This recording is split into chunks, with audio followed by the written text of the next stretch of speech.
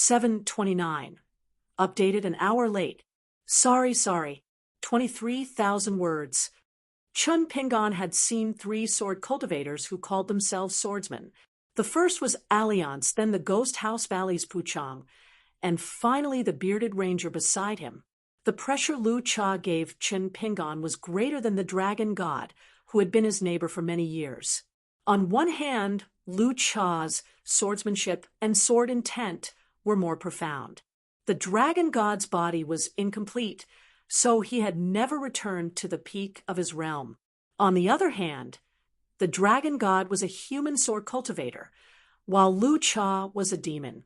Chun Pingon's Tao of Sowing, which carried his true name, had a mysterious relationship with Lu Cha.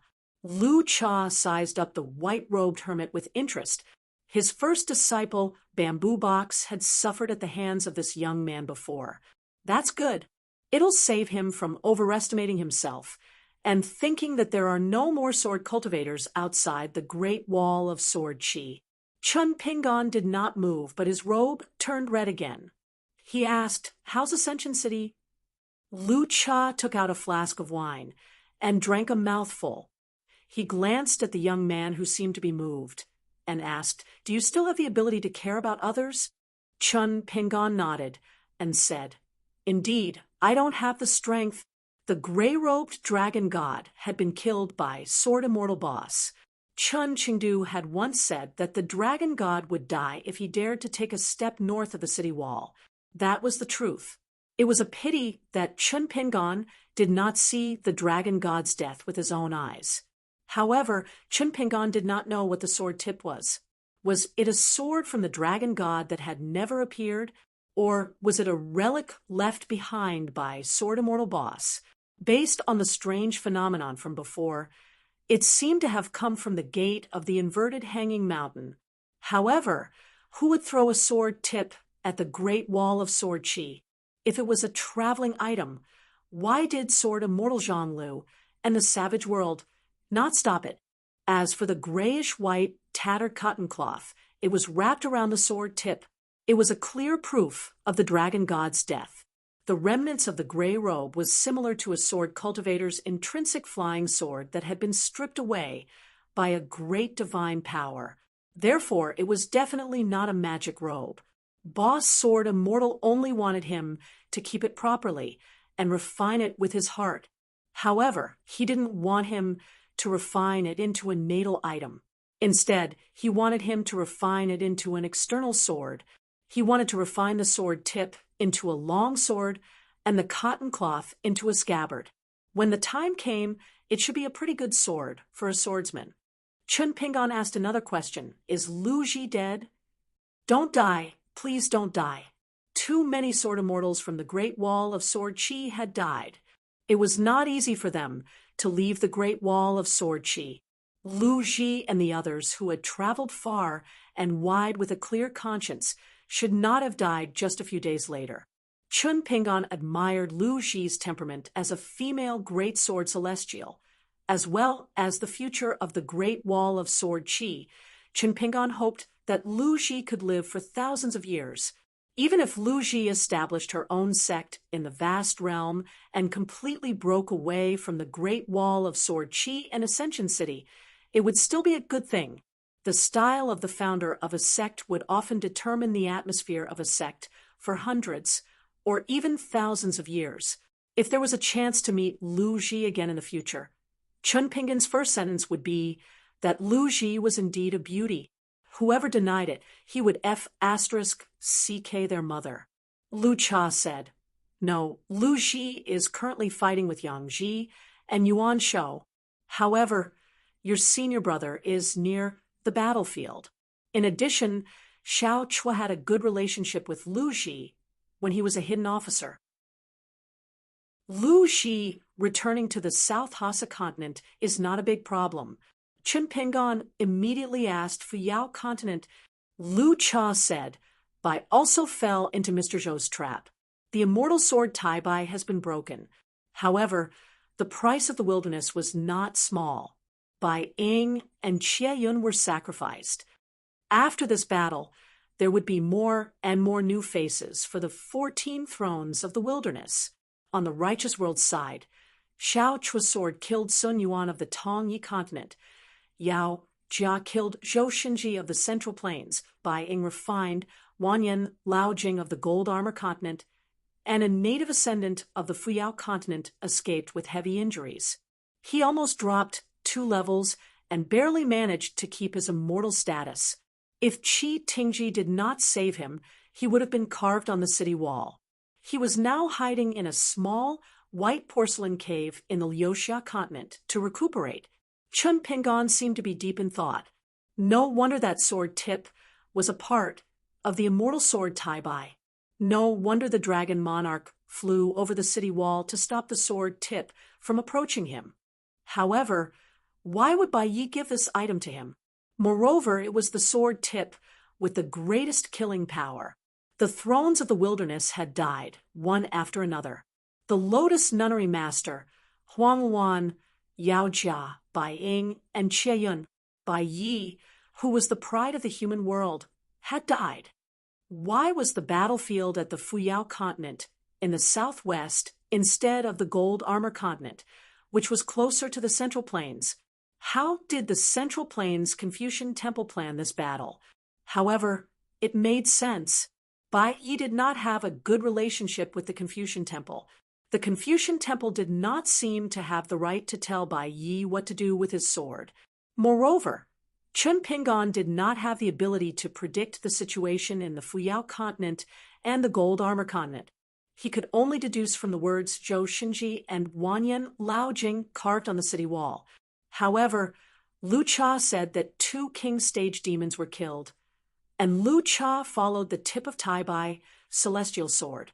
Did this mean that the battle that could be said to be the pinnacle of the human world was an unprecedented siege that would never be repeated in the future? Did the Confucian Temple and the Central Plains Divine Continent have a countermeasure? Did Lu Cha participate in this or not? Or did he use a divine ability like Chui Dong's reversal of mountains and rivers to send Lu Cha here? Did he kill Meng Chao to prevent any accidents? There were too many questions, but there were no answers. He did not know the truth because there were too few clues. Moreover, he could only believe 70 to 80% of Lu Cha's words. However, Chun Pingan was very clear about one thing. The more the wilderness world and the Jiazi camp wanted to eliminate half of the city wall, the better the situation in the world would be. At least the South Whirlpool continent and his hometown, the Aquarius continent, were still firmly defended. Otherwise, with half of the Great Wall of Sword Qi and an Earth Immortal Sword cultivator like him, there was no need for Lu Cha, the 3rd highest thrones, to come here personally. Chun Pingan's body and soul were shattered by Lu Cha's sudden punch. Lu Cha did not use his sword. He only used the body of a sword cultivator to punch. Moreover, he was holding the wine pot with one hand. Chun Pingan could have blocked it, but he did not. He took the punch and gathered not far away. He was very confused and did not know what Lu Cha's intention was. The result of such a punch was the same as the result of the Dragon King's sword in the past. It could not kill Meng Chao, who had merged with half of the Great Wall of Sword Qi. It could even be said that it was similar to the previous hidden officer Shao Chu's punch. What Chun Pingan lacked the most now was precisely this kind of body tempering. However, Chun Pingan did not have any wishful thinking. He did not dare to be greedy for another punch from Lu Cha.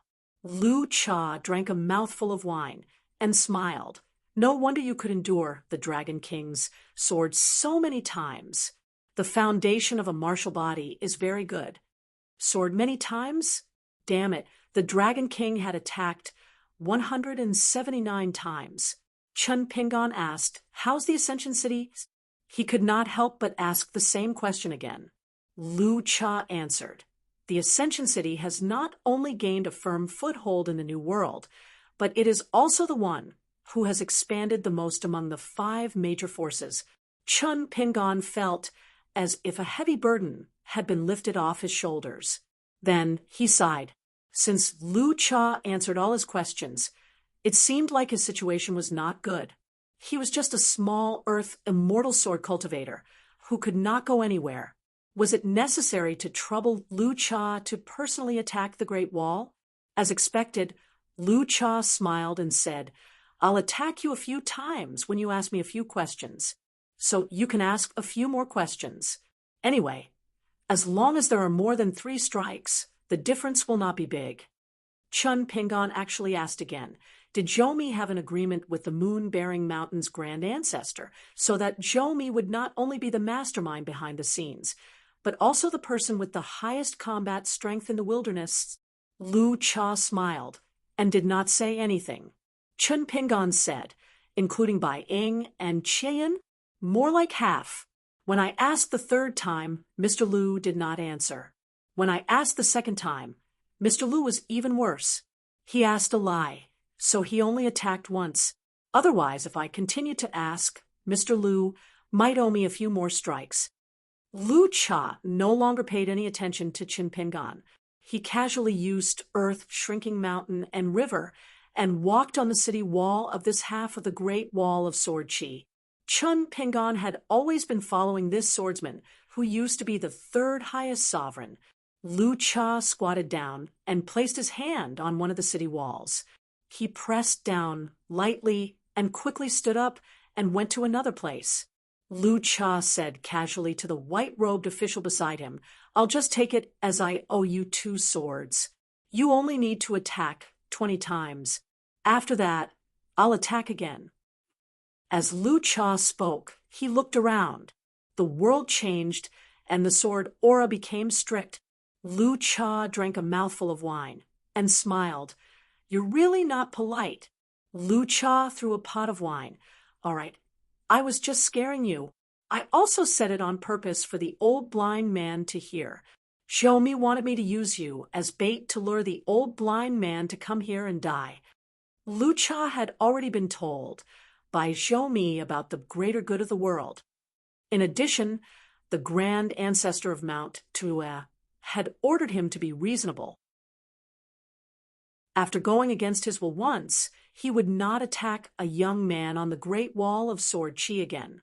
However, Lu Cha did not mind attacking an old blind man of the 14th realm. As long as the old blind man left the 100,000 mountains, Lu Cha would attack with all his might. The wine pot did not fall to the ground. Instead, its whereabouts were uncertain, and it suddenly appeared everywhere. As for the young official, he was nowhere to be seen. Lu Cha smiled. This kid was so cautious that it seemed like he was too thorough. On the opposite wall, Li Jin stood up with a puzzled expression. Zhou suddenly appeared and smiled.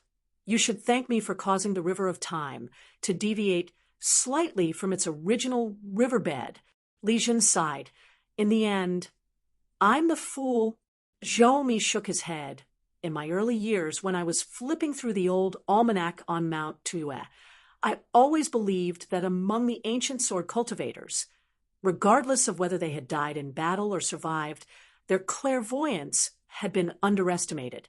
You should have a place in that riverside meeting. However, I don't think anyone would be willing to have an existence that seemed to be waiting for someone at the lower reaches of the river of time by their side. Back then, I had calculated many outcomes for you, including how you could save yourself and how you could survive until you reached a further ferry. However, it was difficult for me to come up with a foolproof plan. The pleasant surprise was that I was inspired. Thus, I came up with this plan to kill you. However, the person I had envisioned back then was the Sage of Rites, who had crashed into the vast world from outer space with many ancient gods. Once we succeed, there will be no more little teacher in this world. Bai Zhe might change his mind. Li Jin frowned. Bai Zhe has an extremely good relationship with the Sage of Rites. Will he completely rebel against the wild world because of this? Oh, Zhou smiled. Victory and defeat are uncertain. It's difficult to help either side. However, when the wild world has a 60% chance of winning, Bai Zhe will only have one choice, be it for the sake of fewer deaths in the vast world, or for the wild world to gain a foothold. Direct and efficient. Only when the world is stabilized will there be a chance to recuperate. Of course, before that, I will definitely take the initiative to look for Bai Zhe and agree to some things. Zhou turned his head to look at the 100,000 mountains in the far south. He smiled. Bai Zhe of the demon race speaks for the vast world. Jia Sheng of the human race seeks power for the wild world. Do you think there is a more suitable natural ally than us? Li Jun said, "It's a pity that it didn't work out." Zhou said, "It's indeed a pity." Li Jun sighed. Jia Sheng's methods are really insidious. Zhou smiled. Overt schemes can be used. If one can use an overt scheme like an overt scheme, one can be considered a master of the art of war. Li Jun muttered softly. Back then, the Confucian temple shouldn't have let you leave the vast world alive. At the very least, they should have let Jia Sheng die inexplicably at the Great Wall of Sword Qi. Zhou only shook his head. Li Jun asked, "How many demons are you going to eat before you stop? I'm very curious. Are you really only at the 14th realm now? You and my master?" Zhou waved his hand. "Don't ask about things that you shouldn't know. Don't think too much." The sword that Lu Cha used all his strength to slash Bai Yi was the stagnant lake of the River of Time. However, it seemed to have returned to the original riverbed. This allowed Bai Yi to wield 4 celestial swords and slay 4 sovereign stage demons. After that, Bai Yi had completely exhausted his spiritual energy and the poem that he was most proud of. Then Zhou reversed the flow of the River of Time again. Only Bai Yi, whose body and sword were broken, was left at the crossing of the River of Time. The rest of the beings in the continent, including the 6 sovereign stages and Lu Cha, who killed Bai Yi, all returned to the Lake of Time. However, during this period, when Bai Yi realized that Xie Yun was Jia Sheng, he was already wielding Tai Bai and slashing Xie Yun with his sword. Not only that, Bai Yi, who was killed by Lu Cha, also used his Yin spirit to travel far away.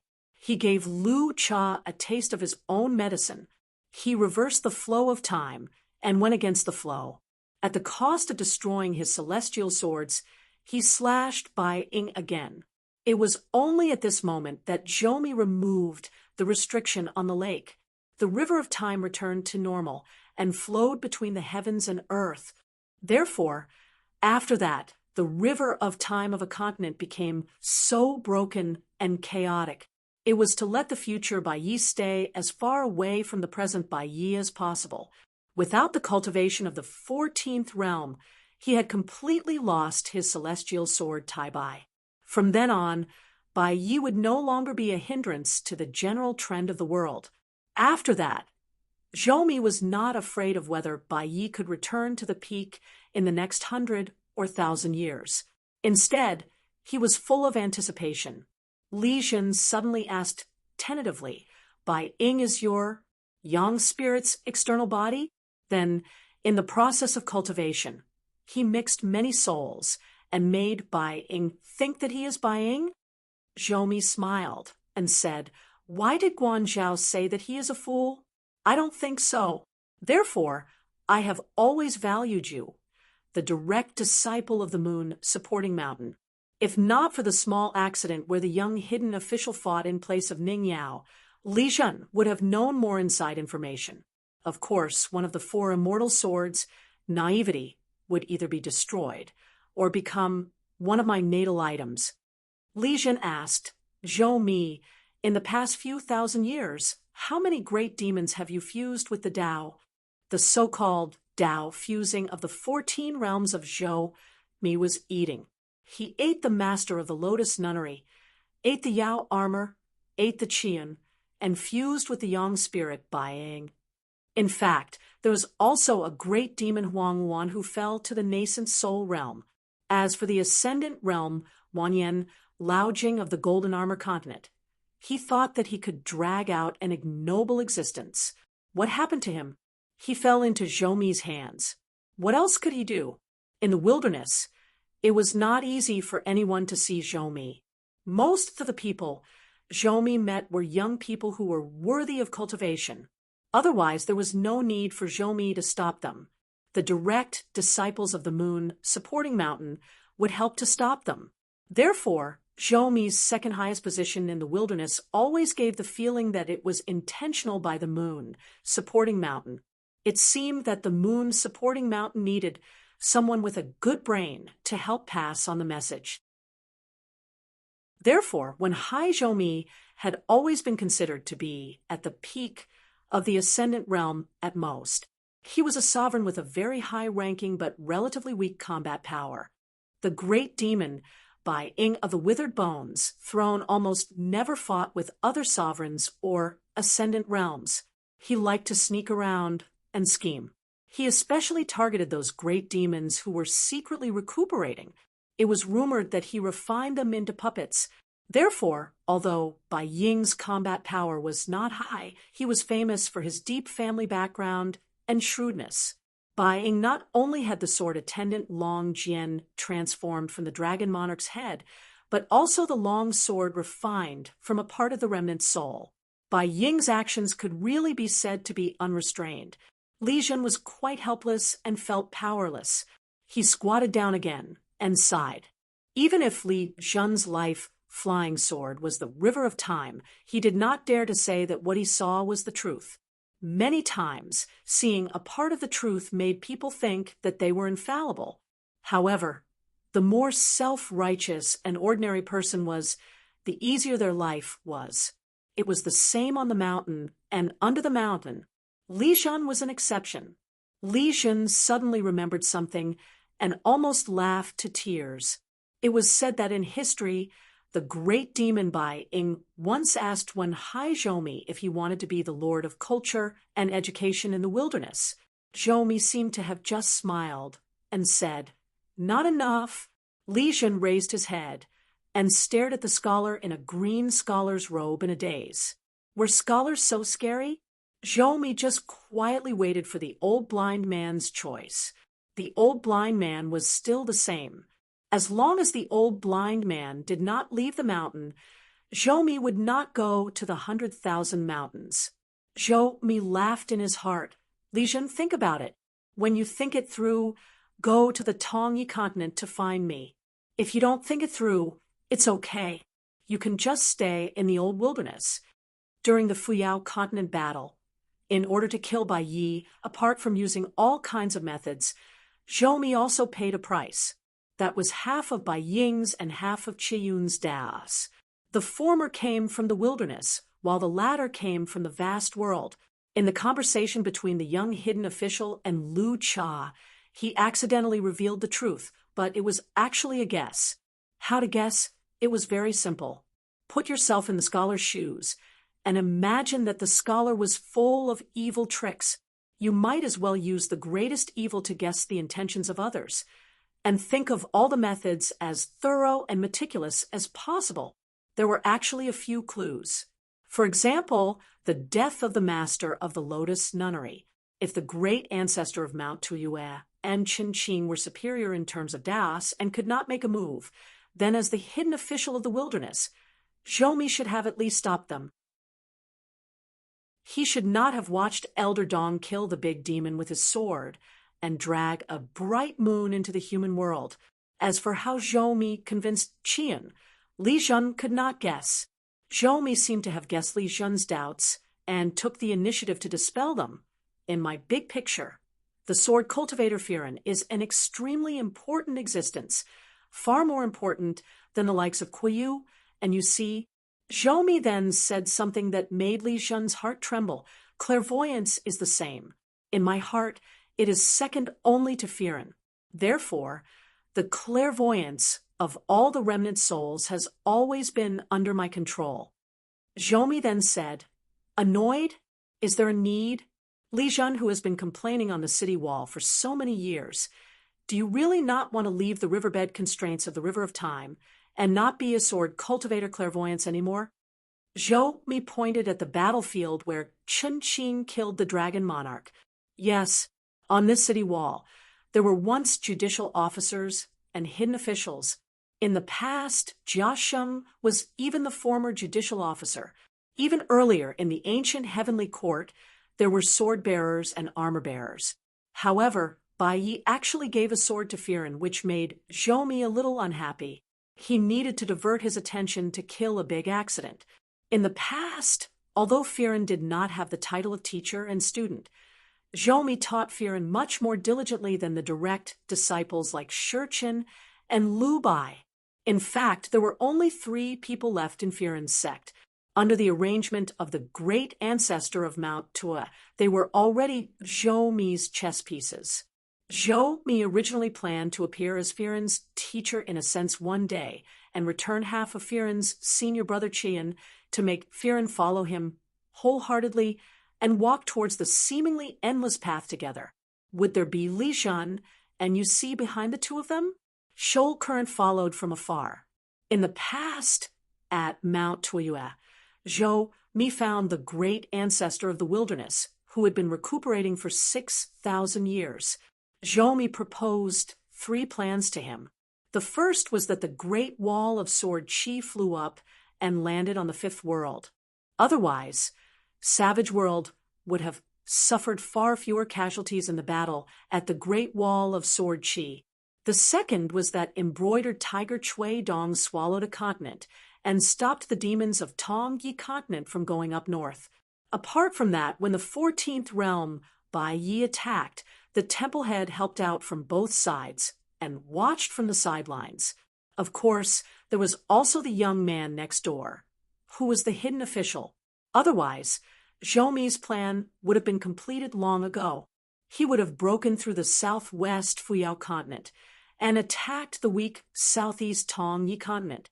He would have attacked the weakest Aquarius continent and taken down the weakest North continent. He would have taken down the weakest North continent and the weakest continent. After that, he would have confronted the Central Plains Divine Continent, Drifting Dawn Continent, and South Swirling Continent. During this period, he would have returned Fuyao Continent to the Central Plains Confucian Temple. However, the wilderness would have taken Fuyao Continent and Golden Armor Continent in the end. However, as long as Zhou Mi took down Aquarius Continent, it would be a major turning point. The most interesting thing about the 3 plans was that the wilderness's plan was the complete opposite of Zhou Mi's great Tao. Zhou Mi did not hide anything from the gray-robed elder. The latter laughed heartily. Not only did he not kill Haoran Jia Sheng with a slap, he allowed Zhou Mi to do whatever he wanted. Thousands of years later, Jia Sheng became Zhou Mi, and Zhou Mi became Bai Ying. As for the war at the Great Wall of Sword Qi, Zhou Mi had been secretly plotting. Other than the gradual defection of sword immortals and sword cultivators, his focus was on the hearts of the people. For example, the Rain Dragon sect, the Flood Dragon Ravine, the Mountain Water Cave of Fuyao Continent, and the 3 great demons of Tong Yi Continent. As for who came up with the best plan, the great ancestor of Mount Tua, and Zhou Mi could accept it. A wilderness without any education could treat Haoran Jia Sheng as a great scholar. This was the biggest joke in the world. How could Zhou Mi not have racked his brains for thousands of years to plan for Mount Tuoyue? Zhou Mi suddenly frowned. Then he smiled and said, "What a talisman, Yu Xian. He ruined 2 of my small plans. I will have to reason with him one day." Outside the gate of the Bright Moon Palace, the white-haired old man in purple who had descended to this place was on the verge of collapse. He almost fell to the ground, but he still had a thought. He roared angrily and endured his injuries. Without hesitation, he crushed tens of thousands of remaining talisman. One of the bright moon talisman made of golden materials suddenly turned into the figure of a Confucian scholar. He smiled and disappeared. Yu Xian scolded, "Dog Jia Sheng, I can't give you dog shit to eat." In order to break away from the restriction of the River of Time in Fuyao Continent, Yu Xian held the Tai-Bai scabbard that Bai Yi threw at him. The old man did not hesitate to break the entire heart image galaxy in a wine pot. He used half of it as a gift to protect Bai Ye's soul so that the holy master who was guarding the peak of Mount Sui would have a greater chance of success. The remaining half of Bai Ye's soul would be more complete. As for the remaining half of the galaxy, the number of talisman was still more than 400,000. They pulled together with the celestial phenomenon galaxy and turned into a long bridge of talismans similar to the ascension platform. It dragged Yu Xian away from the mortal world and finally came to the ruins of the Cold Moon Palace, one of the Hauran forbidden grounds for 10,000 years. Even so, it was still very dangerous. If it were not for the sword immortals outside of Bai Yi blocking with their swords, Yu Xian would have been beaten down to the mortal world by a girl with pigtails. However, he did not expect that Zhou Mi would use some unknown method to deceive everyone. He attached a piece of his mind to the talisman and followed it all the way here. Even after Yu Xian landed, he only sensed that something was wrong based on his intuition. He did not say anything and would rather destroy the remaining talisman of a great Dao life item than let that chance appear. Reality proved that the talisman, Yu Xian's gamble, paid off. Zhou Mi did not even bother to retract the piece of his mind that was covered by the light of the moon's life. He chose to dissipate along with the golden talisman. He did not want to be captured by the Holy Master. Outside the ruins of the Moon Palace, the talisman Yu Xian sat on the ground dejectedly. He held the Tai Bai scabbard that Bai Yi asked him to return to the Da Xian Du Temple. The old man laughed and said, "Damn it, I don't want to be a hero anymore." However, the old man quickly stroked his beard and laughed. "To hell with the 14th realm. I feel great." He looked down and saw that his snow-white beard was stained with blood. He stroked his beard as if he was pulling it. He started to curse Jia Sheng again. After cursing, Yu Xian wanted to get up and leave this place. However, he did not expect another page to appear out of nowhere and land in front of Yu Xian. The old man stretched out his hand and grabbed. He was dragged far away. It was as if the talisman Yu Xian was about to be brought into the vast galaxy by a page of a book. There was a poem on it. The stars were bright, as if they were out of the world. There was also a sentence that seemed to be a side note. The talisman Yu Xian merged with the Tao here. Yu Xian stood on the talisman that was suddenly as big as a boat. It was as if the great Tao was traveling far away, and an immortal was riding a boat in the sea of stars. Yu Xian cupped his fists. There were ripples in his heart lake. Yu Xian's immortal energy is vast. Yu Xian laughed and said, "The Holy Master is too kind, too kind." At the great wall of sword chi, Zhou Mi opened the restriction of the small world and stepped into the caged bird on the opposite side. Zhou Mi could not help but laugh. The two swordsmen seemed to be on different sides of the world as they drank their wine. Lu Cha got up first and broke the restriction of the caged bird. He returned to the vast South Whirlpool continent. According to Zhou Mi, since they had already taken down the 3 continents, the next thing they had to do was to take down the South Whirlpool continent and the Eastern Bottle continent at the same time. The battlefield of the Whirlpool continent would be handed over to Lu Cha. Only Q Sword and Chun Chunen would be needed. There was no need to care about the rest. Chun Pingon stood up and said with a smile, "It's not easy to kill the old blind man, right?" Zhou Mi looked around and nodded. "It's harder to kill him than Master Hidden Official." Chun Pingon kept the wine pot in his sleeve and asked, "How can I kill Bai Yi?" Zhou Mi did not answer the question. "You are a sword cultivator, but you can't see Bai Yi use his sword." "It's a pity," Chun Pingon said. "Bai Yi can see me use my sword in the future." Zhou Mi smiled. The young hidden official's words sounded very heroic. If ordinary people heard it, they would only think that it was a young man who was arrogant and didn't even put Bai in his eyes. However, Zhou Mi knew that this was the same principle that the scholar Chun Pingon and the scholar Hao Ran Jiasheng had said. Unfortunately, people are often disappointed, but I still have to not let others down. Zhou looked at this homeless dog who was boasting shamelessly. He was very patient and said slowly, "That's because a person has never been really disappointed." Chun Pingon narrowed his eyes and said slowly, "There was once a little girl who was fleeing for her life. She saw her mother hiding from her husband and daughter and secretly eating steamed buns. The little girl just looked at that scene numbly. Do you think she was not disappointed? Was she not desperate? It can be changed. It can be changed. Is it great to be a scholar? Will the disappointment be greater? I don't think so." Zhou shook his head and said, "It's a good principle, but it's still too small." The young hidden official suddenly laughed. "Of course, I'm young and lacking in knowledge. How can I compare to Zhou when I, Dao, reason?" Zhou put his hands behind his back. "How many copies of yourself do you have to kill before you can truly accept your fate and change the world step by step?" Chun Pingon was expressionless. Zhou's figure had already disappeared. Even the intrinsic flying sword caged sparrow did not notice his arrival and departure. Chun Pingon took out a talisman to confirm whose world he was in. Zhou appeared behind Chun Pingon and laughed. "How did you become a hidden official when you're so timid?"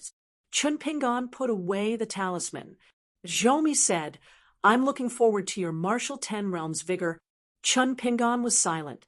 On the great wall of sword chi outside the two worlds, the sword immortal heroic spirits that had walked out of the painting began to take up formation. They could wear down as much of Zhou's Dao as possible. Zhou laughed. "You only reached the peak after your golden core was shattered again and again. What about your nascent soul? Why don't you use the fall of a chi refinement warrior to exchange for the limit of a pure martial artist?" Chun Pingon took a deep breath. If there was no other way, he would give up half of the great wall of sword chi. This was Chun Pingon's final trump card. He would use his life and half of the great wall of sword chi to exchange for a sovereign's Dao. Actually, the value of half of the great wall of sword chi was still extremely high. This trade was not worth it, but it was extremely interesting. Who would be willing to exchange their Dao for a sovereign great demon? The dragon god was probably the most willing, but he was still trying to confirm if his boss, the Sword Immortal, had a backup plan. Zhou seemed to be confirming the young hidden official's determination. In the end, Zhou disappeared in a flash. He first removed the restrictions of the world before breaking the sparrow-caged sparrow, before returning to the Tongya continent. Zhou used his sword chi to carve the words Bai Yi on the city wall. Not only that, Zhou even removed the mountain and river restrictions of the Jiazi tent, allowing the young hidden official to see the light of day again. Chun Pingon appeared at the edge of the cliff. On the other side was Li Zhen. With the death of the dragon god, only Li Zhen, the 100-sword immortal of the moon's supporting mountain, was left on that half of the great wall of sword chi. They looked at each other from afar. Li Zhen's expression was complicated. He seemed to be smiling.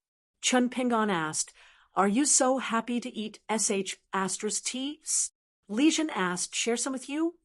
Chun Pingon nodded and said, "Give it to me." Li Zhen was stunned on the spot. He asked doubtfully, "Chun Pingon, have you been crazy since you were young?" Chun Pingon said, "A hungry dog is not afraid of a stick. You are like a chicken in a flock of cranes." Li Zhen looked at the vast land in the south, and then turned to look at the gate in the north. Finally, he retracted his gaze and looked at Chun Pingon. He said, "Let's go." Chun Pingon said, Li Zhen, clairvoyance is clairvoyance. Li Zhen is clairvoyance. Clairvoyance is Li Zhen. Is it important?" "Who is the person in front of you? If you can't even figure out this, where can you go?" Li Zhen was stunned. "Damn it, the hidden official can speak human language?" Chun Pingon said again, "You can understand human language?" Li Zhen held his fist and shook it hard. This was the first time he admitted defeat. Chun Pingon suddenly sat on the edge of the cliff. Li Zhen did the same. He said to himself, "When I leave, Li Zhen's clairvoyance will be gone. Chun Qing is dead. Dragon God is dead. They are all dead. The history of the Great Wall of Sword Chi, and even the whole history of sword cultivation, seem to be divided into two. Compared to the real Great Wall of Sword Chi that was cut open by the grand ancestor of the moon supporting mountain, it was even more broken. Chun Pingan said nothing. He took out a pot of wine and gently threw it out. He then shattered it with sword energy. A pot of wine spilled on the ground. He worshipped the sword cultivator dragon god from 10,000 years ago. Together with two close friends, he worshipped the moon supporting mountain. The Yu clan of the Central Plains joined forces with the Lu clan of the Snow Mountain continent. One provided manpower, and the other provided money. Then they used up the chi of the mountains and rivers of a beautiful land in the Xuanmi dynasty. As a result, the spiritual chi within a radius of 100 miles was exhausted. In the end, they built a temporary gate from the north of the Jinjia continent to this place. Of course, to do this, someone had to use his sword. It was the word-engraved sword immortal from the Great Wall of Sword Chi Tingji. Rumors about this foreign sword immortal were like mushrooms after a rain in the Central Plains divine continent. Almost all the different mountains and rivers of the imperial palace more or less mentioned this Chi Tingji, who appeared out of nowhere. All the imperial palace reports did not deny one thing. If Chi Tingji did not use his sword to kill demons, the Fuyao continent and the Golden Armor continent would have fallen even earlier. The old scholar was furious at the academy. He went to find Old Man Yu and asked for some wine. He also wanted to see if Old Man Yu had anything he did not need. Pei Qian brought Sister Baoping to meet Sister Zaishi.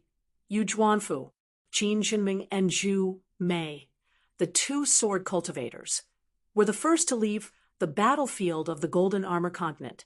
They retreated to the northern gate. Yu Zhuanfu and Pei Qian, the two pure martial artists, left even later. In the end, only Chao Xiai remained in the northern part of the Golden Armor continent. Pei Qian and Chao Xi's 4 matches had to be put aside for the time being. Pei Qian was very clear about the big and the small and the urgent matters. In the end, the 4 of them returned to the Yu family together. They did not expect Lin Junbai to be nearby. Lin Junbai had traveled from the Xiaoyuan dynasty to the Xuanmi dynasty and stayed in the capital for more than half a month. However, Lin Junbai did not leak any information to the outside world. If Yu Zhuanfu and the other 2 did not return to the Central Plains divine continent, Lin Junbai would have to return to the Xiaoyuan dynasty in another half a month. The Yu family was one of the top aristocratic families in the Central Plains divine continent. The Yu family had many branches and leaves, and their family tree was filled with boxes. Yu Zhuanfu was also the daughter of the first wife with high hopes. Otherwise, she would not have been betrothed to the Qilin of the Huai family. Lin Junbai, Jin Jinming, and Zhu Mei were all sword cultivators and people of the Xiaoyuan dynasty. They were very close. Currently, they were all living in the Yu family residence of the Xuanmi dynasty's retired emperor. Yu Zhuanfu once again played the role of a crappy matchmaker. He dragged the girl of the same age, Yu Qingqing, to Lin Junbai for a round of chess. Yu Zhuanfu looked at the 2 of them. The more he looked, the more compatible he felt. It would be a pity if they did not give birth to a bunch of beautiful children. As for the girl in red, who was said to be from the Cliff Academy, Yu Zhuanfu was just being polite. That was all. She and Pei Qian were friends who had gone through thick and thin together. Li Baoping was just a friend of a friend. Moreover, Yu Zhuanfu was never good at building relationships. Yu Zhuanfu led a group of people to the Gauls Cypress Pavilion. This was the Yu family residence's famous scenic spot. The white jade table in the pavilion was a chessboard. There were only 2 stone benches and 2 chess jars on the table. When the players sat down, the others stood and watched. It was very particular. Of course, there were benches for sitting in the pavilion, but they were slightly further away from the chessboard. As the pillar of the huge family, the Yu family's ancestor was born a prodigy. He was known as the beautiful wind god, rarely ambitious, never tired of learning, and well-read. This Gauls Cyprus pavilion was a scenic spot personally built by the Yu family's ancestor, Yu Panshui. However, more than 100 years ago, this place was sealed by Yu Panshui for a full 300 years just to play an unprecedented game of chess. 160 people placed their pieces on the chessboard because each person could only make one move. As for whether they would play white or black, it depended on their luck. The first move of the black pieces was exquisite and unparalleled. Then the middle game collapsed. The white pieces were in a good position until a white-robed Confucian entered the pavilion. He picked up a black piece and placed it on the chessboard. Then he said, "There's no need to play anymore." When the group entered the pavilion, they looked around. It was a completely different world. The ancient cypresses were dense. It was said that each of these priceless cypresses had been transplanted from an immortal residence called Jingguan City. The bamboo grew from Azure Immortal Mountain, while the cypresses grew in Jingguan City. Pei Qian had no interest in Go. He had always been like this. When he was young, he was too lazy to use his brain and couldn't earn any money. Later on, he would watch Old Wei and Little White kill each other on the chessboard. Li Baoping stood behind the woman, silently watching the game. Jin Jinming and Zhu Mei stood behind Lin Junbai. Of course, they had to protect each other. If it wasn't for Yu Juanfu saying that his family's old ancestor was a terrible chess player who liked to pretend to be cultured and only wanted to do some superficial things, Pei Qian would have thought that the Yu family's old ancestor could win against his little senior brother. According to Yu Juanfu, even the young prodigy and beautiful wind god, never tired of learning, were all made up by her old ancestor after he became the head of the family. In fact, when he was young, he was a little fatty who regarded money as his life.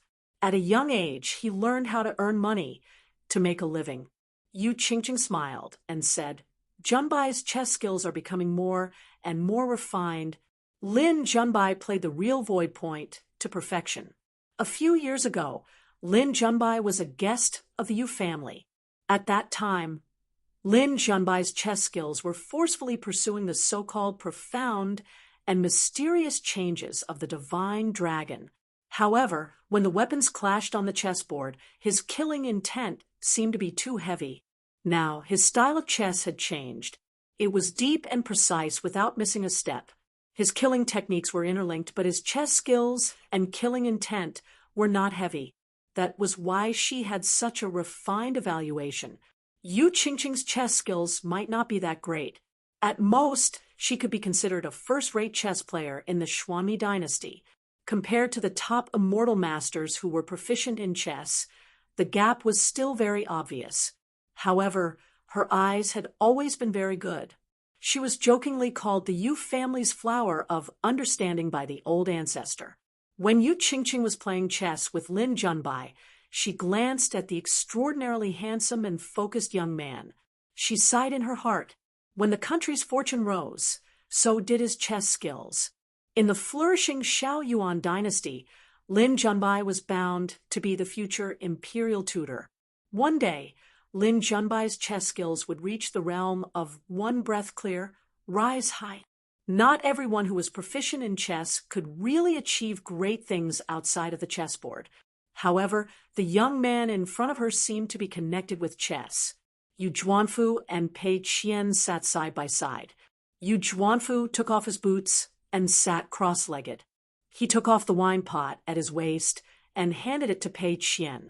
Pei Qian hurriedly winked at Yu Juanfu. He quietly raised his chin and pointed at the serious Bao Ping sister. Yu Juanfu smiled and drank by himself. He was very curious. Apart from her master, there was someone Pei Qian was afraid of. Yu Juanfu stretched and put his hands on the railing behind him. He focused his voice and said to Pei Qian, "Chao Si fought a lot on the battlefield between the two continents. It has a lot to do with your master's ascension to the top of the mountain. After entering the pavilion, Pei Qian sat upright. He clenched his fists on his knees and gently nodded. Yu Zhuanfu said, Cliff Academy's reputation is not small now. It's all thanks to that dolly Xiao Hu. Pei Qian didn't want to talk about Xiao Hu. He just smiled and said, I've known Bao Ping's sister for a long time. My master said that Bao Ping's sister has been wearing red since she was young. Yu Zhuanfu nodded, although she still didn't understand why Pei Qian was so close to that woman in red. But she didn't want to get to the bottom of it. Just like how Pei Qian never mentioned Huai Qian in front of her, Yu Zhuanfu drank and occasionally glanced at the chess game. Anyway, he couldn't see the outcome of the game. She knows how to play chess, but that's all she really knows. She prefers to play chess. In the Yu family's library, there was the first draft of the Elephant Sutra written by a military ancestor. The Qi cultivators on the mountain were far more thoughtful and far-sighted than the people below the mountain. But other than military cultivators, cultivators often praised chess and looked down on elephant play. Yu Zhuanfu asked, Do you know how to play chess? Pei Qian shook his head and said, No. In the past, Old Wei and Little Bai often played chess. But once they were mocked by their little senior brother. After thinking for a while, Pei Qian recalled the exact words he had said earlier. One of them was the most insulting. The depth of chess is Wei Xian's drinking capacity. Aren't you too ashamed? Of course, Yu Zhuanfu didn't know this. He said casually, among the 10 young candidates, there's a young man called Su Bai. He's proficient in chess. Half of his reputation as Su Xian comes from this. When Su Bai was young, he once sleepwalked to the straight hook platform in the ancestral court of the School of Military Strategy and played 10 games with Elder Jiang, who had been in seclusion for thousands of years. Su Bai won 4 and lost 6. Therefore, Su Bai was already very famous among the cultivators at the peak of the mountain before he became one of the 10 candidates.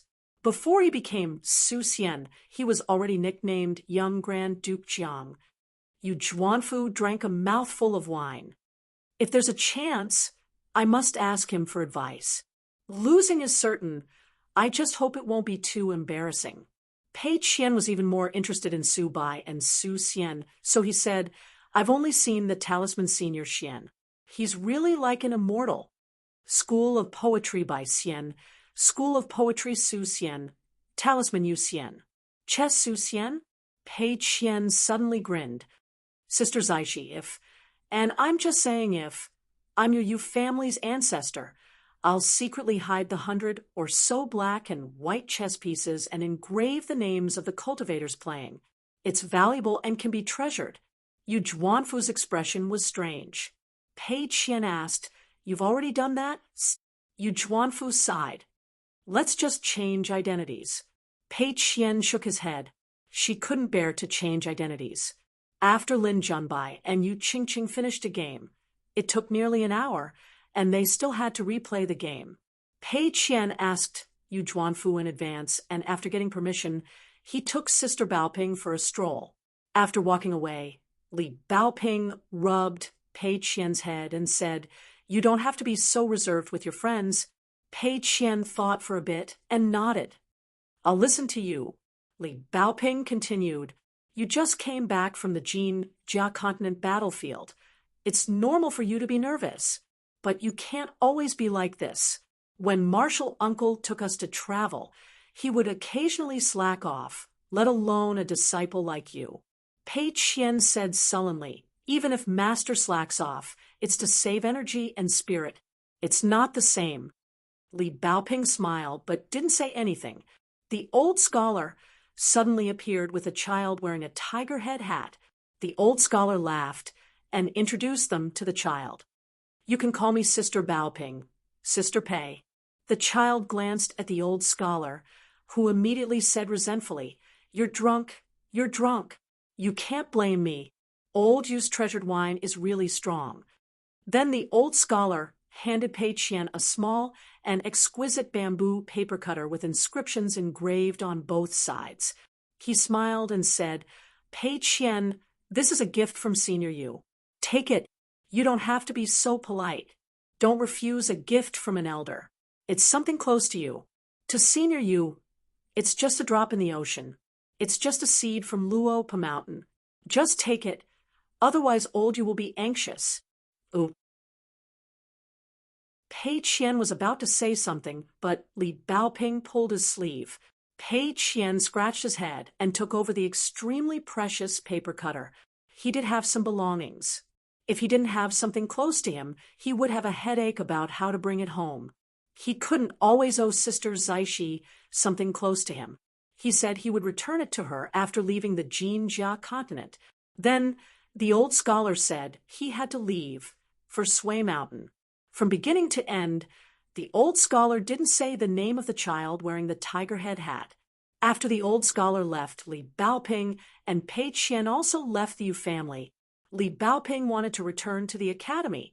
The students of the Cliff Academy were studying there. Pei Qian had finally returned home after traveling for many years, but they had to cross the continent to reach the Baifeng continent, and then take a detour to the North Lu continent before returning to the Baoping continent. Li Baoping gave the narrow knife to Pei Qian and left with the blade-strengthening gourd hanging from her waist. Pei Qian stood at the door and called out to Sister Baoping. Li Baoping turned around and smiled brightly. She stomped her feet lightly and waved her hands quickly. Pei Qian scratched his head. In the end, he didn't have the nerve to be so childish. Pei Qian stood at the door for a long time before returning to the residence. She first asked a steward to help her inform the Yu family's patriarch if she could thank him and bid him farewell. The steward agreed with a smile. After Pei Qian met the Yu family's patriarch, she went to bid farewell to Yu Zhuanfu. Yu Zhuanfu wanted to send her to the immortal fairy. Pei Qian brought along the unnamed disciple named Ah Man. When Yu Zhuanfu arrived at the ferry, he suddenly had an idea. He said, "Since Pei Qian is going to Leigong Temple, I also want to go there and see if I can ask Senior Pei Xiang Pei about fist techniques." The Yu family's patriarch stood in a pavilion in the private garden with a plaque that read Wood Fox. Beside Yu Panshui stood a handsome young man in white. Yu Panshui grinned and rubbed his hands. "Thanks to Brother Qi, I'm lucky that old Shiotsai didn't hit me too hard today." This young master, who was temporarily a guest of the Yu family, was Qi Tingji. In the mountain water cave of the Fuyao continent, he couldn't save Zhou Xinji. Fortunately, he later killed Wanyan Lao Jing in the Jinjia continent. Although that ascendant realm cultivator most likely didn't die completely, this battle merit fell on this old sword immortal of the Great Wall of Sword Qi. As for that ascendant realm cultivator of the Fuyao continent, he was extremely grateful to Qi Tingji. He made an appointment with Qi Tingji to find a place to drink when he came out of seclusion in the white porcelain grotto heaven of the Liuxia continent. Old Sword Immortal referred to Qi Tingji's cultivation years. Although the words were carved on the city wall, Qi Tingji's appearance was extremely young. Qi Tingji first rose to fame in the Central Plains Divine Continent, then became famous throughout the continent. However, Qi Tingji disappeared without a trace. There were rumors that the Lu family's wealth god of the White Snow continent wanted to invite Qi Tingji to be the family's grand consecrator. The Lu family's wealth was definitely beyond imagination. So Qi Tingji was now the Lu family's guest of honor. The merit accumulated from the war between the two continents was enough for Qi Tingji to establish a sect in the vast heavens. However, Qi Tingji was still hesitant. Once he took root in the vast heavens and established an ancestral hall as the founder, it was equivalent to giving up on Ascension City and the fifth continent. The two gates of the Fuyao continent and the Tongye continent hadn't lasted for many years. The vast heavens news about Ascension City was almost completely blank. Otherwise, it was just some randomly fabricated news. Previously, when the old scholar came to visit, Qi Tingji actively avoided meeting him. He didn't expect to miss out on the child wearing the tiger head hat. Yu Panshui didn't even dare to mention names. Qi Tingji could roughly guess the final result of the Fuyao continent battle. The Confucian temple of Confucius must have paid a heavy price. Yu Panshui smiled. That Lu Jubao fellow is rich and overbearing, and his heart is even fiercer. That's why he didn't spend a single coin to let Brother Qi become a guest of the Yu family. The friendship between gentlemen is as light as water. Qi Tingji dismissed it with a smile. Yu Panshui's smile faded. He asked, "How do you plan to reply to the Lu family?" Qi Tingji said, "I'll meet this Lu family's god of wealth first." Yu Panshui nodded. In the garden, hundreds of flowers bloomed. The next moment, a slender middle-aged man in simple clothes walked into the pavilion. He cupped his fists and smiled at Qi Tingji. Lu Jubao greets sword immortal Qi. Qi Tingji cupped his fists in return. Yu Panshui smiled. "You guys chat. I'm going to meet a junior and see if that kid can be tricked into marrying into the Yu family." Lu Jubao's mouth twitched. Yu Panshui slapped his head and snapped his fingers. A wisp of green smoke appeared on the plaque. Finally, it condensed into a graceful and beautiful woman who followed behind the Yu family's patriarch. In a study, after Lin Junbai crossed the threshold, an immortal cultivator gently closed the door. There was only an old man in the study. He sat on a chair, facing the window. Lin Junbai took a few steps forward and bowed. If he sat in the pavilion, he could forget about sitting in the study. The Yu family's patriarch, who was sitting with his legs crossed, looked like a wealthy old man. He was chubby, and when he squinted, his small eyes made his face look even bigger. Out of nowhere, he looked a little oily. It was hard to imagine that this old man, who was only at the unpolished Jade realm, could support a stronger Xianmi dynasty after the Deshang dynasty was destroyed. Whether it was Deshang or Xianmi, they were ranked higher than the current Xiao Yuan dynasty. In a slightly dark and cold study room, since the old man didn't speak, Lin Junbai just stood there. Yu Panshui finally spoke with a smile. "I heard that you're proficient in chess. You're about to surpass your master?" "Junbai's chess skills are still not as good as yours. These words are too greasy. I'm asking about the outcome, not the style of chess. According to your words, I'm even more domineering than Xiu Hu. Is it interesting?" "Junbai and you both have their wins and losses. This kid is shrewd. His nurturing technique is better than his chess skills. The imperial tutor of Xiao Yuan dynasty has taught a good disciple. Don't give me any less than I deserve. I'll return what I don't deserve." "How will you return it?" "Do you think that people's hearts and reputation are like money? Greasy, greasy. You're so young and old, yet you're so greasy. Within the rules, I ask my heart and I do my own thing. Didn't you go to the Great Wall of Sword Qi for Yu Zhuanfu? Are you disheartened and retreating in the face of difficulties? Or are you still unwilling to give up and want to cast a long line to catch a big fish?" This question is not easy to answer. You either have to admit that you have ulterior motives, or you have to admit that your master's heart is too dirty. Every move placed outside the chessboard is a dirty move. So, why don't I help you find a reason? Wouldn't that make you more refined? Ooh, the old man held a jade handle that was as cold as congealed fat. It was thinly carved and very shallow. There were only 2 engravings that were deeper. They were both seal styles. One was the word jade, and the other was the word cut. Exhaling, he clenched it with both hands and gently twisted it. Then he habitually rubbed it against his face. Lin Junbai turned a blind eye to this. "Yu Zhuanfu doesn't like me. I'm not suitable for Yu Qingqing." Yu Panshui sneered. "Silly girl, how did you like Qin Pingan?" Lin Junbai asked back, "Why did Yu Zhuanfu not like the hidden officials?" Yu Panshui narrowed his eyes. He raised his wrist and gently grasped it. In the next moment, a seal appeared in his palm. He pinched it between two fingers. The words on the side of the seal read, "A stone in a stream. How can it not be a mainstay?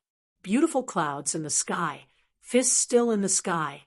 The seal read, "A female martial god by Chin Chao's side."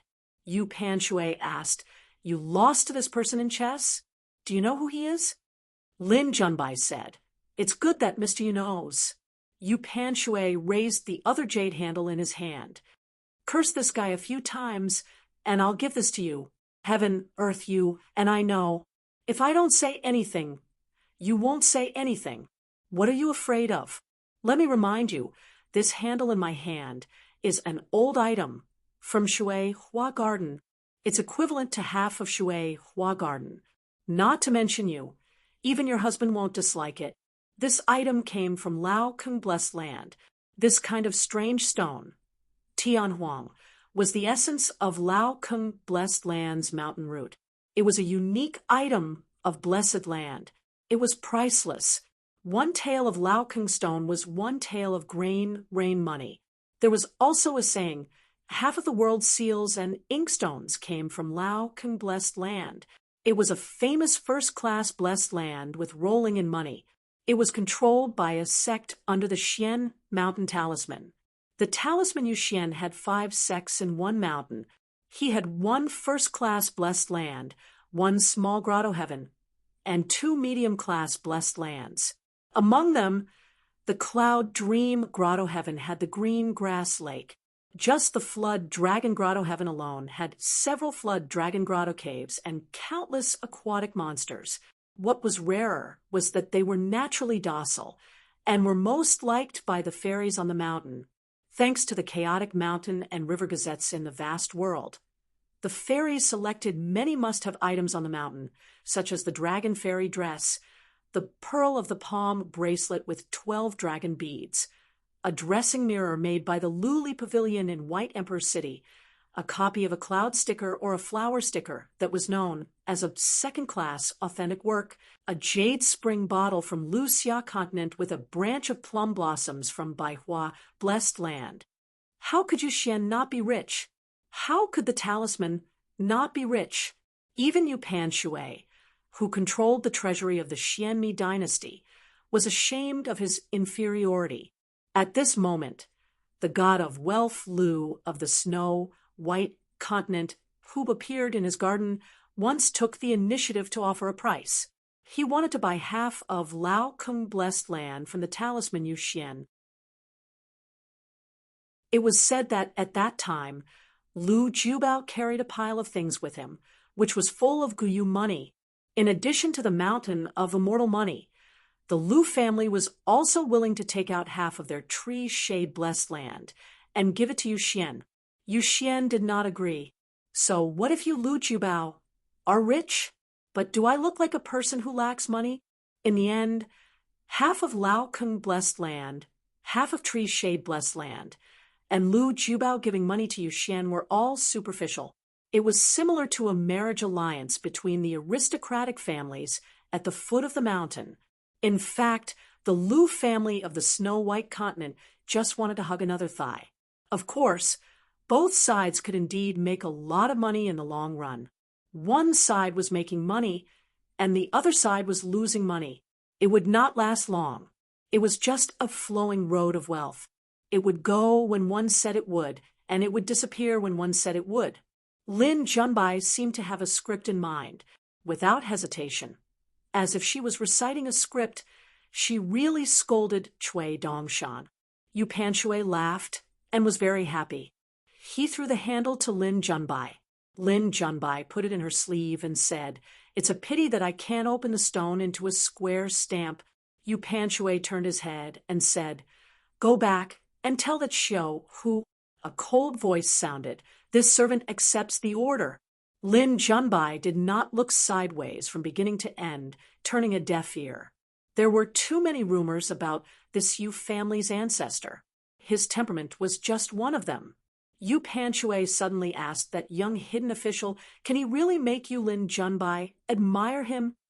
Lin Junbai nodded and said, I can't, but my heart yearns for him. Yu Panshui laughed and said, let's talk around. Lin Junbai said, winning or losing is all up to Mr. Yu. Yu Panshui shook his wrist and put the seal back in place. He stood up and said, let's go to Gaul's Cypress Pavilion to kill around. This kid's tone is really big, as if he can beat me. At the ferry port of the capital city, Pei Qian and Yu Zhuanfu took an immortal ferry to the white snow continent. A man stood by the railing of the observation deck, watching in a daze as the magnificent capital city grew to the size of a palm, the size of a mustard seed, and finally disappeared. Pei Qian asked, you first make up for yesterday's practice, or else you'll have to pay me back for a piece of snow. The child just stood on his tiptoes and kept looking at the distant land. Pei Qian was not angry, nor did he scold him.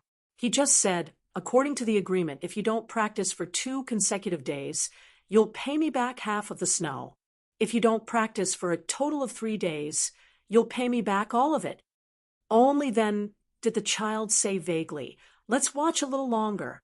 Chun Lingjun finally arrived at the mouth of the Great Blasphemy, near the Spring Dew Garden. He successfully left the suppression and restraint of a continent's mountains and rivers. His momentum was vast and mighty, like a dragon entering the sea. He set off monstrous waves. However, just as Chun Lingjun was about to take advantage of the situation and charge forward for thousands of miles, he did not expect to slightly raise his huge head and see that, in the distant sea, there was a man in a green robe standing at the bow of the boat with his hands behind his back. He looked very confident and at ease.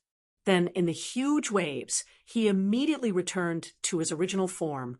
He threw out spells randomly, but he could not suppress the stormy waves caused by the turbulent water. This made Chun Lingjun's heart tighten. On both sides of the Great Blasphemy, near the mouth of the Great Blasphemy, there were already several immortal masters helping to suppress the water so that it would not spread to the shore to avoid harming the innocent. Unexpectedly, there was still a fish that escaped the net.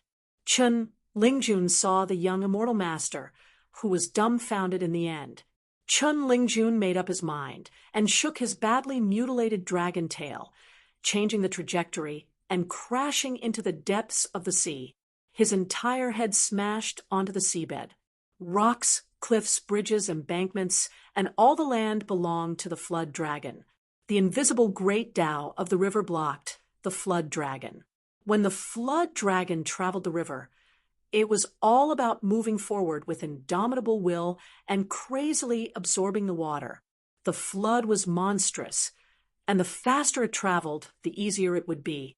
However, Chun Lingjun walked with bumps and bumps all the way. He held on until here in a spurt of energy, and finally he was completely exhausted. If it was not for the small boat blocking the way, Chun Lingjun could have charged at least 1,000 miles out of the sea. Chun Lingjun shook his head dizzily. At this point, there was no benefit in continuing to walk on the sea. He endured the severe pain all over his body and condensed into a human form. He took out clothes from the square-inch item and put them on. With the bamboo box on his back and the mountain walking stick in his hand, he walked shakily on the waves to find the drowned rat. Looking around, he saw the drowned rat lying on the capsized boat with his upper body. He shouted, "What happened to the water?" Seeing that the person was fine, Chun Lingjun heaved a sigh of relief. Then he felt a mixture of sadness and joy. He could not help but burst into tears.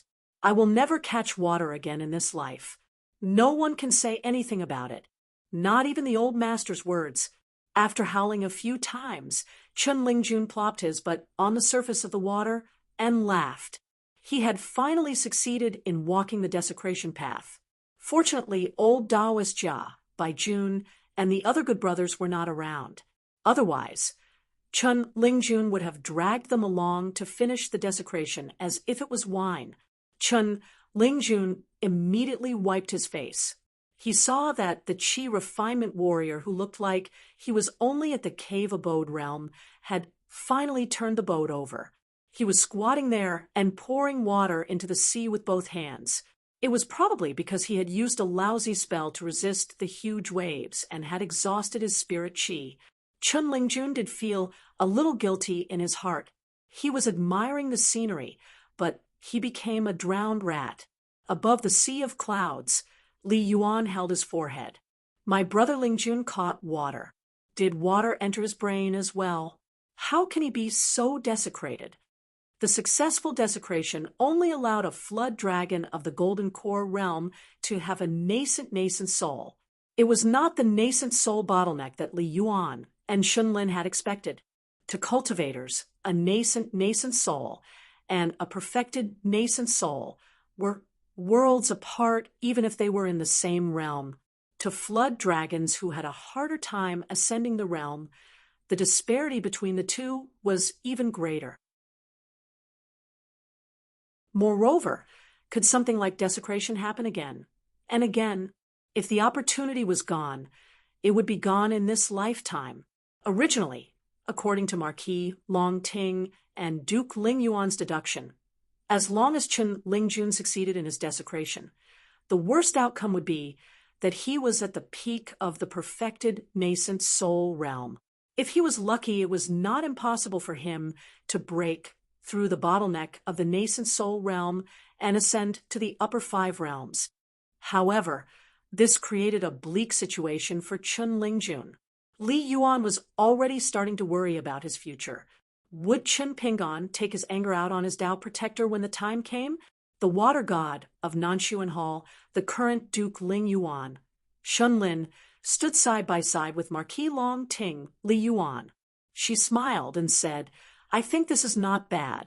I'm starting to understand why Chun Pingon is willing to take care of Chun Lingjun.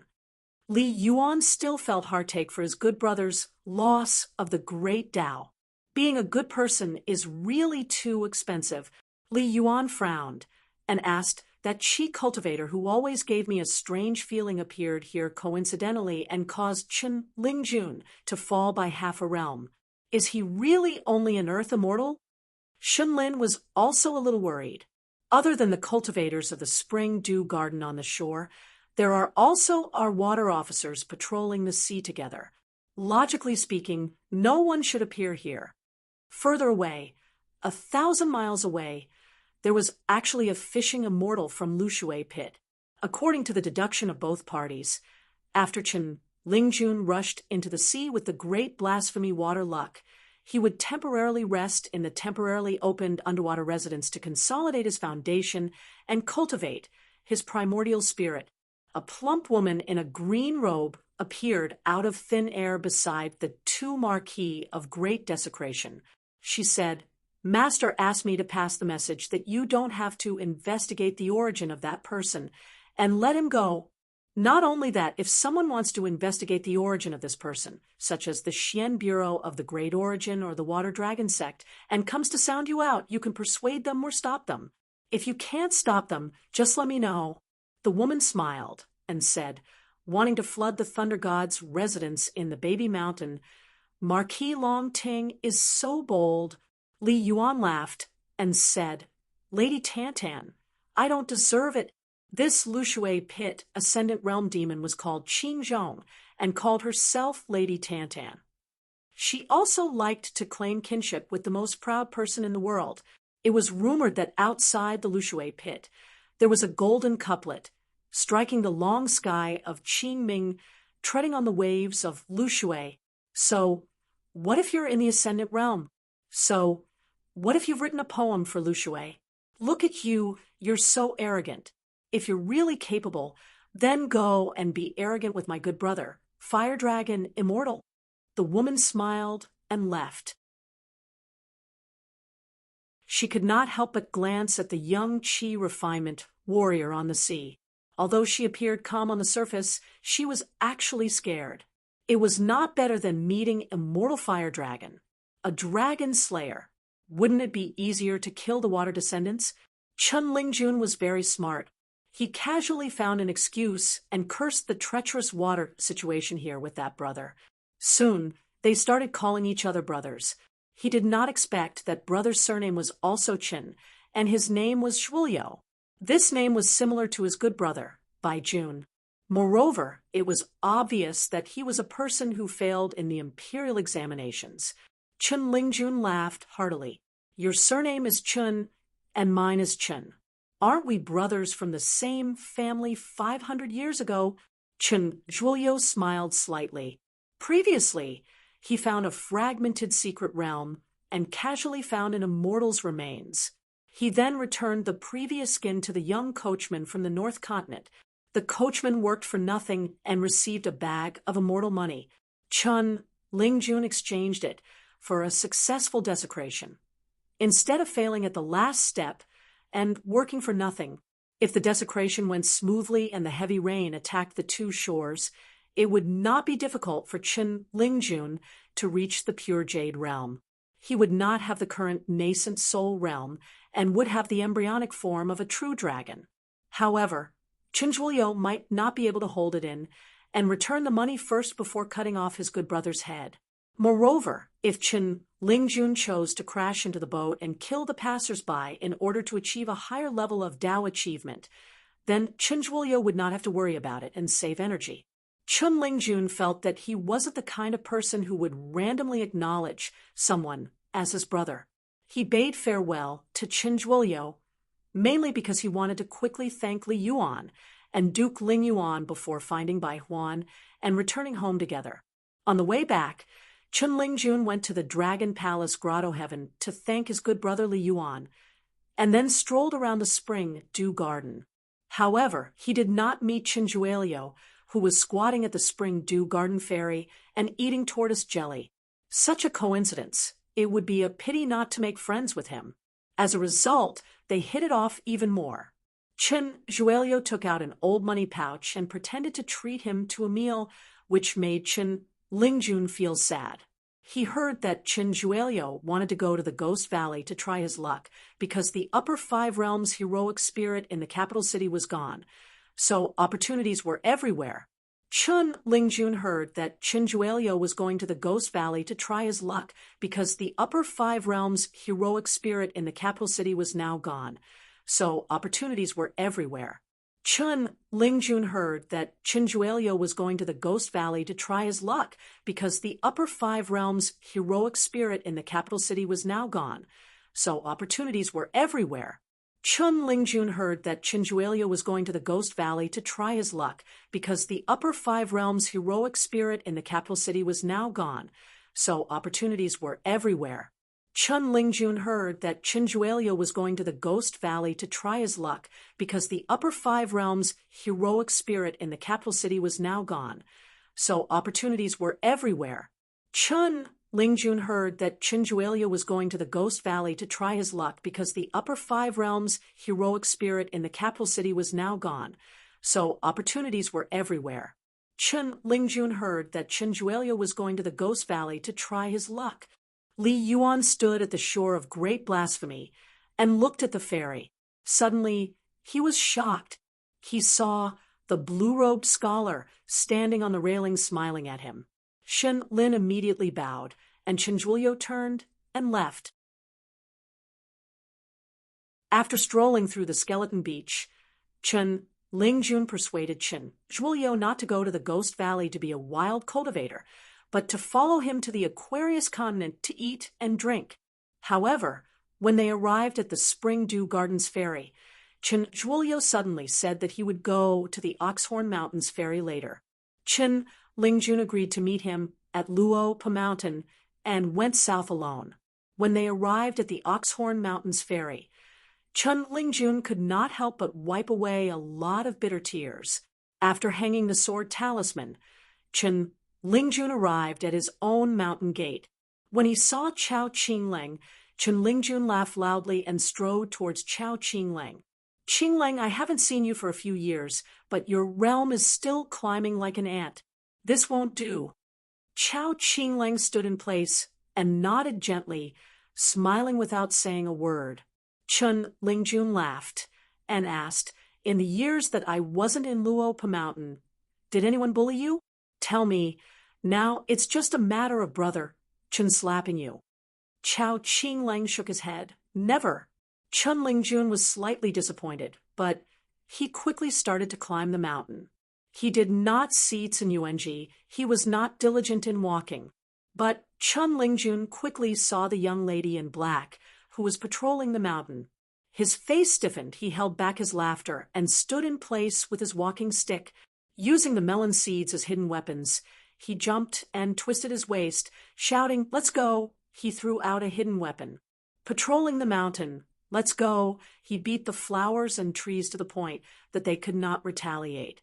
Pei Qian had not returned from his travels, and the right law protector was truly invincible in Luo Pa Mountain. Chun Lingjun coughed.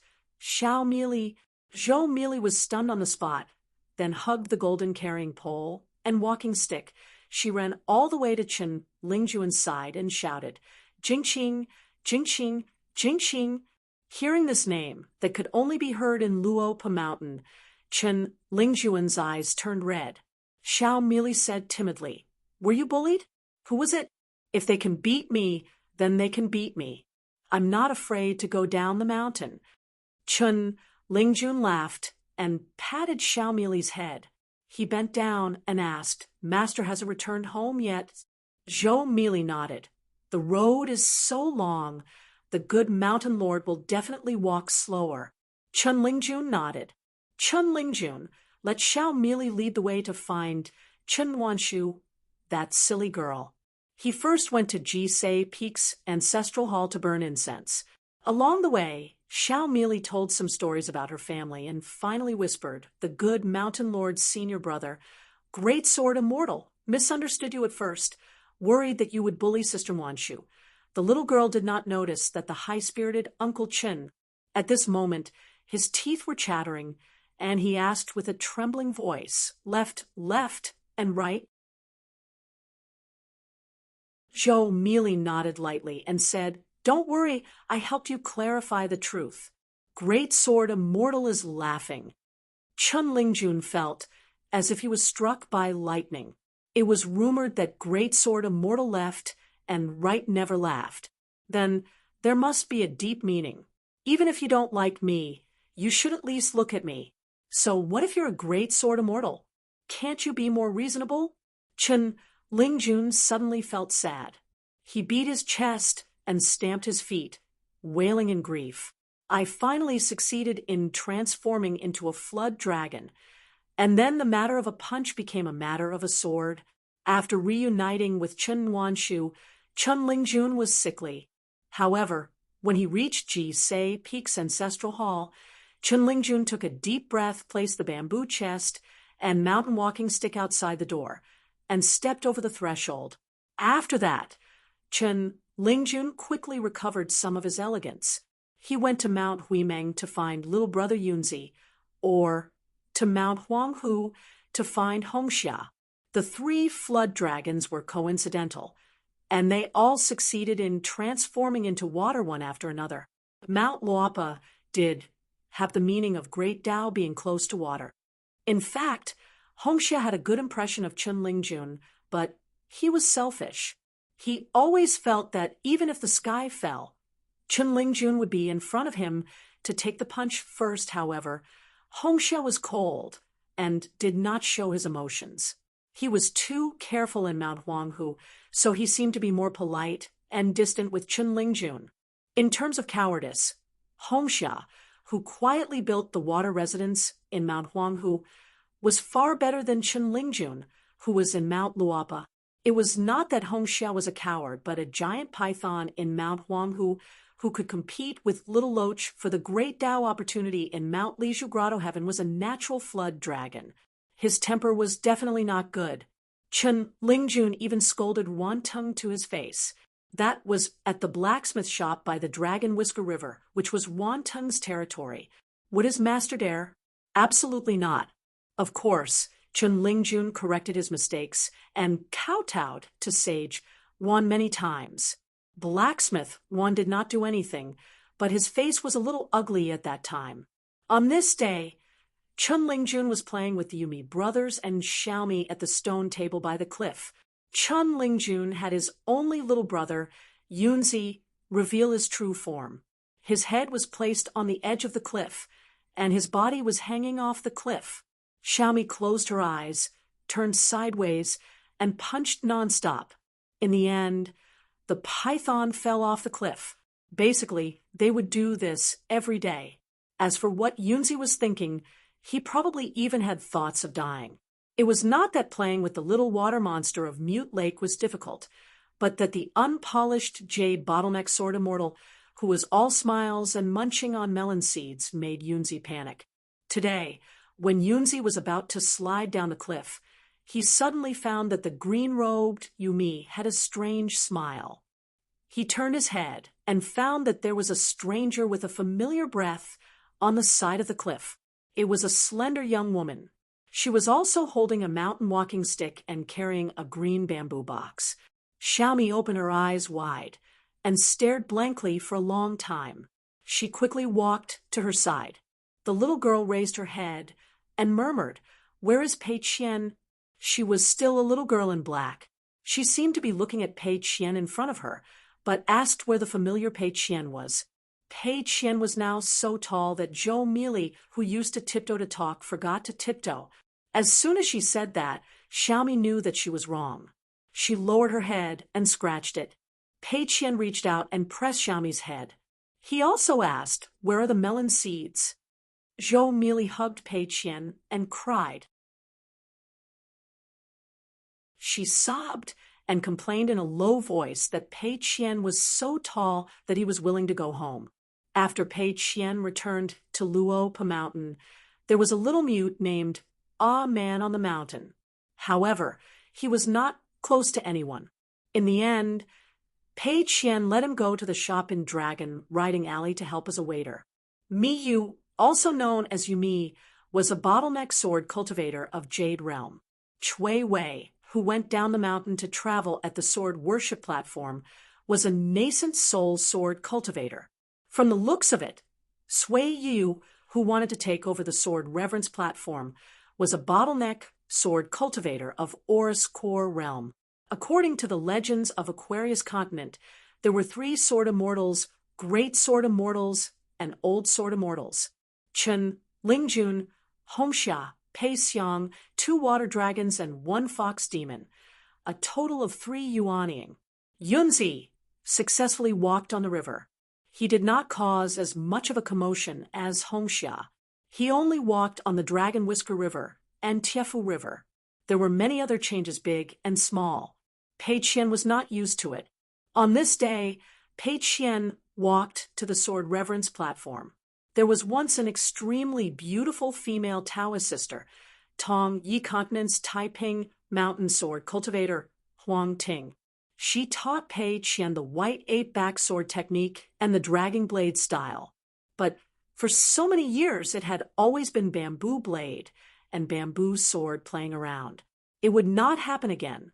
At the sword reverence platform, Pei Qian found Sui Yu, who was cultivating there.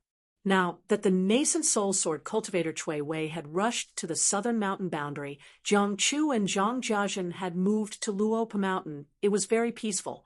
When Sui Yu saw Pei Qian, he was surprised. He was unable to connect the calm young woman in front of him with the unscrupulous and cunning charcoal girl of the past. He was even more unable to connect the little girl, who was in so much pain that her face was covered in snot and tears, with the pure martial artist in front of him. Although he had heard some small things about Pei Qian practicing martial arts from Wan Shu, and melee such as liking to jump off cliffs, Sui Yu still could not believe it. Pei Qian cupped his fists and greeted Sister Sui. Sui Yu smiled and nodded.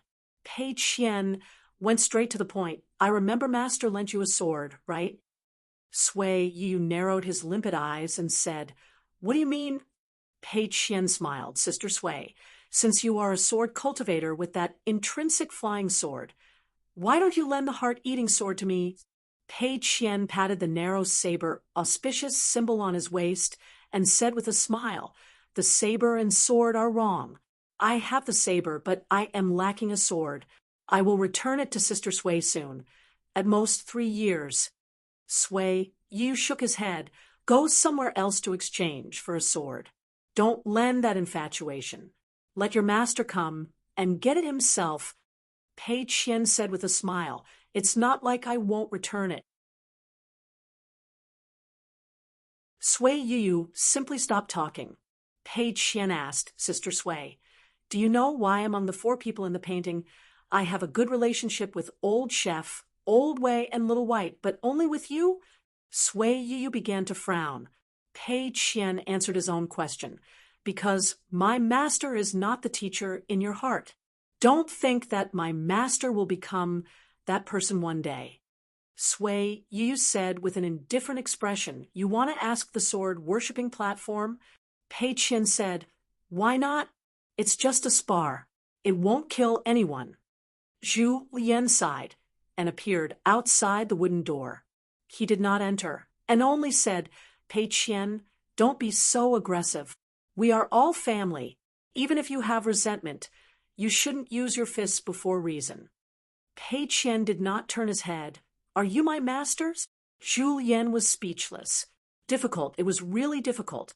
In fact, Zhu Lian knew that this day would come, but he did not expect it to come so early. The worst way was to use his fists to stop Pei Qian. The best way was to block the disaster for Sui Yu and not fight back. Then he might be beaten up by Pei Qian and Sui Yu. There was a good way. A woman in a snow-white robe appeared beside Zhu Lian. Pei Qian hesitated and turned to cup his fists. Chong Ming said, when the fist technique is good, the reason is great. You are worthy of being the first disciple of Luo, the Mountain Lord. Ooh. Pei Qian narrowed his eyes. Chong Ming looked casual and sneered. Your master asked me to pass a message to you. You can save anything but chestnuts to eat. It's up to you whether to listen or not. I just need to pass the message. Pei Qian was skeptical. Chang Ming seemed to have recalled something. Your master added, don't run too fast. Pei Qian suddenly felt guilty and subconsciously scratched his head. She sat on a small bamboo chair under the eaves and looked at Old Chef, wanting to say something but hesitated. Zhu Lian smiled and waved his hand, indicating that Pei Qian did not need to take it to heart. Anyway, this way, Yu was not easy to deal with even if he wanted to. He was also an eyesore. Chong Ming said, I will help you remember what happened at the sword prayer platform today with the Mountain Lord. Pei Qian nodded. Likewise, Zhu Lian and Chong Ming left together. Sui Yu asked Pei Qian, let's not talk about our grudges for now. What is going on with your state of mind?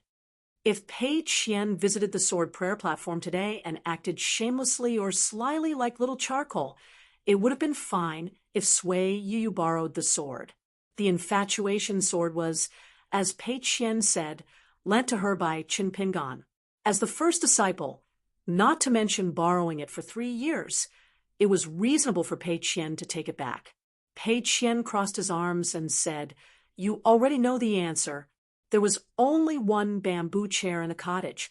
It was clear that Sui Yu did not welcome any disturbances at the sword prayer platform. So when Pei Qian sat on the chair, Sui Yu could only stand. But Pei Qian finally looked a little familiar. Sui Yu laughed. Pei Qian had actually started to doze off. But after a while, Sui Yu sighed in his heart. What a sleeping body, but not sleeping spirit. Was Pei Qian in the far travel realm or the peak realm? Pei Qian's fist intent seemed to be still sleeping, but he had already opened his eyes and spoke. The 5th day of the 5th month at Calligraphy Lake is an unusual day. Sister Sui, you are now a sword cultivator of the True Realm sect. You should know, right? Sui Yu nodded and said, if I remember correctly, Qin Pingan was born on the 5th day of the 5th month. You can call him Pei Qian, your master. Don't call my master by his name. Ooh. Pei Qian reminded him, and then took out a bag of stir-fried chestnuts and a foreign snack called 5-poison pancake. The centipedes, toads, and scorpions on the pancake were all made with wooden molds. He handed it to Sui Yu, who shook his head. Pei Qian ate half the bag of chestnuts and finished the 5-poison cake. He put the chestnuts back into the bag and clapped his hands, saying, "Some words keep running around in my head. I can't get rid of them. As long as I don't practice martial arts, I will be upset. I thought I would be better after returning home, but I didn't expect to be so upset that I can't even practice martial arts. I was afraid that Sister Nuanshu and Xiaomi would be worried about me, so I came to the sword-worshipping platform to get some fresh air." Sui Yu laughed and said, "Am I easy to bully? Am I the most outsider in Luapa Mountain?" Pei Qian said, "Sister Sui is from the same hometown, and also an elder, so you have the final say." Sui Yu asked, "What kind of words can make a peak realm grandmaster's mind unstable?" Pei Qian said, "It's a restriction steel I saw in the countryside of Jinjia continent. It's a very ordinary object, nothing strange." He didn't want to say more. Pei Qian left, cupping his fists and lowering his head. Sui Yu sighed. "No need for that. You should be careful." Pei Qian returned to the cliff near the bamboo tower of Luapa Mountain. Today, he sat sideways and looked at the sea of clouds outside the cliff. Xiaomi lay on the stone table and stared blankly at Pei Qian. Chen Wanshu was busy with her needlework, helping Xiaomi mend her boots. A small wooden tray was placed on the table, filled with various items of various sizes. A tiny person from Incense who had rushed all the way to Luapa Mountain for the roll call saw the unfamiliar figure from afar. As he ran, he could not help but say furiously, "Who are you? How dare you sit beside our protector of the right? You've infuriated me. How dare you?" Pei Qian turned around and raised an eyebrow. The tiny person threw himself onto the ground without saying anything else and called out, "I'm currently serving as the protector of the right of the dragon, Rider Alley to see, the branch master. In the past few years, I've been diligent in the roll call, rain or shine. I've worked quite hard." Without seeing Pei Qian do anything, the tiny person was dragged onto the stone table. As the tiny person from the city god's pavilion of the Dragon Province, he was even more obsequious than the protector of the left of the Dragon Rider Alley right now. He laid on the table with his bottom sticking out and said with a slightly choked voice, "Branch Master Pei, I've been waiting for you for so long, and you've finally come. Those hornets' nests on Chestdun Mountain are huge now. They need to be dealt with. Everything is ready.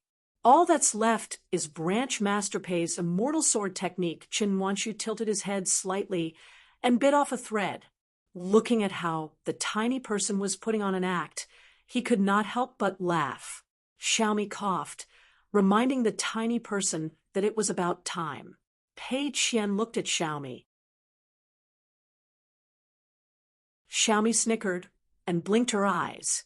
Pei Qian looked at the tiny person and said, "From today onwards, you'll officially be the protector of the right of the Dragon Rider Alley for our Bamboo Tower's minor register. Guard against arrogance and rashness. Keep up the good work." Pei Qian said to Zhou Xiaomi, "Go and get the minor register. Remember to bring pen and paper." Zhou Xiaomi leapt to her feet. Understood. The tiny person was grinning from ear to ear. His master was going to have a meteoric rise. And a few years ago, according to the protector of the right of the Luapa Mountain, Pei Qian might set up the position of the protector of the Dragon Rider Alley in the future. Tonight, Pei Qian walked down the mountain alone. During this time, he met Sun Yuanji, who was climbing the mountain by stacking. Pei Qian stood sideways and waited until Sun Yuanji climbed the mountain by stacking before continuing down the mountain. Chao Qingleng moved a bamboo chair for Pei Qian. After the two sat down together, they were silent for a long time. Then Chao Qingleng said, "It seems like a long time has passed." Pei Qian gently nodded. Chao Qingleng did not know what to say. Pei Qian did not say anything, so she had to be silent again. Pei Qian suddenly said, "Do you know about the Forbidden Tablet?" Chao Qingleng said, "In the past, there were many blessed lands outside the capital of the Nanyuan Kingdom. Now, in the vast world, there are even more. Logically speaking, Pei Qian's memory was so good that he should not have asked this question. Pei Qian said, "When I was traveling, I saw the inscription on a tablet in a rural village." Chao Qinglang was puzzled but did not ask. She quietly waited for Pei Qian to continue. Pei Qian slowly said, "There was only one sentence written on it. It is forbidden to drown female babies and male babies born on the first day of the 5th month." Pei Qian clenched his fists and looked into the distance. His expression was indifferent as he said, "Little Xixiang, let me see the painting of time. But until now, I still can't overlap the childhood master with the master I know. I don't understand why this world wants me, Pei Qian's master, to not return home for a long time. Do they all want to die so much? And why am I learning martial arts so slow? It's too slow." Chao Qinglang accompanied Pei Qian and looked into the distance. She said softly, "Pei Qian, don't think that master will return home if you make a mistake. Even more so, don't think that master will scold you or even expel you from the sect. As long as master returns home, you don't care. A disciple seeks a master. A student seeks knowledge. No matter if master is around or not, we have to do something and do something." Pei Qian sighed and stood up. Chao Qinglang did not stand up. She said, "Pei Qian, master always hoped that you would not be in a hurry to grow up. On Luopa Mountain, master thought about you the most. In my opinion, anyone can disappoint master, but not Pei Qian. Do you know why I didn't have much resentment towards you back then? It's really not because I'm magnanimous or tolerant. Back then, master took me to school with an umbrella. After walking out of the alley, master handed me the umbrella and asked me to wait for a moment. In fact, master secretly went back and secretly saw you. After master came back, I will remember master's appearance clearly for the rest of my life. After master took the umbrella again, he lowered his head as if he wanted to say something to me, but in the end, he didn't say a word. At that time, master was really sad, but I still don't understand what master wanted to say at that time and why he was so sad. After that, master's disciple and master's student, for some reason, sat on the bamboo chair and just remained silent. Pei Qian stood up first. Chao Qinglang wanted to say something, but stopped. Pei Qian asked, "What if I reach the limit of martial arts earlier than master?" Chao Qinglang thought for a moment and replied, "At that time, I'll ask master to help you punch."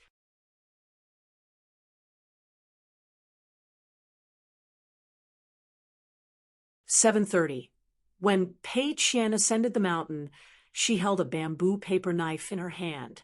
She pressed her thumb against the handle of the bamboo knife and pushed it out of the scabbard before pressing it back. Although it was a paper knife made from the ancestral bamboo of the Azure Immortal Mountain, if it was used against an enemy, it could be considered a magic treasure that could suppress demons and ghosts due to the fact that the Azure Immortal Mountain's ancestral bamboo came from this bamboo sea grotto heaven. Sun Yuanji happened to walk down the mountain. Pei Qian stopped again and stood sideways to make way for her. At the same time, Pei Qian kept the bamboo knife in her sleeve. Zhu Lian and Miyu sat on the steps at the peak of the mountain, drinking wine. Zhu Lian looked at the scene and sighed. Even if she walked the same Jianghu as she did back then, even if it was the exact same route, there would still be no charcoal girl with talismans stuck on her head, and the words walking arrogantly, demons will panic in her mind. In Miyu's original impression, Pei Qian was still the little girl he met at the Great Wall of Sword Chi. She was mischievous and unrestrained. When Miyu met Pei Qian again at Luopa Mountain, he was indeed surprised. Miyu's feelings were not much different from Sui Yuyu's. After Miyu ascended the mountain, all his understanding of Pei Qian came from Chen Wanshu and Zhou Mili's daily chats. Of course, Zhou Mili and Miyu patrolled the mountain every day in private and chatted more. Every time you did not go out early in the morning, there would be a little girl dressed in black outside the door. She would not rush him and would just wait there. You once advised Xiaomi not to wait at the door, but the little girl said that waiting for someone was a very happy thing. Then it would be even happier to be able to see the person immediately. Xiaomi's simple and unintentional words almost caused the lazy sword immortal, who had been drunk in his hometown for hundreds of years, to tear up on the spot. After Tsun, Yuanji walked to the mountain gate. She wiped the sweat from her forehead and took a break. She sat on the bamboo chair beside Chao Qingleng and whispered, "Pei Qian has changed so much." Chao Qingleng smiled and nodded without saying anything.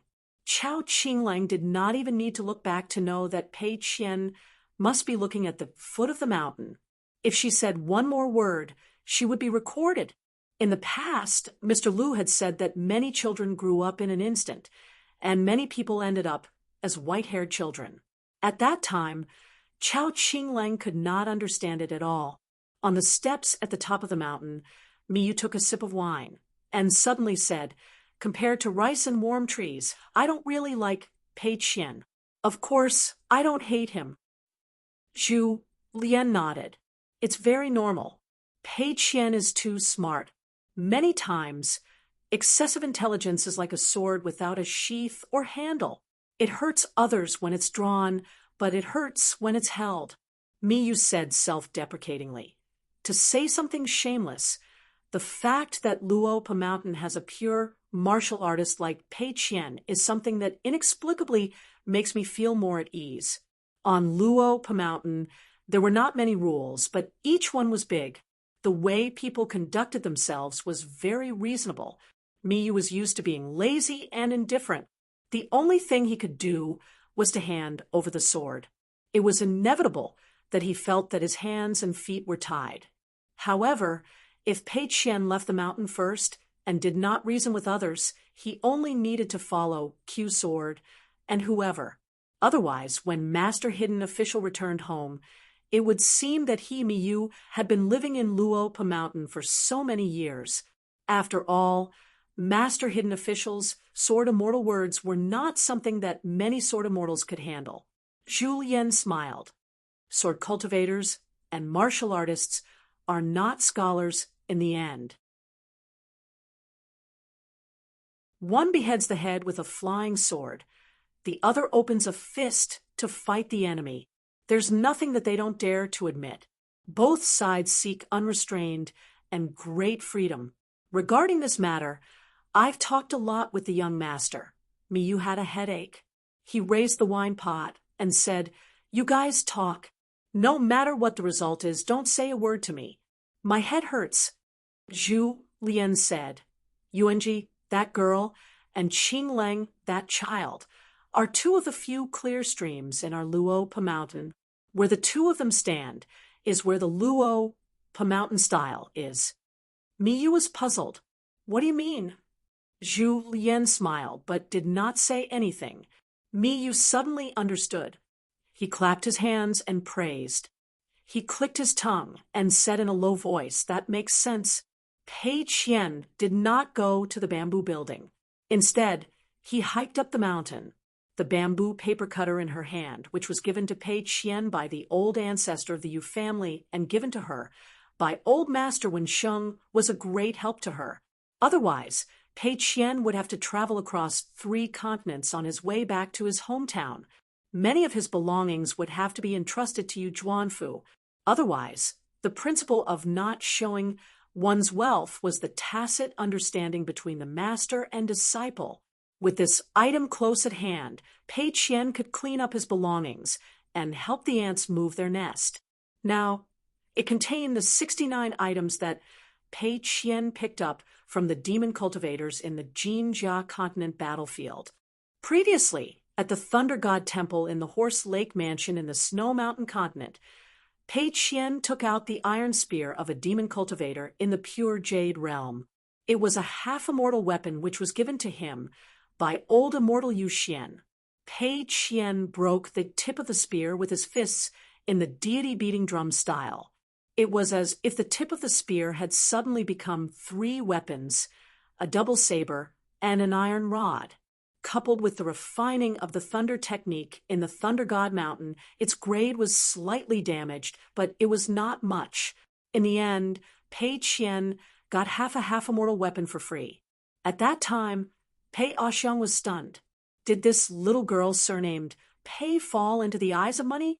However, Pei Axiang intended to give Senior Pei a magic weapon to help refine the 3 items in the Thunder God Mountain to make up for the loss of the Thunder God Mountain. Pei Axiang was not so calculative and refused Pei Qian. She only said that in the future, the martial arts practitioners in the Thunder God Temple and the Luopa Mountain should practice more fist techniques and sharpen their martial arts. If there was a chance to meet in Jianghu, maybe they could take care of each other. The disciples of the 2 sects only needed to tell each other their names, and they would be friends in Jianghu.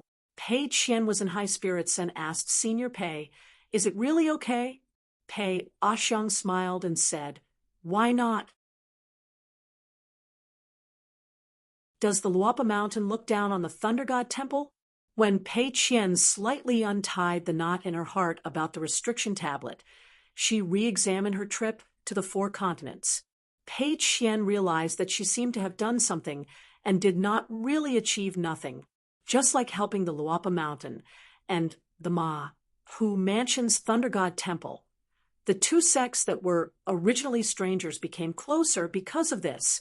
Moreover, the 7 Qi cultivators of the upper 5 realms, 31 Earth Immortals from the Jinjia continent who retreated with her, and Yu Zhuanfu from the battlefield, as well as many other cultivators who had fought side by side, all knew that Pei Qian, a martial artist from the Aquarius continent, was a young woman who was once the strongest in the central part of the Jinjia continent and was the first disciple of someone from a certain mountain. She treated people well and at least did not lack the necessary etiquette. She was not the kind of person who had a bad upbringing. At least, Pei Qian's fists were only aimed at the strong enemies on the battlefield. As for who that person was and where that mountain was, Pei Qian had always been hiding. She was not willing to say more and did not dare to say more, as she was afraid that it would bring some unnecessary trouble to her master and the Luopa Mountain. Old Chef had once warned Pei Qian that many accidents and troubles caused by Golden Body Realm cultivators could only be resolved by those at the Distant Wander Realm, or even those at the Peak Realm. This was actually similar to her master's teaching. To walk the Jianghu, I must first drop 2 or 3 realms as a form of respect. Near the mountain peak, Pei Qian was still a few steps away from Old Chef and Miyu. Pei Qian stopped and cupped his fists. It was mainly because this Sword Immortal Senior of the Great Wall of Sword Qi had not been worshipped in the ancestral hall of the Jisei Peak. Otherwise, Pei Qian would not have to deliberately pay attention to the complicated formalities. Then, Pei Qian threw the paper cutter in his hand to Zhu Lian. Using telepathy, he told Old Chef in detail how to open the mountain. Zhu Lian's mind was immersed for a moment. He smiled and said, "More than 70 treasures on the mountain. If you fight with Li Huai in the future, won't you win for sure?" Pei Qian gently shook his head. This kind of childish quarrel when they were young would definitely not happen again. Perhaps the so-called growing up meant that the interesting events of one's childhood had become less interesting as they lined up one by one. Pei Qian no longer used telepathy to talk to Old Chef in private. Instead, he said directly, "Other than the paper cutter itself, I'll keep the 2 knives and the iron rod. The rest will be confiscated. I'll have to trouble Mr. Wei to check the quality of the goods and estimate the price. It's up to you to sell them or keep them." Zhu Lian asked, "If I remember correctly, you didn't give any gifts to Wanshu?" And Li Pei Qian smiled and said, "I've already prepared for it." Zhu Lian nodded and said, "All right, then it's settled. In a few days, something big will happen in Lotus Root Blessed Land. It's about to be promoted to a high-grade blessed land. Don't be in a hurry to go down the mountain and travel. Master Zhong will return to the mountains soon. At that time, we'll go to the blessed land together. Other than Wei Shanjun and Island Master Lu, old Longqing Fan Heir, and Sun Jiashu will also come to watch the ceremony. Everyone will witness the promotion of the blessed land. Pei Qian said, "No problem," just as Pei Qian was about to turn around. Zhu Lian suddenly said with a smile, "Sword Immortal Me said, he doesn't like you very much." Pei Qian only said, "Oh, it's enough that Senior Me really likes Nguyen Shu Jejia, and Mi Li, Miyu's face was covered in yellow mud, and his crotch was covered in it." He had an awkward expression on his face. Pei Qian cupped his fists to both sides again and left. When Pei Qian turned from the fork in the mountain to the bamboo building, Miyu said helplessly, "Brother Zhu, you're not being kind." Zhu Lian smiled and said, "It's good that you've talked it out. Do you think Pei Qian doesn't know about this? Do you think Pei Qian cares about whether Brother Me is pleasing to the eye or not?" Miyu was relieved. "I'm the one who thinks too much." Zhu Lian comforted him. Since ancient times, too much affection has caused too much trouble. The taste of this place is that of a heartless and unromantic person. Late at night, near the bamboo building, Pei Qian sat alone on the edge of the cliff. His feet hung over the edge. Little Mealy didn't seem to be able to sleep, so she decided not to sleep. She picked up the golden carrying pole and green bamboo cane and went to stand at Pei Qian's gate. She dozed off while waiting for daybreak.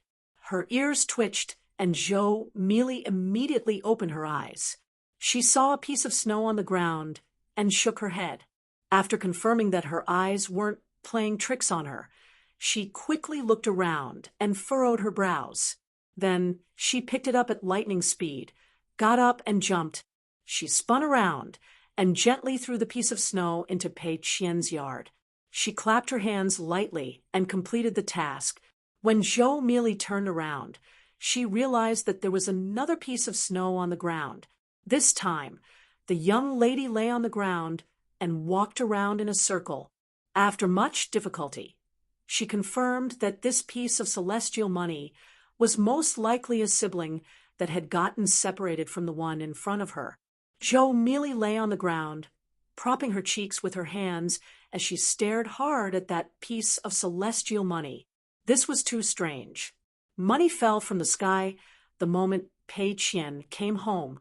She had to think about it carefully. As for the golden carrying pole and the mountain walking cane, they had worked together with the black-clothed young lady to build a temporary nest for the celestial money, lest it grew legs and ran away. Pei Qian had vowed in the past that all the silver in the world would really grow legs to visit him. Someone asked from above, "What? There's money on the ground?"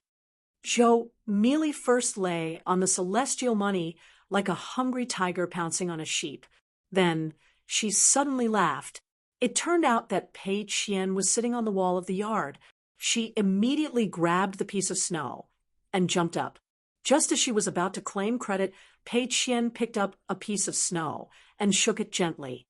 He asked with a straight face, "Who threw money at me just now?" "Zhou Mealy, did you see who it was?" Zhou Mealy shook her head vigorously. "I didn't see anything. I swear to God, what if it was Sister Wanshu who passed by and picked up the money? God knows. I was standing at the door taking a nap just now. If I didn't sleepwalk to the ground, I wouldn't even know." Pei Qian asked. Sister Wanshu would throw things around. Zhou Mealy immediately corrected herself. Jingqing, Jingqing. Maybe it's Jingqing. He said that he treats money like dirt. It must be Jingqing who ate so many of your fried chestnuts and was too embarrassed to give you money, so he secretly came over to give you money. Sigh, Jingqing was just being kind. It's my fault for not guarding the door well. Pei Qian jumped down from the wall and brought Zhou Mealy back to the bamboo house. They sat by the cliff together.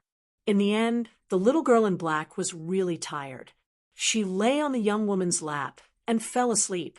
The sky turned white. First, it was the light of rice grains. Then, It shone brightly. After Pei Qian left, Zhu Lian got the bamboo paper cutter and immediately went to the accountant's office to find Wei Wenlong. He calculated the value of the items in Pei Qian's paper cutter. However, Wei Wenlong's realm was not high enough, so he couldn't determine the rank and price of some magic treasures with unknown origins and strict restrictions on the mountain. He was worried that they would be sold at a low price at Oxhorn Mountain's ferry and then be picked up by outsiders on the mountain. Even if Luo Pa Mountain eventually chose to keep it for themselves, they could not know how rare it was. If they just left it there to collect dust, it would make Wei Wenlong's Dao heart unstable. Everything had to have a definite price to make Wei Wenlong feel at ease. As for whether they would sell it for money or keep it for a high price in the end, it was not important. What Wei Wenlong enjoyed was the process of making money. Therefore, Zhu Lian could only trouble friend Chongming to come here again.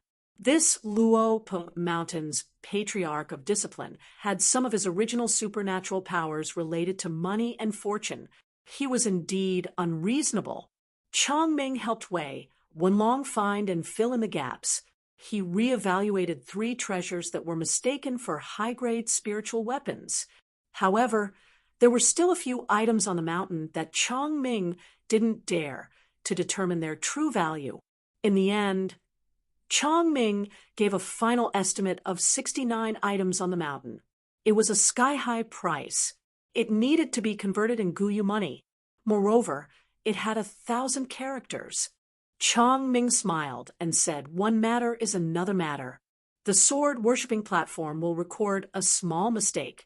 This matter must record a great merit for Pei Qian in the matter of making money on Luo Pa Mountain. At present, other than the master, Pei Qian is the most hardworking." Zhu Lian rubbed his hands and said with a smile, "After all, he is my master's first disciple." Zhu Lian then asked, "Why don't I call Brother Wei and Brother Me to confirm again?" Friend Chongming's total estimate is definitely correct. At most, it's a difference of 100 Guyu money. However, it's still a fly in the ointment of a single item. Once it's finalized, we might be able to earn another 200 or 300 Guyu money for free. After all, friend Chongming's estimate was only the estimate of the value of the 70-odd items themselves. As for the transactions on the mountain, especially the immortal masters who came from the sect, the younger they were, the more money they had. They were generous, and it only depended on whether they liked it or not. Chongming was in a good mood when it came to the increase of Luo Pa Mountain's fortune. He joked, "You really feel sorry for Pei Qian." Zhu Lian was so careful, other than earning more Guyu money for Luo Pa Mountain. In the end, he still didn't want Pei Qian to suffer any losses. Zhu Lian laughed loudly. A moment later, other than the butler of Luo Pa Mountain, the patriarch of discipline, and the accountant, another 2 people came.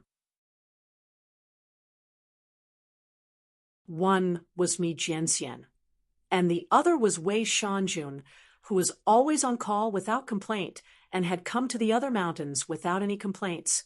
Wei Pai inspected many spiritual weapons on the mountain one by one.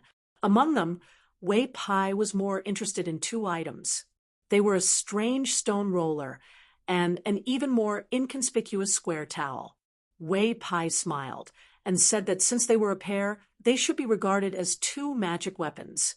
It was an ancient seal script that had been lost in the vast world for a long time. The 2 items were the seal script Jin F. Fei Chao and Si Jia Fang. In addition, Zhu Lian's hometown was the blessed land of lotus flowers in the past. He didn't know why there was no custom of tea competition. If not, Zhu Lian would never let Wei Pai pick up the leftovers, because Zhu Lian was the real expert when it came to music, chess, calligraphy, and painting. After Wei Wenlong learned about this inside story, he immediately looked at Zhu Lian. Without Wei Wenlong's words, Zhu Lian had already put his hands behind his back. It seemed that he had already prepared a draft. He immediately blurted out, on both sides of the tea roller, I will add 2 inscriptions. The rolling sound is sonorous. Each has its own law, so that the strong cannot follow the wrong path. I am Jean F.A. Chow. The sound of the zither, and the zither, surrounded by the 4 mountains, so that the weak can walk on this path unharmed, laughing with the wind. As for this square towel, I can do the inscriptions. Let Mr. Chui write it in cursive. In the scorching heat of the mountain, feather fans and silk towels, cool shade trees, bamboo chairs, red sleeves, light makeup, green tea blended with the wind, green mountains brushed against one's face, the moon and stars fell on one's shoulders. White clouds, several boats crossed the ferry. Birds fluttered in front of the mountain. What a pair of kind-hearted people.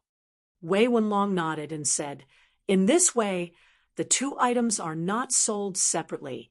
They are priced as magic weapons, and the price has to be doubled to be fair." Miyu stood aside dumbstruck. "Mother asterisk cur, you can make money like this? How did you guys come to such a tacit understanding? Didn't I come to Luapa Mountain with Brother Wenlong? Fortunately, Sword Immortal Me didn't make a wasted trip tonight. 2 of the old magic weapons that had fallen to high-class spiritual weapons were raised to the rank of genuine first-class magic weapons.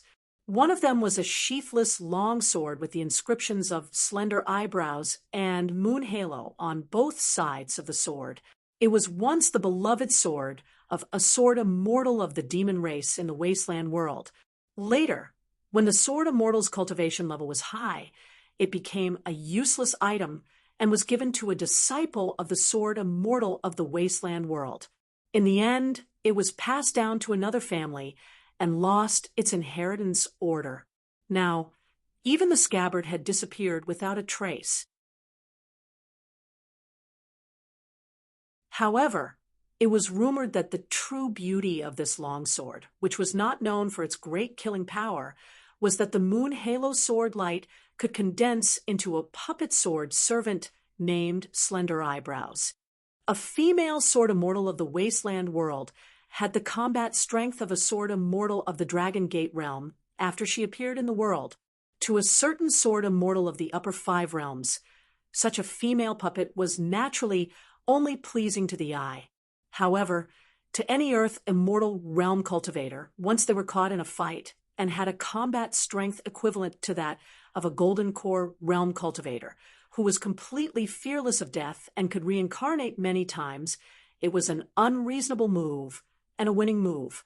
Miyu held the sword with one hand and brandished it. 2 fingers of his other hand were pressed together.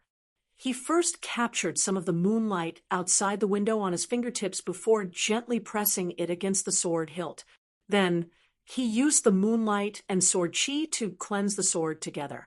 The sword chi and moonlight flowed together and poured onto the ground. In the blink of an eye, a woman with slender eyebrows stood gracefully in front of everyone. She was wearing a snow-white robe that was covered in clouds and mist. Her face was cold, and her eyes were slightly dull. In the end, she looked at Miyu, and her movements were stiff as she gave a salute. When Miyu withdrew all the sword chi, the woman's figure dissipated and returned to the long sword. Miyu put the long sword back on the table, grabbed the originally dim and tattered robe, and slightly placed it near the window. Miyu gently shook the robe, and in an instant the golden and emerald colors intertwined, like the plumes of a peacock. Under the light of the faint moonlight, they became bright and dazzling. Miyu then revealed the secret of heaven. It was true that the robe was badly damaged. However, it was meticulously woven using the technique of the Jin Chui city, a sect in the wasteland world. The foundation of the Jin Chui city was the dragon robe of the sovereign sage Great Demon Yangji. It was the icing on the cake so that the Jin Chui city, which had a majority of female cultivators, could not be attacked by the numerous great demons. Miyu smiled and said, "Under the illumination of sunlight and moonlight, the intersection of gold and emerald will be transparent and sparkling like water ripples. Through the robe, the 2 types of water ripples at night and at night are different. It is known as the waterway divides yin and yang." The waterway at night is murmuring, while the waterway during the day is clear and bright. It can allow some chi cultivators who practice unorthodox secret techniques and are not suitable to be exposed during the day to practice both day and night. Therefore, the Sparrow Mansion in the North Continent is a little similar to the Jin Chui City. The foundation of their foundation is the robe. Wei Wenlong and Wei Shanjun asked tentatively if the officials of the underworld like Lord Xingwang and the heroic spirit of the civil and martial temple wear this robe, won't they be able to openly patrol the world of the living in their human body in broad daylight? Wei Pai nodded and said, "Of course they can. It's just that we can't master the true secret technique of the Jin Chui City and can't sew the real Jin Chui City robe, except for the day wandering god, who is in charge of patrolling during the day. The other officials of the Xingwang Pavilion and the civil and martial temple wear this robe, but the effect is not obvious." Wei Wenlong nodded and said slowly, "The most valuable thing is the art of weaving silk hidden in this robe. Even if it can't touch the foundation of the Jin Chui City's robe, as long as it has a slight touch, there will be no need to worry about sales. Even if the effect is small like what Wei Shanjun said, it's a good thing that the night wandering god leaves the yamen for a quarter of an hour before the change of day and night. With extra money, it's also a good thing to show off to your colleagues." At this point, Wei Wenlong's tone was obviously stagnant. In the territory of the Northern Mountain, the immortal Master Fuji might be able to make it. Whether he was really poor or not, he still dared to complain to his brothers in distress. However, in the entire northern region of Dali, all the big and small gods of the mountains and rivers were officials under the jurisdiction of Mount Biyun. Who dared to say that they had extra money? Would they go to Mount Biyun to drink Wei Shanjuan's night wandering banquet and ask for a few cups of wine? Most importantly, they were all so pitiful that they didn't even have the guts to complain about being poor. Wei Wenlong could only quickly change the topic. "We can make a deal with the Sparrow Manor. Friendship is friendship, business is business. We'll use this ancestor robe and the Jin Chui City weaving technique. After the deal is done, we can ask for 30% of the profits from the Sparrow Manor. This weaving technique, since we were able to disassemble it, we can't hide it. It will definitely be imitated by others soon. That's why the Sparrow Manor wants to push out hundreds and thousands of pieces in one go. Then they will ask the hemp sect, the floating duckweed sword lake, or the Tai Hui sword sect to help sell them. When the time comes, the other immortals will buy a few pieces to disassemble the technique and imitate it. Some small hills, we and the Sparrow Manor will definitely not be able to stop them. There's also no need to stop them from making money. However, if an immortal mansion like the Jadewood sect of the North Continent wants to sell this kind of robe openly, they'll have to consider the consequences of our joint efforts." Zhu Lian smiled. "There's no need to trouble Tai Hui sword sect and floating duckweed sword lake with this deal. After all, it's a debt of gratitude. It's not worth it. Later, we'll ask Brother Me to go to the Sparrow Manor and be a nominal guardian there. When the time comes, if the Jadewood sect dares to sell the robes, Sword Immortal Me will go ask Mount Biyun. If something really happens, Brother Me can fly on his sword and find someone to drink. It's not a problem to find Sect Master Lu or Sect Masterly. Just treat it as avoiding the limelight." Miyu smiled and said, "Excellent, excellent," Zhu Lian said frankly. "But this way, we'll be using the Sparrow Manor's nominal guardian, Yumi's favor. We'll have to be careful not to implicate the Sparrow Manor." Miyu smiled. "What's the use of Yumi saving that favor? It's meaningless. As for the fairy sisters of the Sparrow Manor, how can I bear to let them be injured in the slightest? Before and after the sword, I'll think about it carefully." Zhu Lian glanced at the golden Jade City robe and the long sword, slender eyebrow on the table. He asked softly, "Changming, Mr. Wei, other than taking the initiative to reduce the reasonable 30% profit to 20% from the Sparrow Manor, I also plan to give this sword to the Qi cultivator Su Xingjiu of the city above the clouds in the name of Luo Pa Mountain as his guardian artifact. What do you think? The city above the clouds was actually on the southeast trade route of the North Continent. Although it could be considered as a follow-up edition, it was still relatively weak. This was because the city above the clouds was far inferior to the great immortals like the Skeleton Beach and the Spring Dew Garden in terms of the foundation of the sect or the cultivation realm of the cultivators. Even compared to the Sparrow Manor, the city above the clouds did not seem to have a deep relationship with Luo Pa Mountain in terms of money. However, the city above the clouds, from the city Lord Shinjinza to the two direct disciples, the Taoist companions Su Xingjiu and Zhao Qingwan, were extremely friendly and close to Luo Pa Mountain. They had a lot of strength and would provide a lot of financial and material resources. However, they would never puff themselves up at their own cost. Even Wei Pai said that such a mountain ally could not be bought with thousands of gold. In addition, Mr. Fisherman, who was traveling to the North Continent, left his direct disciple outside the Sparrow Manor and brought his unofficial disciple, Zhao Shuxia, to the city above the clouds. After all, the Sparrow Manor was a little too feminine. There were many female cultivators on the mountain, and at the foot of the mountain, the old man ultimately had to avoid arousing suspicion. The trend of one Jiopian Ran Peak began with the young mountain lord of Luo Pa Mountain. Then the first outsider from the Tai Hui sword sect added on. It was Su Xingjiu from the city above the clouds, the new nascent soul sword cultivator from the Golden Crow Palace. Lu Jiqing followed closely behind. After that, on the way to the Skeleton Beach in the south, he specially brought a martial artist from the realm of limits and a sword immortal to the Tai Hui sword sect's martial artist Lier. The martial artist was the old martial artist Wang Dunyang, who had gone berserk while practicing martial arts. The old man was first at the boundary of Lion Peak. Because of a few words from the bottom of his heart, he was beaten up by the junior, Lier. Fortunately, he was able to accompany the sword Immortal along. At the Tai Hui sword sect's Pian Ran Peak, they had a drink that said, "When Jiopian Ran Peak is better than when Jiopian Ran Peak."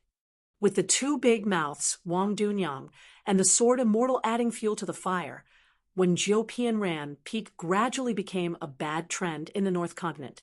As a result, the first thing Li Kai did when she returned to the North Continent was not to return to the floating duckweed sword lake.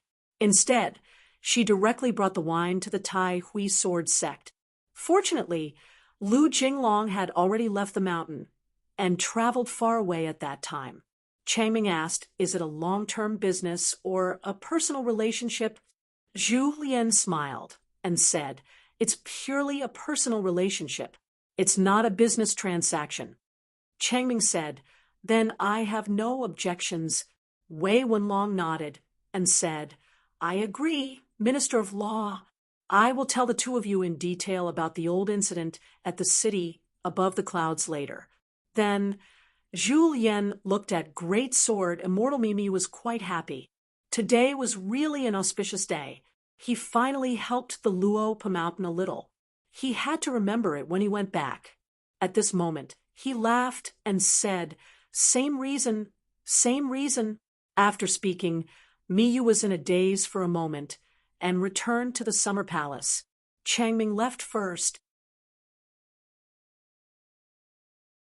Several sword talismans made by the Dragon Spring Sword sect were hanging on her waist. They were almost the same as the keys of the little butler, Chen Wanshu. Since there was nothing on the mountain, Changming bought them for fun.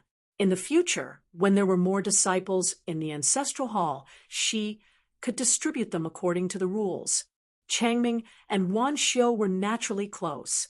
Therefore, Wan Xiu must have informed the Dragon Spring Sword sect. Therefore, they turn a blind eye to this. Moreover, every time Changming spent money to buy sword talismans, she followed the rules set by herself. Every time she bought a sword talisman, the price would be doubled. Changming was not willing to spend immortal money and used her own gold and copper coins to exchange. Wan Ting was famous for not smiling at anyone in Luapa Mountain. In the past, only Pei Qian was an exception. Now, Longevity Fellow Taoist was half an exception. He still did not smile. But when the two sides occasionally met on the mountain, he would nod to Longevity Fellow Taoist. Finally, Zhu Lian said to Wei Pai, "Brother Wei, it's rare for you to come. As usual, melon seeds and wine?" Wei Pai smiled and asked, "Rare?" Zhu Lian smiled and replied, "Isn't this to set off Brother Wei's identity as a mountain lord?" Wei Pai and Changming used their magical powers one after another and left the Luopa Mountain. Zhu Lian handed the robe and sword to Miyu. "Thank you for making a trip to the North Continent. Brother Miyu reminded. Brother Zhu, once Master Hidden Official returns to the mountain, remember to send a flying sword message to the Sparrow residents immediately." Zhu Lian smiled and agreed. After Zhu Lian left the accounting house where Wei Wenlong was, he strolled alone on the Luopa Mountain. He went to the peak of the mountain and had not thought of how to deal with the old mountain temple. It was at the peak of the Luopa Mountain, and there were more taboos on the mountain. He missed Brother Defong. It was better to be happy together than to be happy alone. Many of the key pages of the immortal books had colorful patterns that were gently folded. This was Zhu Lian's understanding. In the past, every time Brother Defong went up the mountain to borrow a book, he could tell whether the book was good or bad with just a slight shake of the hand. Brother Defong went up the mountain in a hurry and went down even more hurriedly. At dawn, Zhu Lian went down the mountain and went to the bamboo house. He saw Pei Qian and Zhou Mili, one big and one small. Zhu Lian walked softly and sat at the side. Little Mili was still sleeping soundly. Adults had their own complicated thoughts, and little water monsters had their own worries. Both of them had the same weight. Zhu Lian used telepathy to tell Pei Qian about the results of last night's meeting in the accounting house. Pei Qian knew old chef's intention. He did not want him to ignore the efforts of ruler Changming and sword immortal Miyu. Zhu Lian said, "Do you feel better?" Pei Qian nodded. Zhu Lian smiled. "There's something I need to ask you." After old chef finished, Pei Qian said, "I have no objections." Zhu Lian looked at the scenery outside the cliff. "Our little Mealy is probably the only one who doesn't get tired of the scenery. On the road of life, some people walk faster, while others can walk slower. Some people were tall, and their hearts were inclined towards the sun. Their shadows were elongated and spread out on the road behind them. This allowed the children behind them to hide in the shade, to avoid the sun, to avoid the wind and rain. Then the regret of a person having to grow up will not be so hard for you, and me to let go." Pei Qian gently rubbed little Mealy's head. "I understand." After a moment of silence, Pei Qian turned his head and said with shame, "I sincerely apologize for the sword prayer platform." Zhu Lian's eyes narrowed. He clenched his fists and placed them on his knees. His expression was gentle, unnecessary. "Are you underestimating old chef's breadth of mind? Is that so?" Pei Qian looked into the distance with old chef, whether old chef minds or not, and whether Pei Qian is willing to apologize in person are two different things. Zhu Lian smiled. Young master is good at teaching fist techniques and even better at teaching principles. Pei Qian smiled knowingly. "I've traveled a lot on this trip. Old chef is still the best at talking." Zhu Lian smiled. "He's always been firm and never changes his rudder according to the wind." Pei Qian chuckled. Pei Qian suddenly asked, "That Fox Kingdom, do you want me to sneak around before I go down the mountain?" Zhu Lian shook his head. "There must be some pawns planted by the Su family in Clear Wind City hiding there. Pei Xiang has already detained some of them or sent her confidants to spy on them. As for the rest, The ruler of the Fox Kingdom can't detect them, so it's best to settle the Fox Kingdom in Lotus Root Blessed Land. There won't be any trouble. You don't have to worry too much. The reason is very simple. The Sioux family would never expect the Fox Kingdom to move elsewhere. So, the most important pawns of the Fox Kingdom have more of an advantage in strength. They're mainly used to restrain the nascent soul realm ruler of the Fox Kingdom. To put it bluntly, let Chunlingjun and Hong stay in the Fox Kingdom to prevent any accidents. As for some schemes, as long as those pawns dare to make a move, I can track them down and find them one by one. I'm not afraid of them fighting a battle of wits and strength. When the new Fox Kingdom is established, many people and things that were originally variables will naturally be integrated into the general trend. Pei Qian was hesitant. Zhu Lian smiled. Do you think I'm too wishy-washy and that the ruler of the Fox Kingdom, Lady Pei Xiang, is not decisive enough? Or do you think I'm too selfish towards Pei Xiang because I'm worried that she won't gain favor in Luopa Mountain and will instead accumulate hidden dangers? In the future, when many small accidents accumulate, it will become a big change? That's not the case. To truly convince people, strength and power alone aren't enough. If Luopa Mountain was when you and I first arrived, I would naturally suppress all kinds of thoughts with a thunderous force. But now, Luopa Mountain has the confidence and foundation to slowly plan. Don't have the heart to harm others, but don't have the heart to guard against others. Not only do we have to treat the world like this, when the world treats us like this, we also have to understand and accept it. Of course, I understand this principle, but I don't care too much. Zhu Lian inside and outside Lotus Root Blessed Land is the same. It's just that young master cares a lot, so the entire Luopa Mountain naturally cares. Within the rules, we have to give people enough flexibility and allow them to have some right and wrong between right and wrong. Originally, I would have to wait for Pei Xiang to take the initiative to mention the literary luck of the Fox Nation to Luopa Mountain before I would say these sincere words to her. Now, just treat it as me nagging you for a while. It's fine if you listen. Pei Qian nodded. I won't hold you accountable for the matter of Chao Qingleng losing Qian Blessed Land. Zhu Lian smiled angrily. If I didn't say these words, you would hold me accountable? Pei Qian said righteously, even my master won't look through those boxes of account books of mine. Old chef, you can't do anything about it.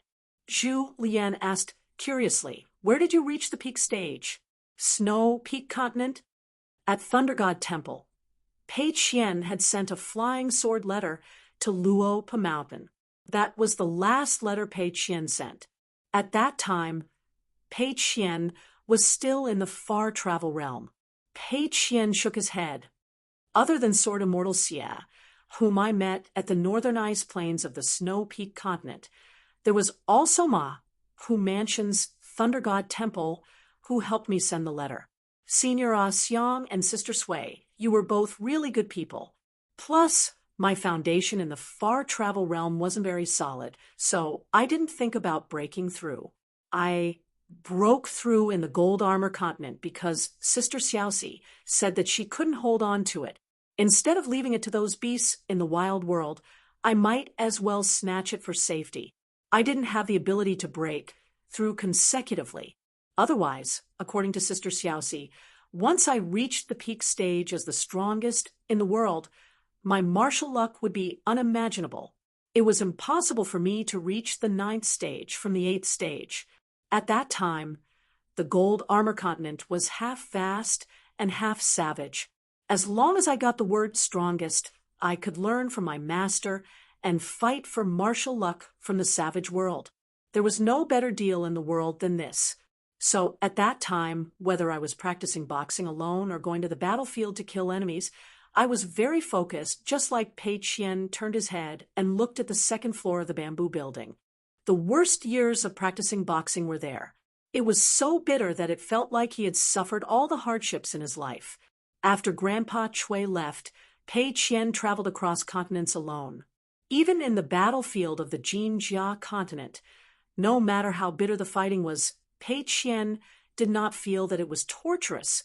After Pei Qian retracted his gaze, he asked, "Old chef, Grandpa Chui can be considered to have traveled far, right?" Zhu Lian sighed. "Probably so." Suddenly, a head popped out from the edge of the cliff. A teardrop was squeezed out from the corner of each of their eyes. Then they raised their head and said with grief and indignation, "That guy who is as beautiful as a celestial fairy and not charcoal, quickly returned my respectable and adorable eldest senior sister." Xiao Li shuddered and woke up in an instant. With a blank face, she said, Pei Qian, why did I hear the big white goose's voice?" Pei Qian smiled and said, "It's nothing. That big white goose was kicked down the cliff by Pei Qian just now. Chui Dongshan was lying on a bed made of white clouds that came out of nowhere. He slowly rose into the air and rowed his boat over. He laughed and said, 'Eldest senior sister, Xiaomi Li, old chef, did you miss me?' Xiaomi Li sat up straight and clasped her hands together. She muttered, 'Sweet dreams, sweet dreams. I'll take another nap.'" Chui Dongshan squatted beside Pei Qian, one of his shoulders high, and the other low. He leaned back and looked at Pei Qian. "Eldest senior sister, what's wrong with you? You're even taller than little senior brother." Xiaomi Li immediately opened her eyes. She got up and ran to Chui Dongshan's side. Standing at the side, she stretched out her hands and gestured their sizes. She laughed and said, a series of oh-hos. "Big white goose, it's really you. How pitiful. You went from the first tallest to the second tallest. My ranking didn't drop at all." Chui Dongshan smiled and nodded. "Xiaomi Li is still the best." Xiaomi Li acted as if she was facing a great enemy. She quickly winked at Pei Qian. Her account book was the one with the least entries. Of course, Sister Wanshu didn't even have an account book. Chui Dongshan groaned and shook his shoulders. He was about to get up when Xiao Li quickly held him down with both hands. Chui Dongshan struggled for a while and could only give up. Zhu Lian looked at Chui Dongshan and then at Pei Qian. Pei Qian looked at Zhu Lian and then at the big white goose. Chui Dongshan smiled. "Chao Qinglang is fine. I don't have any objections." Zhu Lian said, "So the blessed land is starting work today? The people who were supposed to come to watch the ceremony are all busy. Although they aren't here, the gifts aren't missing." Chui Dongshan smiled. "Today is a good day to move the earth and light the beam. It's a good day to offer sacrifices and make an alliance. It's a good day to accept marriages. Everything is good. Otherwise, why do you think I specially came here today?" Zhu Lian asked, "What about the pond behind the bamboo house?" Chui Dongshan smiled. "It's better to lock it in the lotus root-blessed land. It saves me the trouble of setting up a restriction. Who knows, there might even be an unexpected gift in return." To Luapa Mountain, today was a big day that was destined to be recorded in the annals of the Hall of Patriarchs. Even if the young mountain chieftain wasn't on the mountain, it couldn't be delayed any further. Wei Pai, as the Lord of Mount Beiyu, was still in charge of opening the entrance to the blessed land under the parasol tree umbrella. A group of people walked into the blessed land. Peak State martial artist Zhu Lian, Peak State Pei Qian, Immortal State Chui Dongshan, Sea State Qi cultivator Chao Qinglang. The bottleneck of the pure jade state was as big as the sky. When he reached the bottleneck, he was like an ordinary sword immortal who had just entered the pure jade state. Luapa Mountain's Judge Changming, who seemed to be born with the pure jade state. After the 3 golden raindrops fell from the sky, her current state was a mystery. Inverted Mountain's Spring Banner House cultivator Wei Wenlong, who was a golden core cultivator, Chen Lingjun, who had successfully walked the path of blasphemy. little butler Chen Wanshu, and Luapa Mountain's right guardian Zhou Mili. There was also the leader of the Fox Nation, Pei Xiang, who was already in the blessed land. She sensed the strange phenomenon that was purposely leaked to her from the new Fox Nation that was placed at the border of Songlai country. She rode the wind and rose to the sky. She bowed to the people of Luapa Mountain and finally chose to stand beside Hongxia at the edge. Actually, this time to raise the rank of the blessed land. Old Master Zhong Qiu, nascent soul sword cultivator Cui Wei, and the rest were all absent. Some were temporarily unsuitable to be involved, such as Zhang Jiazhen, Zhang Chu, and the substitute shopkeeper of the Dragon Riding Alley Sway Shop, Shiro. Zhu Lian smiled and handed a money bag to Chao Qinglang. Chao Qinglang was surprised. She shook her head and said, "Let little senior or Pei Qian do it." Pei Qian was silent. Cui Dongshan smiled and said, "It's more auspicious if the lower state comes." Chao Qinglang was speechless. Zhu Lian did not withdraw his hand. Chao Qinglang could only take a deep breath and take the money bag. She took out a piece of grain rain money and looked around. Pei Qian said, "It's a total of 81 pieces of grain rain money. Just spend it slowly." Cui Dongshan made a gesture, and a strange phenomenon appeared between heaven and earth. The blessed land of lotus root and the grotto heaven of the well were connected. Then Cui Dongshan opened his palm and blew a pocket-sized pond that was suspended about an inch above his palm. It landed at the foot of the mountain in the center of the blessed land and took root. Suddenly, it became as big as a lake. A swaying purple-gold lotus grew in the water. The lotus leaves were as big as several acres of land. The lotus was only a bud for the time being and had not fully bloomed yet. It swayed with the wind, and a purple-gold bud was about to bloom. However, among the native Qi cultivators in the blessed land of lotus root, only those who were Jindan cultivators could vaguely see the general situation. However, there were no earth immortal cultivators in the blessed land for the time being. Chao Qinglang held a piece of grain rain money tightly and refined it into spiritual energy. She gently released her palm. The spiritual energy scattered between heaven and earth. Wei Pai smiled and took out a small golden crab from his sleeve.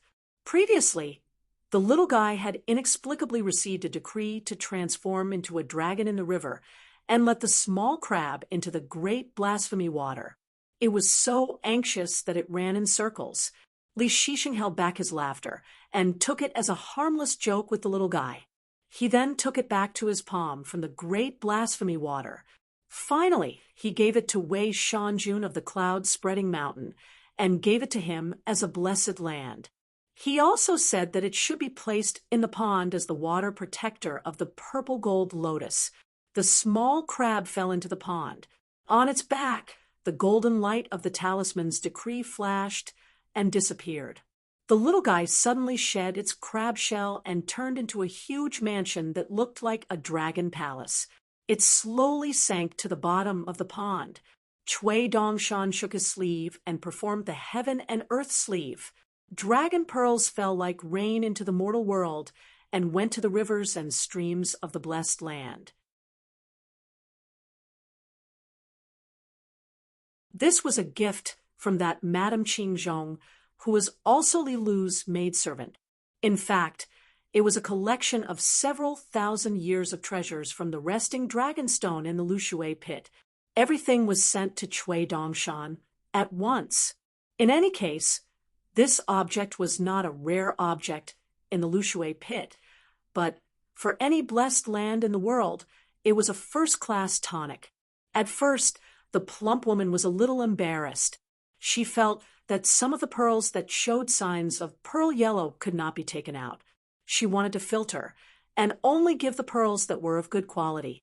In the end, she was spat on by Cui Dongshan.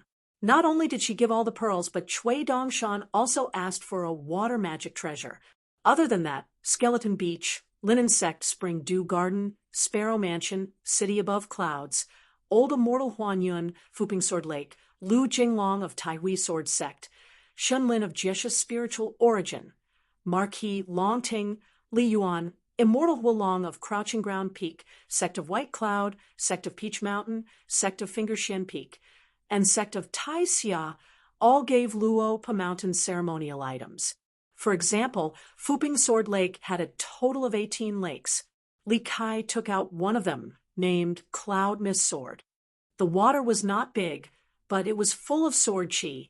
It was one of the two places where the Earth Immortals sword cultivators of Fuping Sword Lake tempered their swords. Another example was Taihui Sword Sect. They entrusted Linen Sect with a mountain and refined it into a pocket-sized mountain. Its real size was not smaller than Mount Grey Mist. Shunlin gave him a large stretch of pavilions in the Southern Incense Water Hall. Li Yuan took out a green river that was rich in water luck. Yuan Lai was not stingy at all. This young martial artist who liked to read more had obtained an immortal opportunity in the Middle Mountain Crown Prince's Mountain. It was an entire fragmented secret realm. There were 2 golden and jade archives hidden in it. The fragmented secret realm could not be moved, so Yuan Lai sent the most precious golden and jade archives to Luo Pa Mountain. Wei Pai, the mountain lord of Mount Cloak Cloud, would of course give something.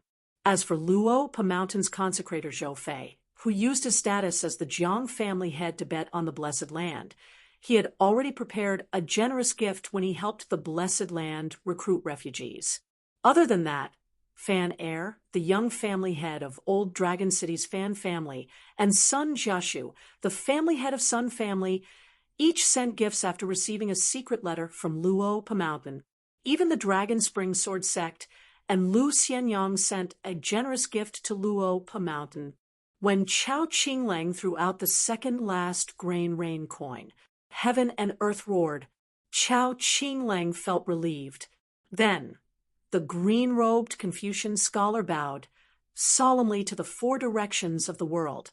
The rest of the people also bowed to the heavens and earth. They either cupped their fists, or bowed.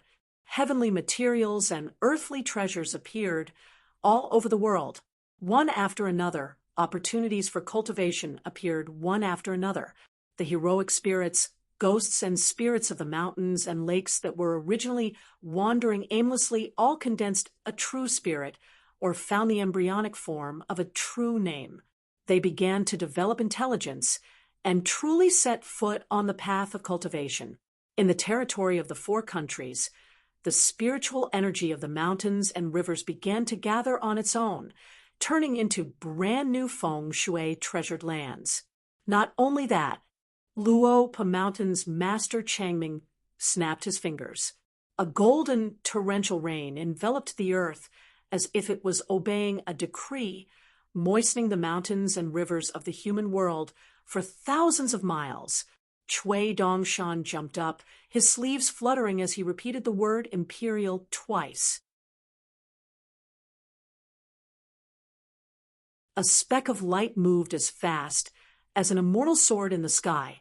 At the same time, not only did the sun and moon appear in the sky, they were even brighter than before. After floating to the ground, Chui Dongshan sighed. Everything was ready. All he needed was for Mr. to return home. He only needed a snowstorm from somewhere to bring back a person for Luo Pa Mountain.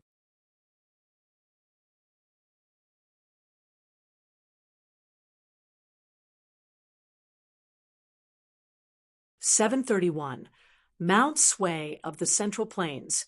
The golden armored deity who was sitting on the steps suddenly stood up and saluted the newcomer with a solemn expression. The person who could make Suishan Guru show such sincere respect was, of course, not the old scholar with shifty eyes, but the one beside the old scholar, Bai Yi, who had now become a child wearing a tiger head hat.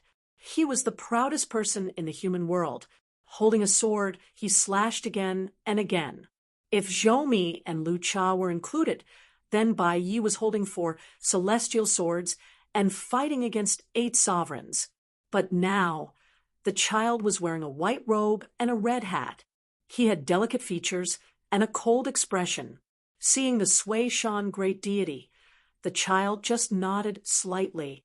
The old elementary scholar pressed down on the tiger head hat. "What's wrong?" "Child, you're lacking in etiquette. Did you see our Sui-Shan great deity?" The child raised his hand and patted the old elementary scholar's hand, indicating that it was enough. The old elementary scholar pretended to help straighten the tiger head hat. "It's windy on the mountain. I'm afraid you'll catch a cold, right?" Bai Ye's spirit was weak, and he needed something to help him hide from the heavenly secrets. He did not want to be entangled by the great ancestor of Mount Tue. Therefore, the old elementary scholar asked the Holy Master for a treasure from the Confucian temple. After the Holy Master took the ceremonial item from the Confucian temple, the old elementary scholar persuaded the Holy Master to help him refine it. In the end, it became the tiger head hat that Bai Yi often wore in his hometown. The Sui-Shan great deity was really indignant for Bai Yi. He said to the old elementary scholar in his mind, "Old elementary scholar, be serious." The old elementary scholar stopped and asked the child with a smile, "Are we going to walk to the top of the mountain, or do you want to give us a lift?" The child had already started walking. He did not want to waste time talking nonsense with the old elementary scholar. He planned to walk to the top of Mount Sui to meet the Holy Master. Bai Yi had entered the mountains to visit immortals many times in his life, but for some unknown reason, due to various coincidences, Bai Yi had passed by Mount Sui several times, but he had never been able to ascend Mount Sui. Therefore, Bai Yi wanted to take this opportunity to walk around. The old scholar followed behind the little white tiger head hat and turned his head to look at the big fool who wanted to sit down again. He laughed and scolded, "Can you hatch a nest of chicks under your buttocks? Or are you here to be a door god and receive money from the old man? Why don't you hurry up and protect me? Quick!" The golden-armored deity automatically ignored the old scholar's nagging and silently followed the two up the stairs. The stone tablets carved on the cliffs of Sui Mountain were the best in the world in terms of both quantity and literary talent. The deity in golden armor regretted that he did not have a tablet inscription written by Bai Yi. However, the child in the tiger head hat could probably be considered a true banished immortal. The old Shiozai turned his head and said, "Bai Ye's poetry is invincible, isn't it? Does your Sui Mountain acknowledge it?" The golden-armored deity nodded and said, "Of course we acknowledge it. Mr. Bai's poetry is so majestic. In fact, at the peak of Sui Mountain, the golden-armored deity had specially left an empty stone cliff. It should be known that famous mountains in the world often had immortal masters, and scholars carved many cliff inscriptions. This was the so-called famous mountains, since ancient times had been waiting for saints, especially the top of Diyu Mountain. For tens of thousands of years, only the peak of the mountain could be left for future generations to carve cliff inscriptions or erect tablets. Not even a palm-sized empty space could be left. This was enough to show the sincerity of the great deity of Sui Mountain. Moreover, the head deity of Mount Central was not like the old scholar, who clearly had such thoughts but never told others. If Bai Yi did not come to climb the mountain, he would leave it. If he did not come, he would leave it there. Otherwise, with the old scholar's character, he would take the initiative to bring his brush, ink, paper, and inkstone to block Bai Ye's door. The old scholar simply turned around and stomped his feet and scolded, "How can such a big Sui Mountain not have a single word of Bai Ye's poetry? How can you be the great deity of Sui Mountain?" The golden-armored deity said, "I don't want to disturb Mr. Bai's study in isolation." The old scholar spat, "You are not sincere enough. You and Bai Yi are not close at all, which is normal. How many people in the world can call Bai Yi brothers and even take advantage of his own disciples' glory to be half a generation higher than Bai Yi? But what kind of friendship do you have with me? Why don't I see you begging me? Whether you beg or not is your business. Whether you agree or not is my business. Do you want to talk about the order? The golden armored deity was furious and said telepathically, "Why don't I leave you alone at the foot of the mountain and slowly talk?" The child with the tiger head hat turned a deaf ear to old Xiao, who was behind him, starting to use his natal supernatural power to fan the fire. The child was happy to slowly climb the mountain alone and enjoy the scenery of Sway Mountain. The old scholar's face immediately changed and said to the silly big guy with a pleasant face, "The scholars of the future boast shamelessly. Bai Yi has flaws too, but in the 7 laws they are not strict and have a lot of loose adhesion. Therefore, there are very few of them. What long-waisted and strong woman with a bee's waist on Bai Yi's head? Compared to this tiger head hat, it is not cute at all. Right?" The golden armored deity looked confused. Could it be that the old scholar was being kind for once and wanted Bai Yi to leave a poem of the 7 laws carved on the cliff of Sway Mountain? The old scholar signaled to the silly big guy with his eyes that he understood, seeing that the great deity of Sway Mountain did not seem to understand. The old scholar with his back to Bai Yi raised his hand and gently rubbed his fingers. The golden armored deity was really moved. As long as the old scholar allowed Bai Yi to leave a poem of the 7 laws, everything could be discussed. It was not a problem to let the old scholar borrow a mountain, 200 or 300 years of merit in exchange for a poem of Bai Yi. The old scholar stopped in his tracks and smiled while stroking his beard.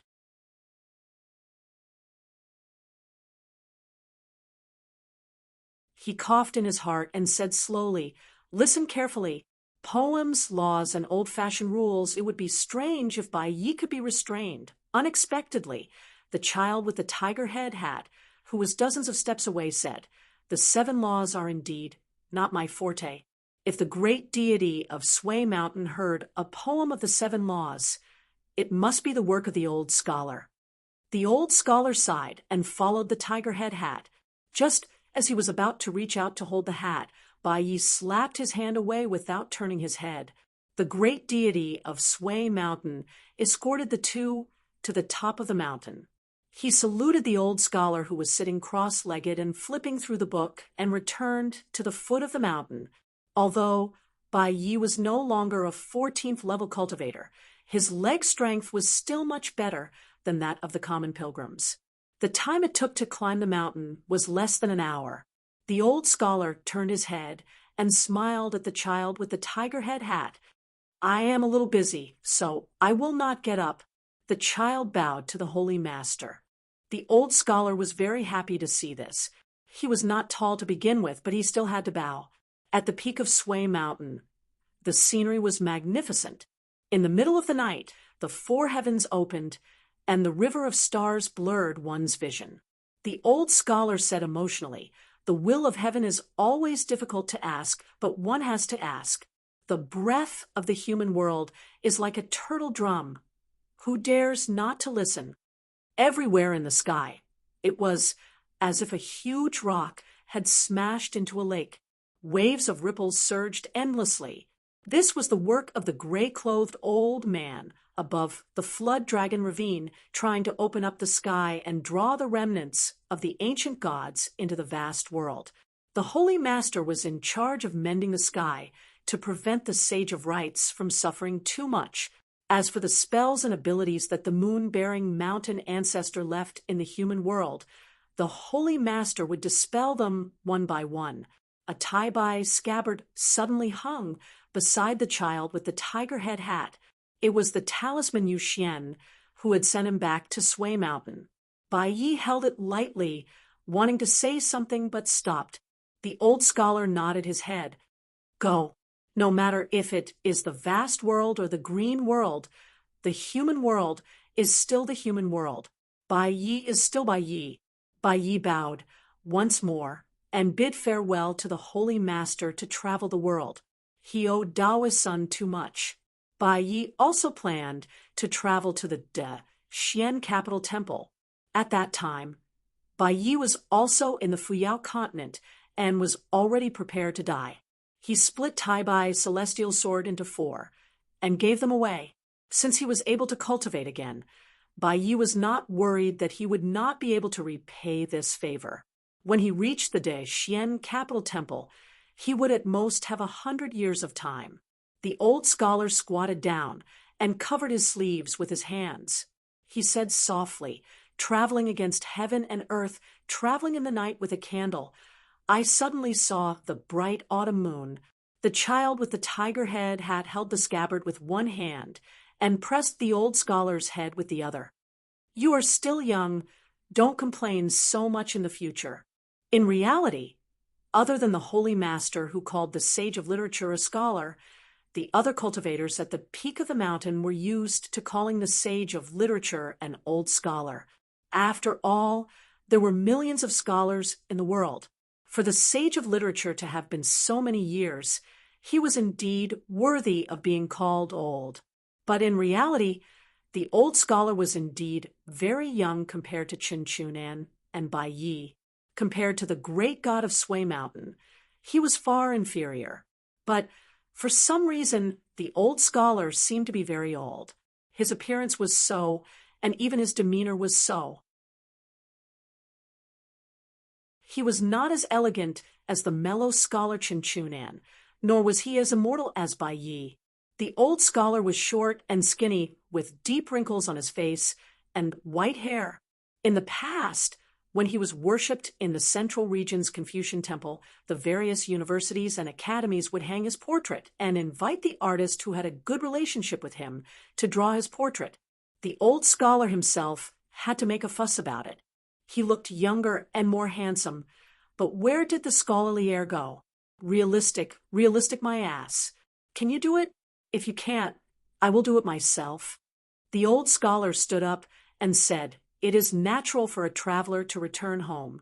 No matter how good it is, one must remember to go home. Bai Yi nodded and said, I will.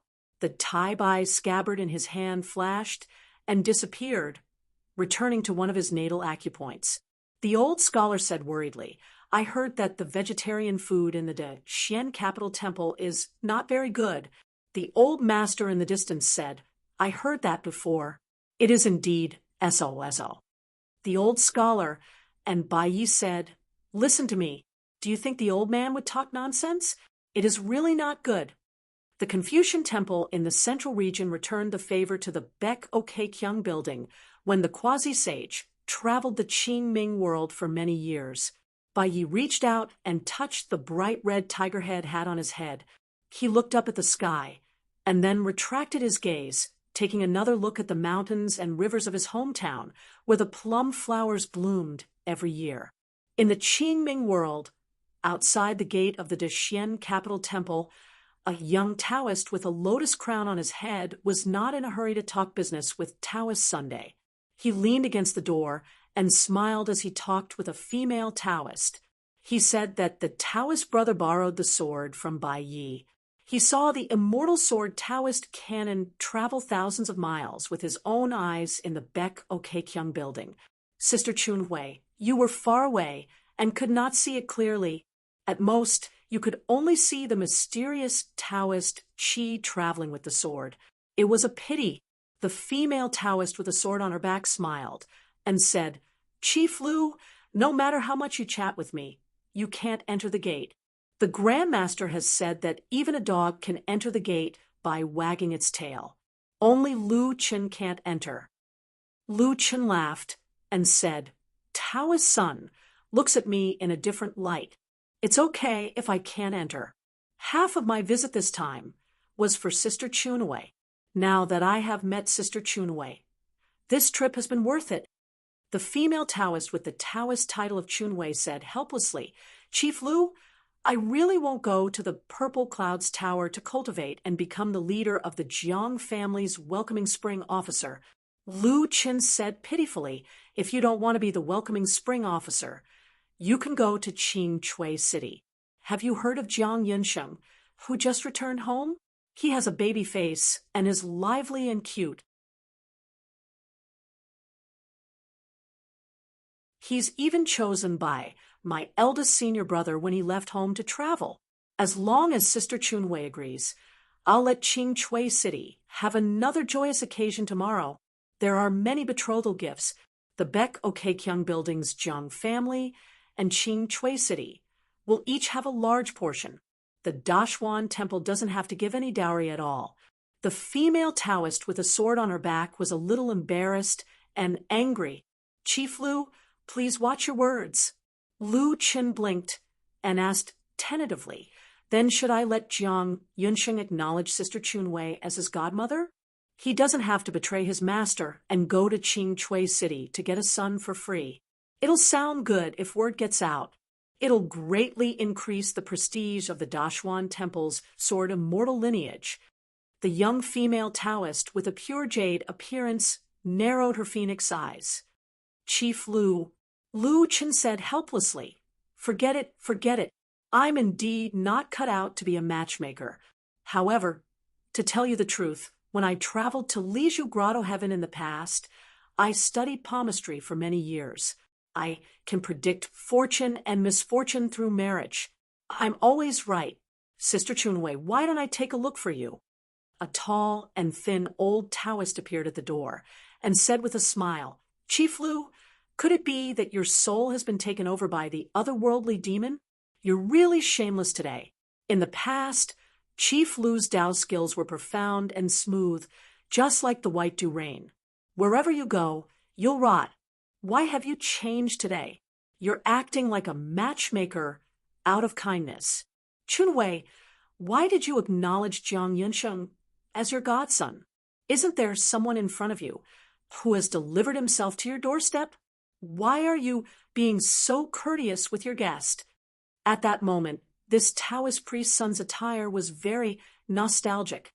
He carried a peachwood sword on his back and had a string of copper bells around his waist. He wore a Taoist robe made of ordinary silk. There were 12 patterns on it, corresponding to the 12th month of the year. If this was seen by a fellow Taoist in the past, he would definitely praise this old Taoist priest for having a celestial aura. Lu Qin smiled and said, You flatter me.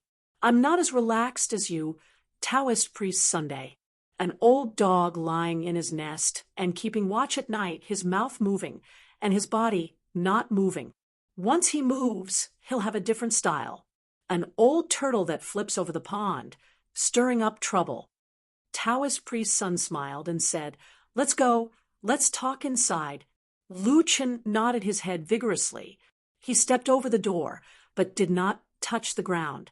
Taoist priest's son's expression remained kind as he stood at the side.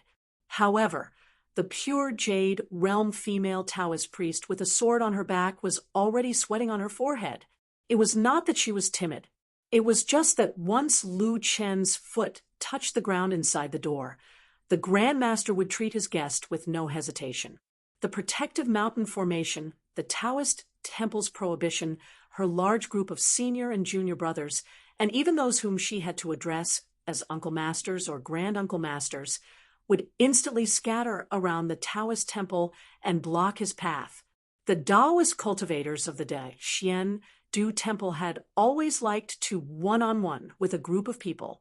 Lu Qin jumped and stepped over the door with his other foot. He was still suspended in the air. Hey, I'm not going in.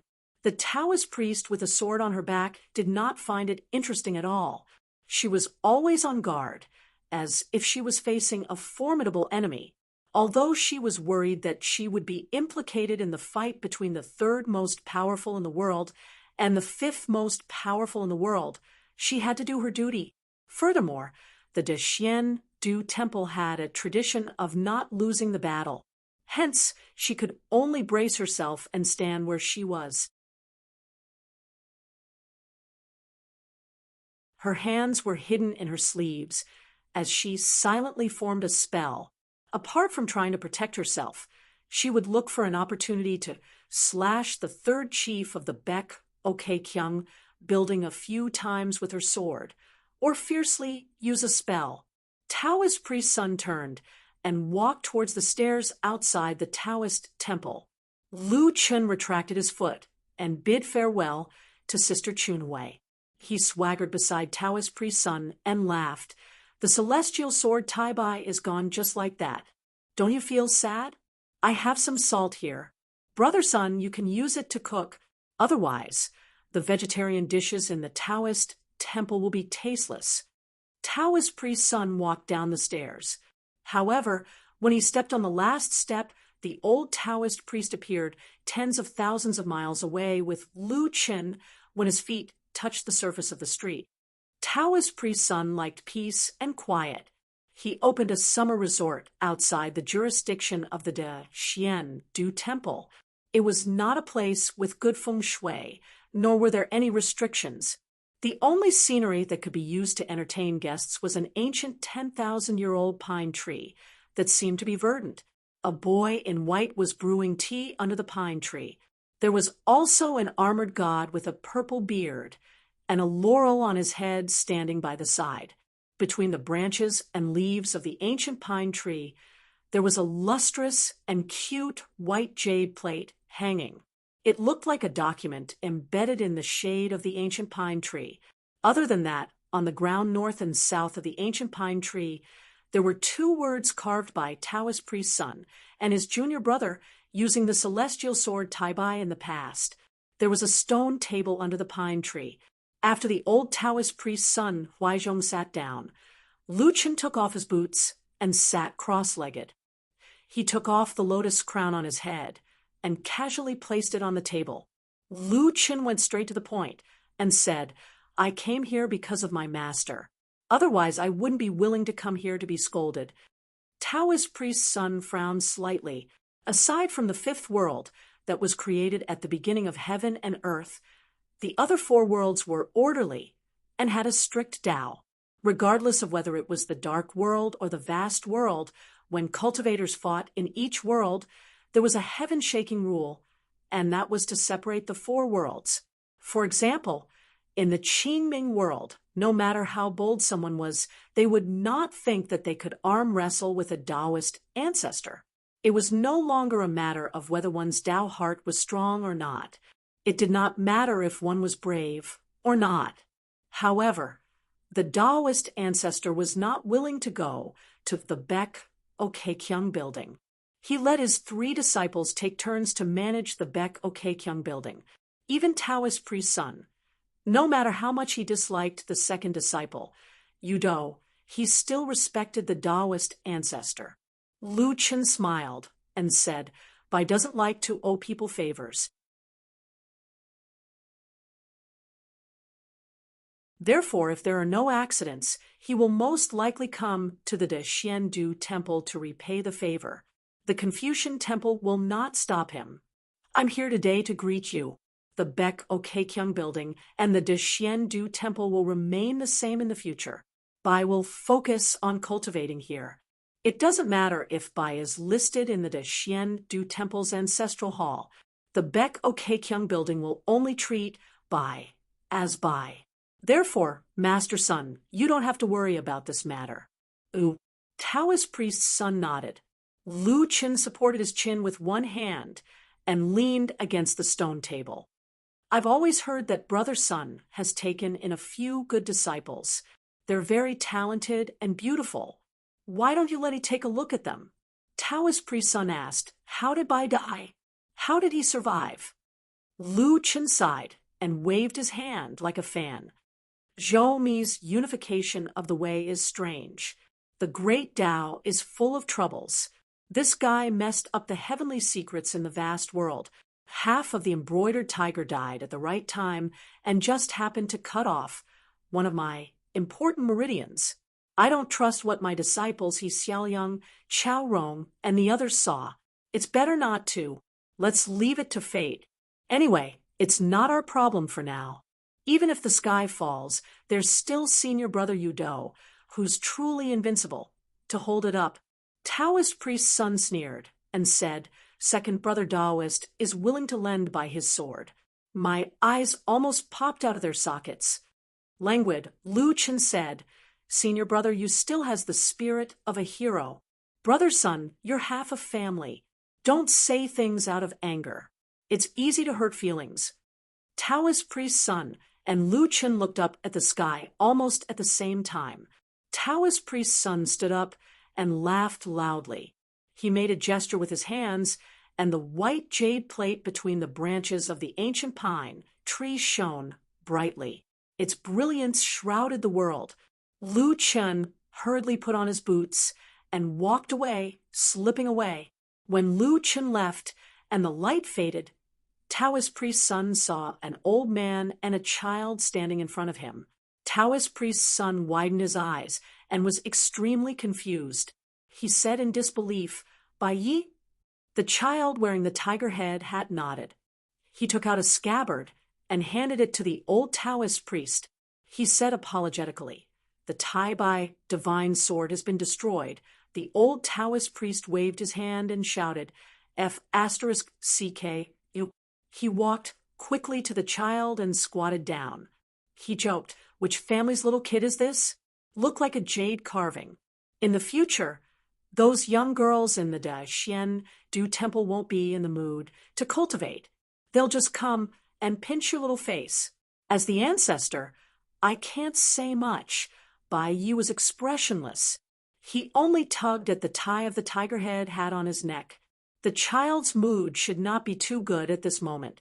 On the way here, the old scholar said with certainty that the Holy Master had personally reminded him not to take off the hat in a hurry.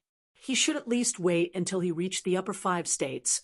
Bai Yi could not imagine what it would be like for him to wear the tiger head hat before he reached the pure jade state. The old scholar at the side pinched a green talisman with 2 fingers. It slowly faded away. When the talisman was completely burned, it would be time for the old scholar to return to Howren. Taoist priest's son stood up and bowed. He smiled and said, "The old scholar's style is unparalleled." The old scholar bowed and praised with a smile. Taoist priest Sunday, both parties had a tacit understanding and smiled at each other. It was better to meet them in person than to hear about them. This was how family should be. Then the old scholar pinched the talisman with one hand and pointed to the sky with the other. He stood on his tiptoes and shouted, "Second Taoist brother, are you really invincible? Either you debate with me, or you can be more straightforward and use that immortal sword to chop me. Come, chop me here. Remember to bring that immortal sword with you, or don't come. You won't be able to do anything. The chivalrous and righteous Taoist son beside me will definitely not help you. The grudge between you and me can only be resolved with that immortal sword." At the highest point of the Baek Okekyung building, the second Taoist brother narrowed his eyes and made a mental calculation. At the same time, he glanced at the sky. Bai Yi suddenly said, "The immortal sword Taoist scripture will only return to the heavens before your talisman disappears." Although his state was gone, his vision was still there. The old scholar chuckled with a calm expression, but the hand holding the talisman immediately drooped down and gently swayed. After a while, he simply raised his hand and blew with all his might. They were all family. There was no need to be so particular about face. Although the old scholar was poor, he was not particular about it. Taoist priest's son laughed. "There is no need to rush back. If the second Taoist brother dares to come here, I will dare to go to the Baek Okekyung building." The old scholar held the talisman in his hands and rubbed his hands together. No. We can't drag Bai Yi into this. He has just arrived." Taoist priest's son suddenly frowned. "Old scholar, are you going to go to the 5th world?" The old scholar shook his head. "I can't go for now." Taoist priest's son reminded him, "It's best if you can go." The old scholar immediately understood and spread out his hands. Taoist priest's son put 2 fingers together and a ball of spiritual light condensed at the tip of his finger. He gently pressed it on the far-traveling talisman, personally drawn by the Holy Master. The old scholar turned his head to look at the child wearing the tiger hat. He should be relieved, but he really couldn't. After all, Bai Yi was just a child who needed to re-enter the Tao. He was no longer the most proud person in the 14th state. Bai Yi said, "Take care of yourself first. I will find you for a drink in the future." The old scholar nodded, and suddenly felt sad. He asked softly, that Bai Yi who laughed at the sky and went out, "I have always been curious about what kind of Bai Yi he is." The old scholar was just asking casually. It wasn't important whether Bai Yi had an answer or not. The child wearing the tiger hat thought for a while and crossed his arms. He stood on his tiptoes and raised his head high. He opened his mouth and closed it. He quickly said 3 words, as if he was reciting a book. There was almost no fluctuation in his tone. Ha, ha, ha. It was more perfunctory. Taoist priest's son, who was standing at the side, felt that he had learned something new today. The old elementary scholar was grinning from ear to ear, and his face was wrinkled. The old man, who loved to talk endlessly, didn't say anything more.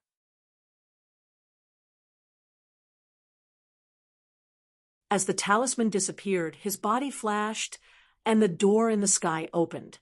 He returned to the world. In the Aquarius continent, Chui Dong's image held a replica of the Baek Kyung building. Chui Dong's real body made an exception and didn't give a lecture today. Instead, he entertained 2 old acquaintances. The 2 old friends didn't use their real bodies to travel across continents. There were many methods on the mountain, and the more mysterious the technique, the more expensive it was. However, Chui Dong didn't need to worry about this. When Chui Shi landed in the human world and walked along the bank of the river, a fat rich man and a plainly dressed middle-aged man walked beside the Great Li's imperial preceptor, one on his left and the other on his right.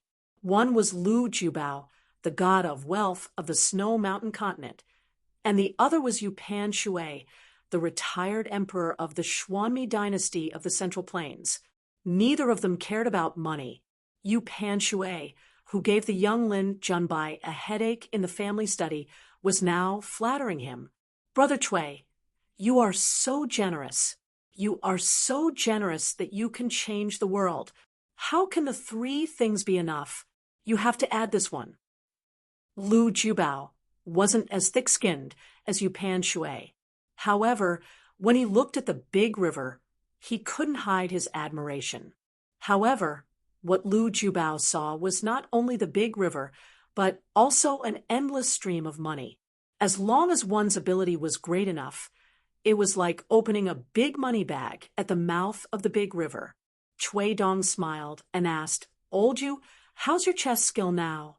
Yupan Shui complained, "You already know the answer. You are still strong." How high was Yupan Shui's chess skill? In Chui Dong's words, Old Yu spent more time cleaning up the chess pieces than playing chess. His chess style was overbearing, decisive, and indomitable. Therefore, he played fast and lost early. Chui Dong was rarely willing to waste time with this kind of bad chess player. Yupan Shui was an exception. Of course, when playing chess, the pieces were placed outside the chessboard. Moreover, both sides were well aware that they were enjoying it. In the battle of the 3rd and 4th places, the sage of literature suffered a crushing defeat. Chui Dong betrayed his master and betrayed the sage of literature, becoming a stray dog that everyone wanted to beat. However, in the Desheng dynasty, which seemed to be flourishing at that time, Chui Dong and Yupan Shui were playing chess in the Gauls Cyprus Pavilion. At the same time, he helped Old Yu break the declining trend. It was after that chess game that Old Yu, who was slightly hesitant, decided to change dynasties. Chui Dong had one good point that Yupan Shui admired the most. Because he was different from the scholars of the world, Chui Dong knew many drawbacks but still couldn't solve them. Chui Dong would obediently rot in his stomach and would never pretend to be profound. In short, Chui Dong only did what he could. He dared to do it and was willing to do it. Therefore, when Chui Dong left the Yu family, in addition to a chess game without any suspense, he also left the Yu family a book on the change of dynasties. He only said that he would try his best to help Old Yu sort out the situation. Both sides' strategies could be used to support each other. At that time, Yu Panshui accompanied him to the bottom of the pavilion steps. He only asked, "Xiu Hu, what do you want?" Cui Dong replied, "In the future, when I borrow money from the Yu family, Yu Panshui, don't be vague. Give me as much as you can. It's hard to say how much I'll earn or how little I'll earn, but I definitely won't lose money." Yu Panshui was famous for being a bad chess player, but in terms of tactics and strategy, he was actually a needle hidden in silk floss. Before the age of 30, he was already the imperial tutor of the great Qing dynasty. He had supported several puppet emperors and had the reputation of dragon-slaying technique. Regarding Fei Yu, both on and off the mountain in the vast world, there had always been half praise and half blame. Among them, there were many erotic secrets of the palace that were widely circulated on the mountain, together with Jiang Shangzhen's personal writing in the North Continent and the publishing of his own money. They were known as the double erotic edition of the mountain. Cui Dong turned to Lu Jubao and asked, "Lu Xiong is still unwilling to place a fierce bet." Lu Jubao said, "Earning money does not depend on gambling. This is our Lu family's first ancestors' family rule. The two sums of money that the Lu family has lent to Dali can't be considered little. Guyu money, 10,000, 2 times 100 each." Cui Dong laughed. "Bet? Brother Lu, are you looking down on my Aquarius continent's defense, or are you looking down on the savage, desolate world's offense?" Lu Jubao laughed, but did not speak. "Dealing with this embroidered tiger, do not quarrel, it is the most boring." As for Lu Jubao, the god of wealth of the white jade continent, he had the frigid, crisp, blessed land, and was in charge of all the sources of snow money in the world. The Central Plains Confucian Temple recognized the Lu family's 10% profit. It was written in black and white. The two parties to the contract were the Sage of Rites and Lu Jubao, and the reserves of the snow money mine were still astonishing. The Shu family and the Yinyang school's old ancestor had studied and calculated together for many years. The final answer made Lu Jubao very satisfied. That also meant that the White Jade Continent's Lu family was not only rich now, but would be rich in the future. Thus, the White Jade Continent's Lu family had the praise of sitting and eating the mountain is not empty. Even the Shang family's old ancestor, Sir Fan, said that the god of wealth was truly rich. Among the Lu family's consecrators, the White Jade Continent's Lei Gong Temple's Pei Xiang was a martial artist. As the continent's #1 martial artist, the consecrator was only ranked 3rd. The Shu family had a total of 3 old ancestors. 2 of them were the consecrators of the White Jade Continent's Lu family. Cui Dong asked, "Xie Songhua still does not care about the Lu family's consecrator title." Lu Jubao frankly admitted this, nodded, and laughed. Money is an item. After all, it cannot win over everyone's heart. This is good, so I truly admire that female sword immortal. One of the Lu family's old ancestors was currently trying to persuade the female sword immortal Xie Songhua to be the consecrator, because inviting her to be the consecrator was not an extravagant hope. Xie Songhua did not have a good impression of her hometown, the White Jade Continent, and had a bad impression of the wealthy Lu family.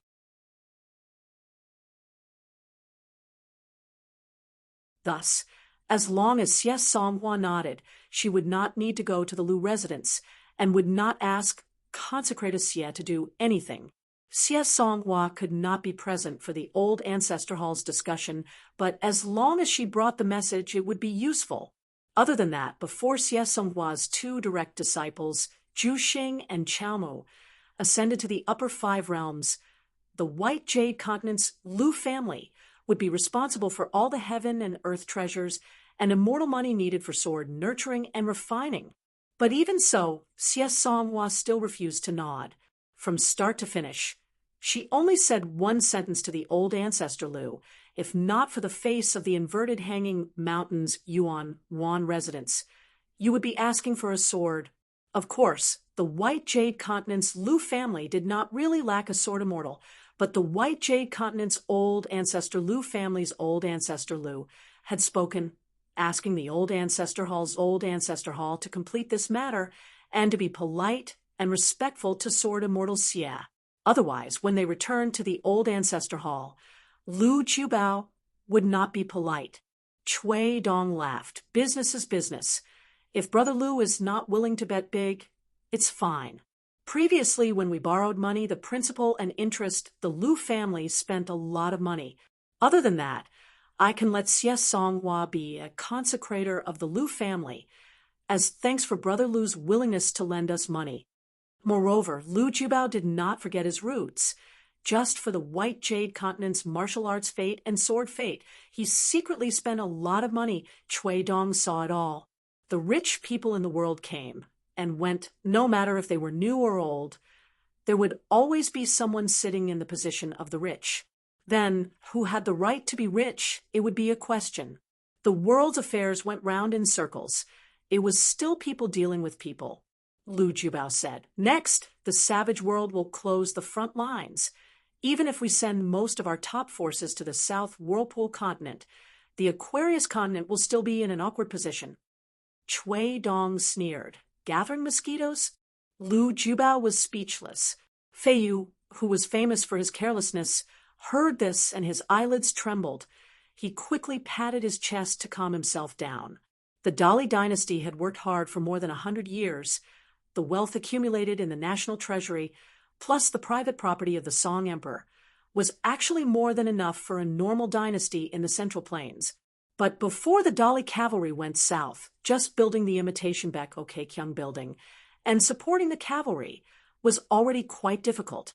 In addition, there were also the sword boats that floated in the air, the mountain ferries that moved the border army as if they were walking on flat ground, the talisman armor that was tailor-made for the Dali cavalry, the siege weapons, city defense mechanisms, secret crossbows and arrows that targeted the cultivators on the mountain, the formation hubs of the coastal battle lines, with so many expensive and uncountable mountain items.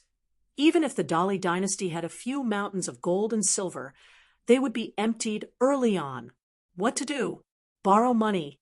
Xiao, who Cui Dong borrowed from Mr. Fan of the Shang family, Yu Pan Shui, the Lu family of the Snow Mountain continent, the Mahist Juzi, and secretly borrowed from the 100 schools of thought. Part of it was through the Dali cavalry going south, and the huge income from the integration of the mountains and rivers of the continent to pay off part of the debt. In addition, Cui Dong also advanced a large part of it. Of course, the Tongye continent that was destroyed, and almost all the sects on the mountain were destroyed. Lu Jiubao shook his head and said, no need to do this. It's not refreshing.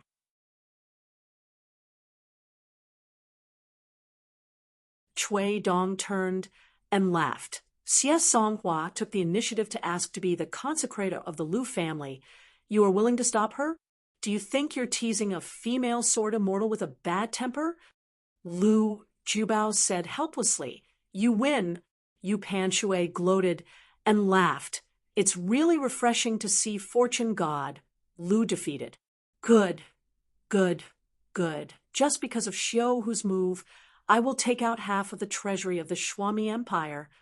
Cui Dong smiled and said, no need to thank me. If you want to thank Fortune God Lu for giving the Yu family this opportunity to make money, Yu Pan Shui said. In the world, only Xiao-Hu can borrow money in such a refreshing and refined way.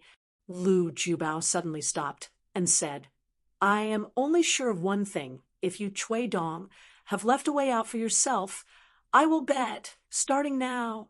Yu Pan Shui also stopped and pricked up his ears. This was also one of the things that he, the master of the Yu family, wanted to know the answer the most. Once it was confirmed, not to mention the remaining half of the treasury of the Shuami Empire, Yu Pan Shui could turn the 16 vassal states upside down, and he would accompany Xiao-Hu and Fortune God Lu to do a great job. Dare to rebel? Do you think the territory of the Shuami Empire is not big enough? Cui Dong shook his head and said, the human heart is different. I have disappointed you. The implication was that there was no way out, and the heart was at ease. That was all. Chui Dong calculated people, the fate of the country, and the general trend, but he was not a person who could only rely on shrewdness and underhanded means to scheme.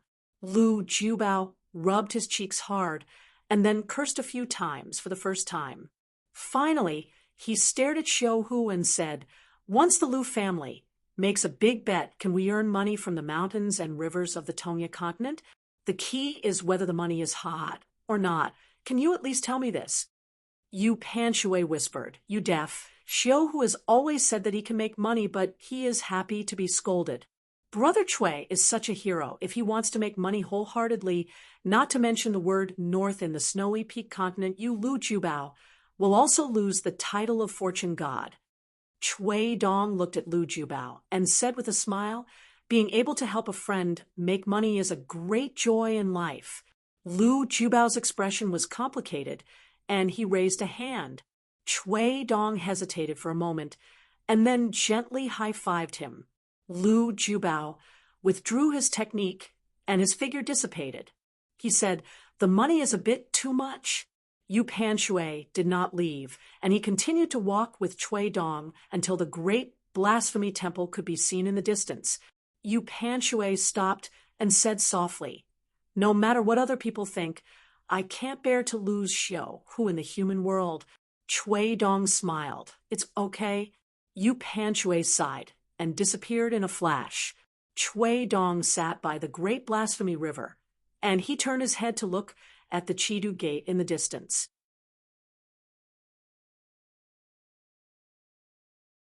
He withdrew his gaze, and with a smile on his face, he murmured softly, "What else can I say?"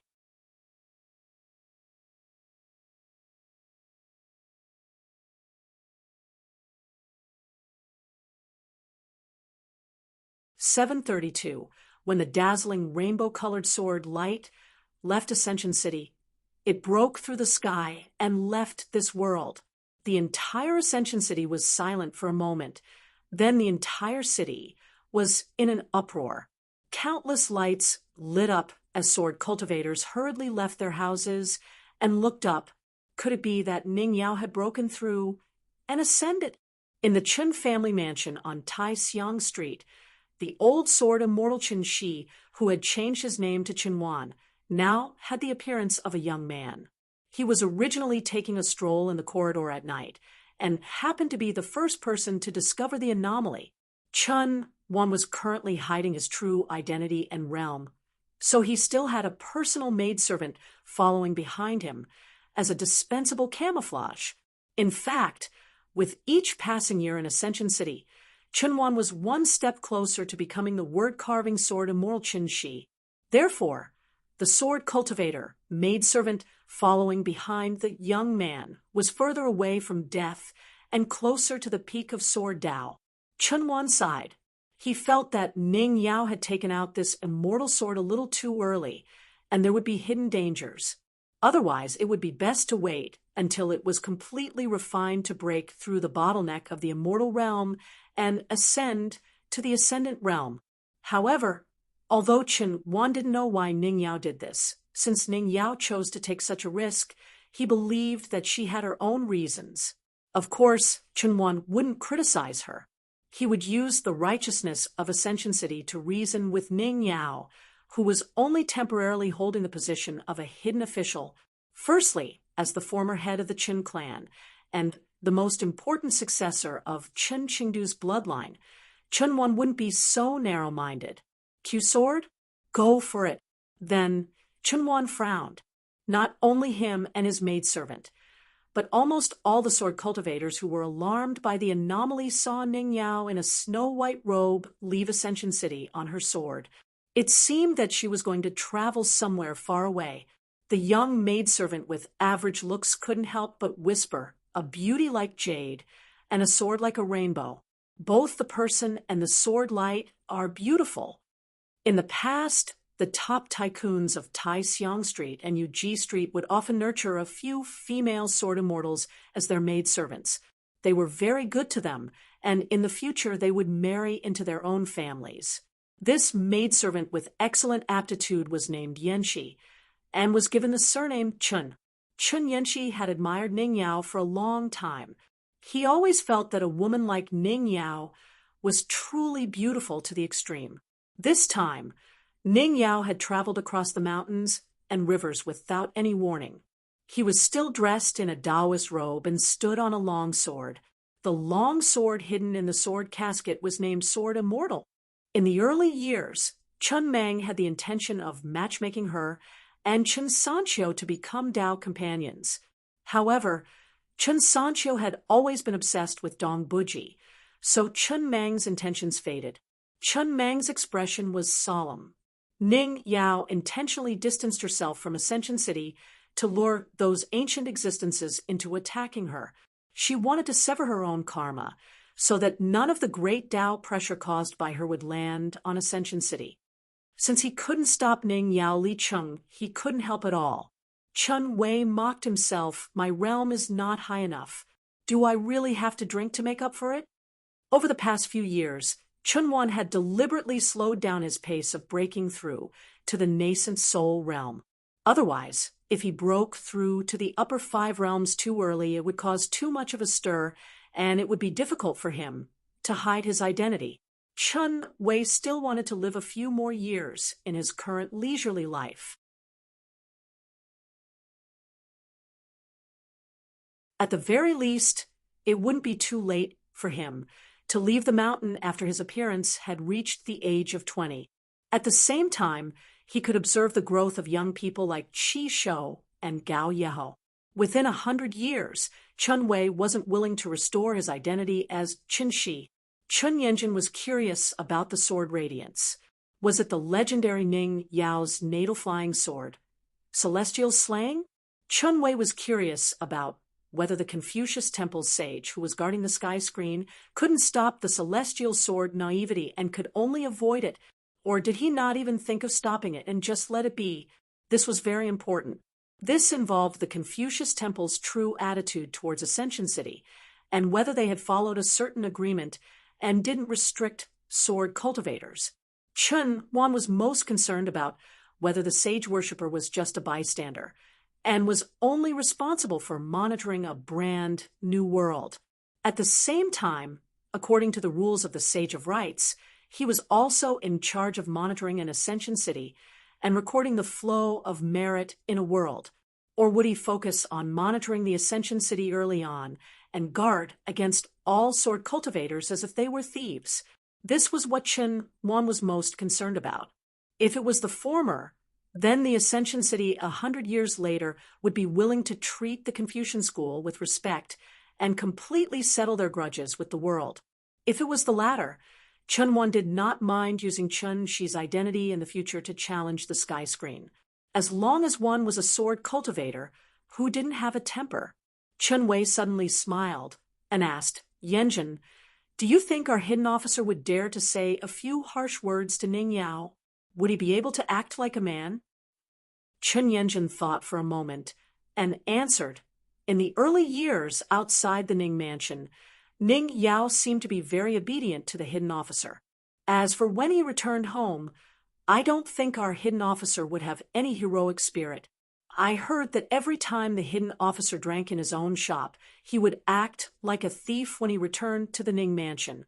I don't know if it's true or not, but it's a rumor in the city. What's worse was that there was a drunkard who could recite poems. He said with certainty that he saw the hidden officer with his own eyes. He came home late one night and knocked on the door for a long time, but no one opened it. He didn't dare to climb over the wall either. So he kindly sat with the hidden officer until dawn.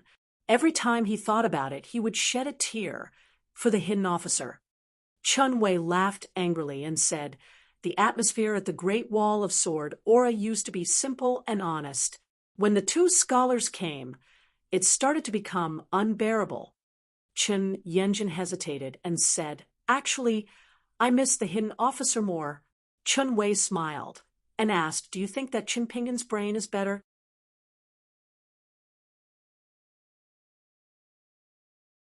Chun Yanjin shook his head and said, I just think that the hidden officer is calm and peaceful, so others don't have to worry about making mistakes. Chun Wei nodded and said, that's right. Ning Yao rode on her sword alone and went to the sword stone tablet that had been re-erected at the easternmost side of Ascension City. She wielded her sword at an extremely fast speed. It was as if an immortal had executed the earth-shrinking mountain river divine ability. She wielded her sword and split open the sea of clouds. During this period, she passed through a thundercloud that was intertwined with lightning. As soon as the thundercloud approached, it was completely crushed by Ning Yao's copious sword chi. She kept her sword and floated to the side of the stone tablet. Ning Yao leaned against the stone tablet and closed her eyes to rest. Ning Yao used telepathy to ask the sword cultivators in the nearby Ascension City to leave immediately and try to get closer to Ascension City. Dozens of sword cultivators greeted each other and then left on their swords without hesitation.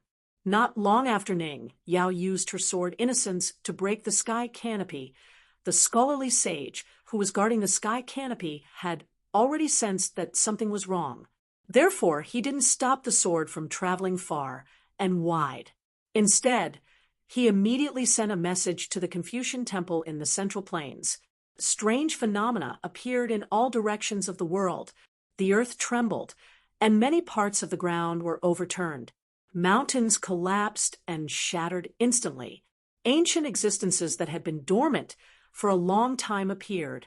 They were like huge deities that had been banished to the mortal world and were punished for their crimes. They finally had a chance to make up for their mistakes. After they got up, they casually stepped on the ground and broke the mountain ridge on the spot, creating a canyon. These ancient existences that had lived for a long time were slightly slow at first. However, when their eyes, which were as large as deep pools, turned golden, they immediately regained some of their divine luster. In addition, there were also several majestic figures that appeared in several abysses and swamps that were full of miasma. Wrapped in majestic auras of mountains and rivers, they opened their mouths and inhaled the spiritual energy of the world within a radius of 50 kilometers. They even swallowed the water energy into their stomachs, instantly drying up the swamps and drying up the plants and trees.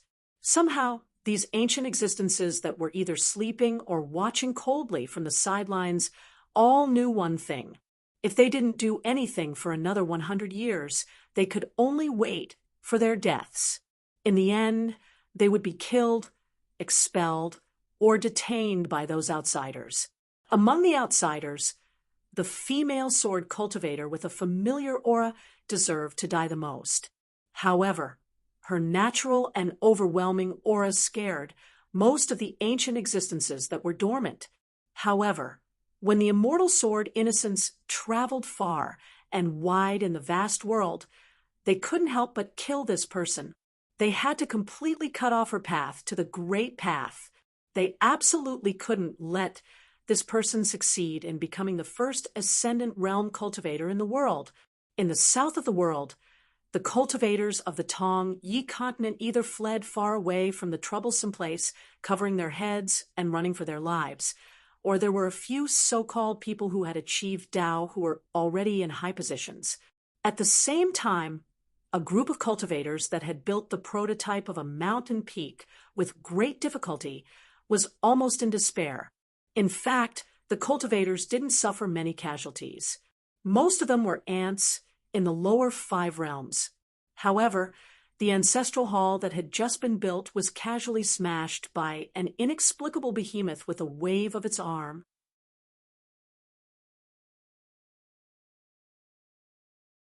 In addition, the spiritual energy of the world and mountains and rivers within a radius of hundreds of kilometers were condensed by it and moved away together. However, on the way of migration, a pair of golden eyes stared at an eyesore of a mountain peak that was lingering with multicolored light and rich in fate. It slightly changed its route and ran wildly. It stomped its foot heavily, but it couldn't break the mountain and river formation. Therefore, it didn't bother too much. It just glanced at a young cultivator who raised his head and looked at it and continued to run on the ground. The burly figure that was thousands of meters tall stepped on the ground step by step. Every time it landed, it would trigger muffled thunder. That immovable mountain peak was the transcendental platform that one of the 10 young candidates in the world, the cultivator of the Liuxia continent, Xu Zhonghe, personally built by him. However, it was unknown why he came to the fifth world from the gate of the Tongyi continent. If it wasn't for that imperial bulletin that revealed the secret of heaven, no one would know that he was the young master of the Tianyu Grotto heaven of the Liuxia continent. A black-clothed scholar opened the folding fan in his hand and stood side by side with Xu Zhonghe. He smiled and said, "Brother Xu, actually we can stop it. It's a great opportunity. Don't let the goodies flow into the fields of others. Brother Xu and I work together and have the geographical advantage, so the odds of success are not small. Once we succeed, the rewards will be great. If we don't take what the heavens give us, we'll be punished." Xu Zhonghe, who was dressed in a brocade robe that was as gorgeous as the sunset, smiled and said, "I don't trust Brother Chenwen. I'm worried that if I'm not careful, the transcendental platform will become someone else's." Chun Wen, who came from the North Continent, closed his bamboo fan and gently tapped his chest. He turned his head and looked at the distant figure of the ancient existence. His eyes were full of disappointment, as if he was watching a stream of money slip away from him. The young scholar said sadly, "You didn't accept it when it's good, and you're suspicious of people. Brother Xu, you're not a hero. If my good brother was here, I guarantee that both sides would be talking and laughing tonight and splitting the spoils." Xu Zhonghe asked, "Good brother? Brother Chenwen, you seem to think highly of this person?" Chenwen nodded and said, "We fought side by side, earned money together, and fought in a battle of wits and strength. In short, we were both enemies and friends. We hit it off very well. However, in the end, I was still more skilled. That good brother can be considered as half a defeated opponent." Xu Zhonghe smiled and said, "I don't think so." Chenwen tapped his face with his folding fan and said sadly, "Let me give you a kind warning, Brother Xu. In the North Continent, we have a custom.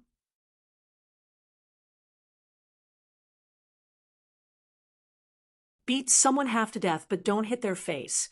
Xu Zhonghe raised his head and smiled. What a sword fairy of Mount Taiping. It turned out that while the two of them were talking, among the native cultivators of the Tongyi continent, only a female Taoist wielding a sword chased after them. She rode her sword past the boundary of the transcendental stage and finally blocked the path of the ancient remnant, compared to the cultivators of the Tongyi continent who were good at escaping. The cultivators of the Fuyao continent who lived in the north of the heaven and earth were led by a man who exuded the aura of an emperor. He led more than 100 Qi cultivators gathered around him and forcefully dragged an ancient remnant like the female Taoist Huang Ting of Mount Taiping.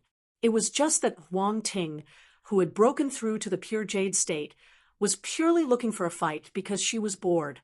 As for the pure martial artist of the Fuyao continent, who wore the great frost treasure armor, he was there to earn money and luck. In the west of the heaven and earth, a young monk held an alms bowl in one hand and a monk's staff in the other. He landed lightly and imprisoned an ancient remnant in a lotus pond. The young monk lowered his head and looked at the alms bowl in his palm. There were lotuses the size of a thumb. As for the ancient remnant, it was as small as a mustard seed. It was overturning the rivers and seas, but it was futile. It only caused some ripples. In the east, a young female Taoist of the sword fairy lineage of the Dexian Du Temple met up with two cultivators of the Jia Palace. They worked together to hunt down an ancient remnant that appeared out of nowhere. Even so, there were still for that escaped and arrived at the boundary of the sword tablet. Ning Yao had been waiting for a long time. Before this, there was no one around. She played hopscotch over and over again, but she was still bored. She squatted on the ground and found a large pile of stones of similar size. She flipped the stones with the back of her hand and played with them. However, when Ning Yao sensed the traces of the ancient remnant, she immediately stood up. The existence that was the first to approach the sword tablet seemed to have a telepathic connection with the other three remnant. It was not in a hurry to make a move. It was only when the four colossal beings each occupied one side and surrounded the tablet that they slowly walked towards Ning Yao, who had temporarily lost her immortal sword innocence. Ning Yao allowed them to surround and attack her. She only lightly tapped the tip of her foot and kicked the stones away. She casually glanced at one of the ancient remnant. Was it a few thousand Chinpingan who had just started practicing martial arts? The corners of Ning Yao's mouth curled up slightly, but she quickly suppressed it. She raised her hand, and an immortal sword was unsheathed. Ning Yao held it in her hand. At the same time, one of Q Sword's natal flying swords, the immortal slaying sword, no longer needed to fight with the naive Q Sword.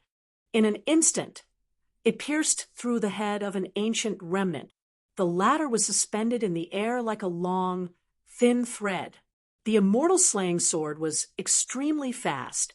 The entire ancient remnant seemed to be imprisoned in place by sword chi threads. As long as it struggled a little, it would tear open countless huge scars. Ning Yao's spirit roamed far away, with a sword in her hand. It was like an ascendant realm cultivator's great magical power of shrinking mountains and rivers. A tiny figure suddenly appeared in front of the ancient remnant that was thousands of feet tall. She held the sword with both hands, and a sword light slashed diagonally. At the same time, on the ground, fine sword chi rose like clouds. The land within 1,000 miles seemed to be covered in white clouds. High in the sky, the clouds gathered like a sea.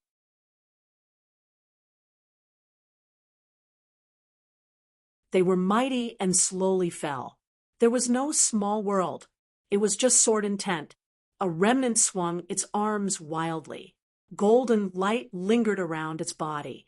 Its colossal body seemed to have fallen into the sea of sword chi clouds. It used its arms and golden light to crazily fight against the sword light that had condensed into substance. The colossal body that was cut in half by Ning Yao's spirit's sword light was golden magma. It was like the blood of a cultivator. It wrapped around each other and automatically healed the wound. The sword immortal slashed again and again. Compared to the orderly immortal slaying sword chi cage in other battlefields, an immortal weapon grade sword dragged out hundreds and thousands of sword lights. There was no order to speak of. It was purely a sword cultivator's great killing power against the enemy. Ning Yao's Dharma form appeared. It was 1,000 feet tall and was wearing a golden robe. It rode the wind and left the swordward steel. It held a long sword condensed from sword energy. It cut off the head of an ancient remnant and nailed it into the head. The remnant of the ancient remnant that had lost its head temporarily fell backward. Ning Yao's Dharma form stepped on its chest. Then it shook its wrist and pierced the remnant's head with the long sword. The remnant of the ancient remnant was like a headless corpse. One of the ancient remnant's arms was stepped on by Ning Yao's avatar. The remnant tried to break Ning Yao's avatar's ankle with its other arm. Ning Yao bent down and grabbed the remnant's wrist. She pulled with all her strength and casually threw it far away. As for Ning Yao's true body, it remained where it was. The true enemy of this battle was not the four ancient remnant that were difficult to kill, but the slowly forming Great Tao, heavenly tribulation. They wanted to take advantage of the fact that the immortal sword true master was not in this world. They wanted to suppress Ning Yao with a heavenly tribulation that was supposed to be triggered when an immortal broke through a bottleneck. Ning Yao's true body, who seemed to have nothing to do, only stood where it was and quietly waited for the heavenly tribulation. From the beginning, she had prepared for the worst. Even if Naive could rush back to the battlefield, it was very likely that it would deliberately slow down. Once Ning Yao's great Tao was damaged, and her realm fell after the heavenly tribulation, she would be able to find an opportunity to reverse her identity and become the sword master from a sword attendant. Ning Yao didn't think that the sword spirit, who seemed like a mischievous little girl, would be able to succeed. As expected of naive, her thoughts were truly naive. The four ancient remnants seemed unable to approach Ning Yao's true body, but in truth, it was also difficult for Ning Yao to kill them all. They were always able to rise from the ashes.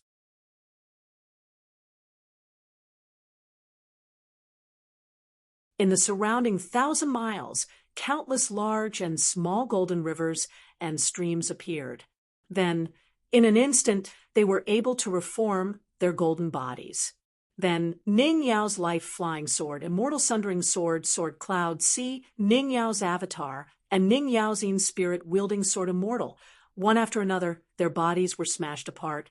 This was the only crux of a sword cultivator's problem, whether it was a flying sword or sword energy. They both had tremendous killing power and were unrivaled in the world.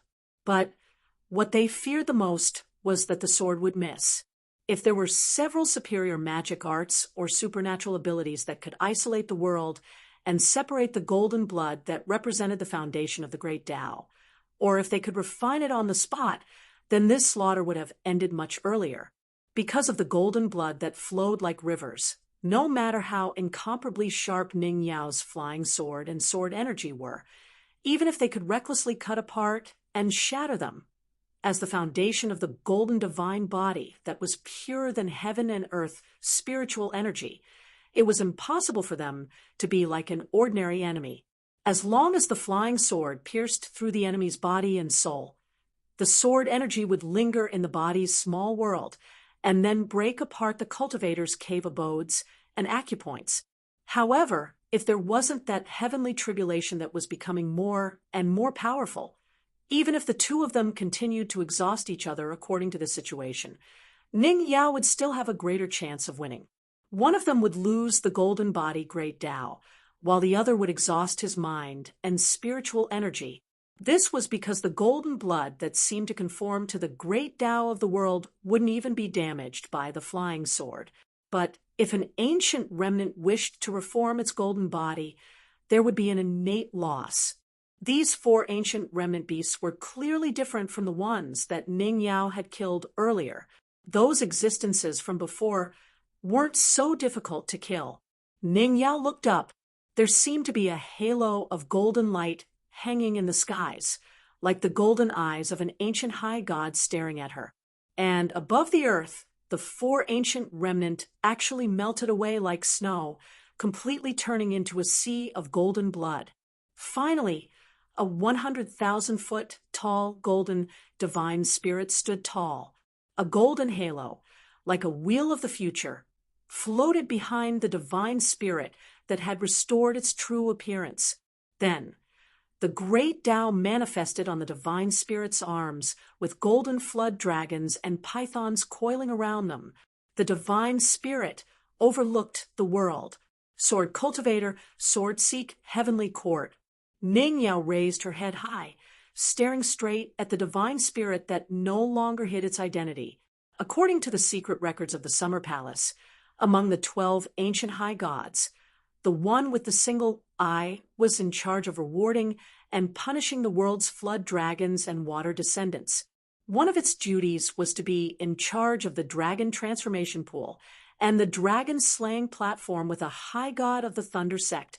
This high god, whose great Tao was damaged on the ancient battlefield, was mending the great Tao after the fifth world fell silent for 10,000 years. It was also slowly merging with the great Tao of the world, so it was the heavenly tribulation itself. No wonder it was so difficult to kill.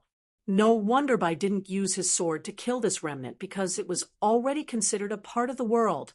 At this moment, Ning Yao wouldn't be Ning Yao if she didn't ask for a sword. She had long been displeased with everything related to the true dragon, whether it was near or far, human or not, whether it was someone she had spoken to or not.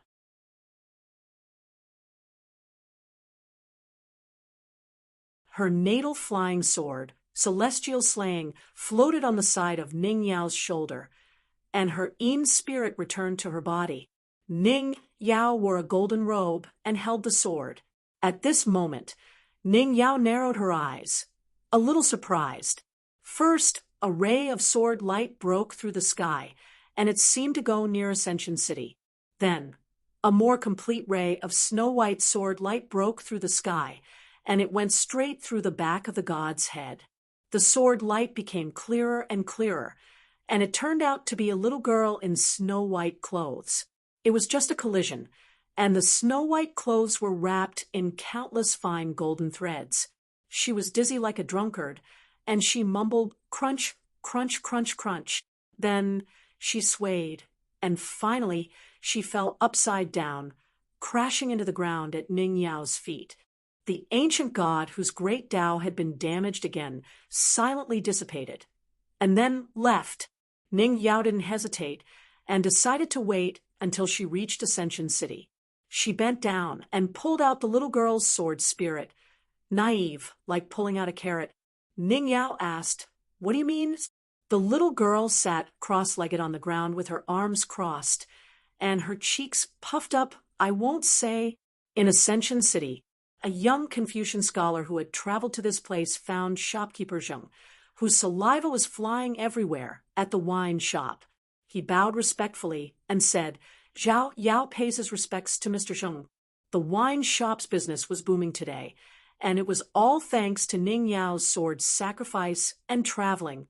Ascension City was noisy, and everyone was looking for wine. Zheng Dafeng stood up with a smile. "Congratulations." Zhao Yao nodded slightly and didn't deny that great opportunity. He looked young, but his real age was almost 40. In fact, when Zheng Dafeng was guarding the door of Lizhu Grotto Heaven, he was the most optimistic about Zhao Yao among all the children.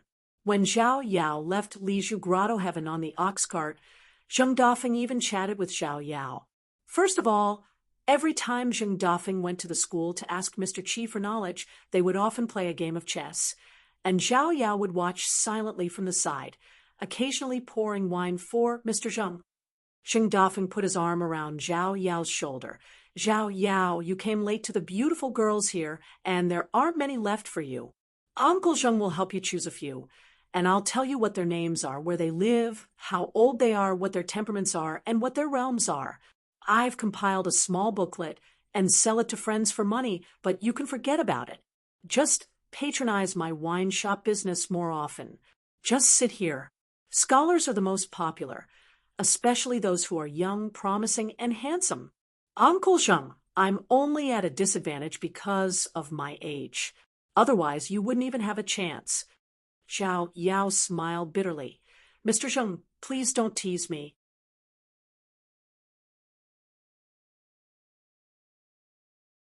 Zheng Dafeng said seriously, "How can I tease you when you're trying to spread your family and pass on your legacy?" The Tai Bai sword, one of the 4 immortal swords, was divided into 4 and given to 4 people: Chun Pingan, Lu Kai Fei Ran, and Zhao Yao. The tip of the sword was the most lethal, and the blade contained the most sword chi. The hilt was the heaviest, and it carried the remaining half of Bai Ye's sword legacy. In the end, each of the 4 youths took one. Head shopkeeper Zheng used his, but to push away 2 familiar drunkards. He dragged Zhao Yao to a table and ordered 2 bowls of the shop's best and most expensive wine. Zheng Dafeng asked softly, "Why are you here?" Zhao Yao smiled. "I'm just curious about this brand, New World. There's no special reason." Zheng Dafeng sighed softly. Forget it, forget it. What a waste of money. Others shouldn't talk about it." After drinking a bowl of wine, Zhao Yao suddenly turned his head and looked into the distance. He bid farewell and left. Zheng Dafeng did not ask him to stay. Zhao Yao seemed to have casually strolled to the entrance of a street. Ning Yao's flying sword was extremely fast. She had even used a camouflage technique because there was a young lady sitting behind her. After landing at the entrance of the Ning residence, Ning Yao put her sword back into her case. The young lady was still sitting on the ground. Ning Yao walked up the steps.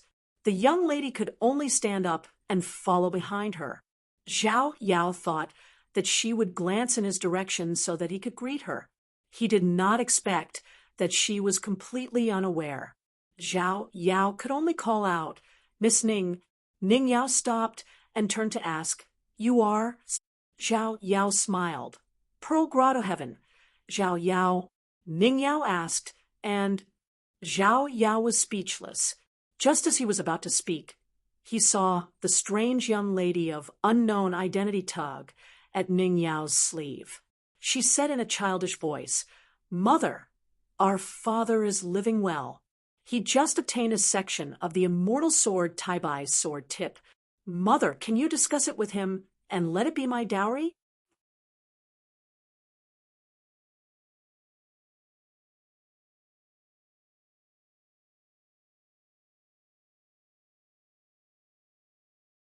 "733.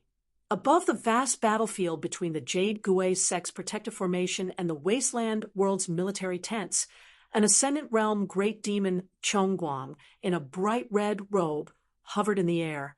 His robe was called Sunken Color. After entering the vast world, he was in charge of overseeing the battles of the 3 military tents. He had refined countless souls from the battlefield in the Tongyi continent, and his robe had become even brighter. Upon closer inspection, every time the surface of the robe rippled, it was the tragic scene of rivers and seas of blood in the small world. Millions of souls seemed to be placed in a hellish pot of oil, being cooked by a refinement technique that was similar to fire and water. This robe was Chongguang's attempt to recreate the dim radiant time.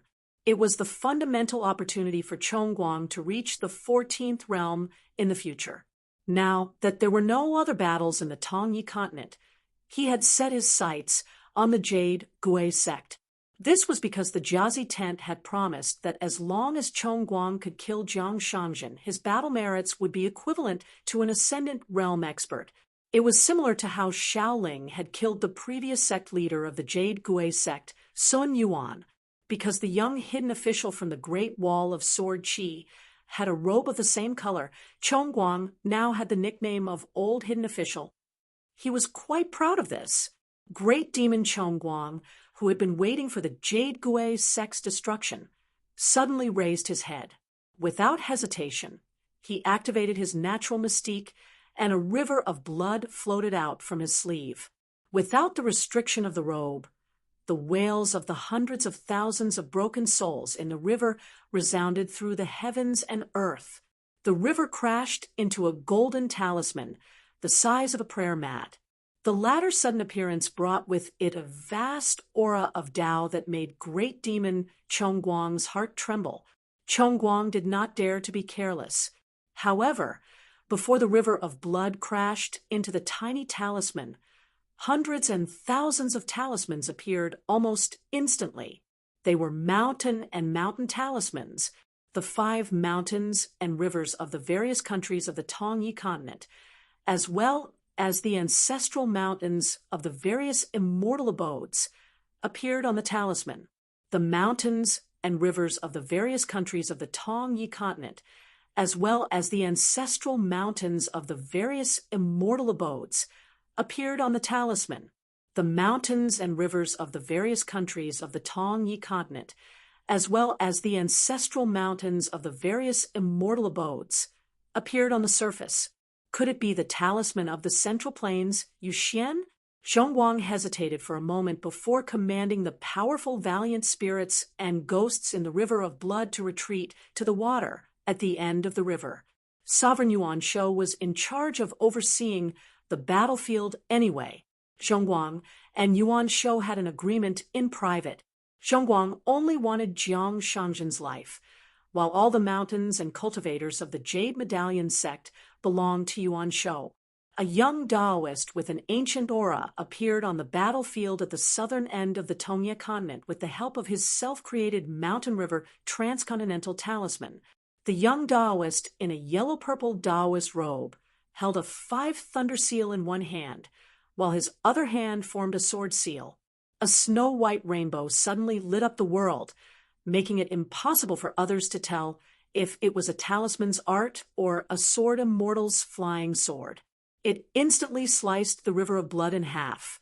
Zhongguang was horrified and complained incessantly. He didn't dare to show off his dim, radiant mystique in front of this person. He tried his best to gather the scattered river of blood back into his sleeves.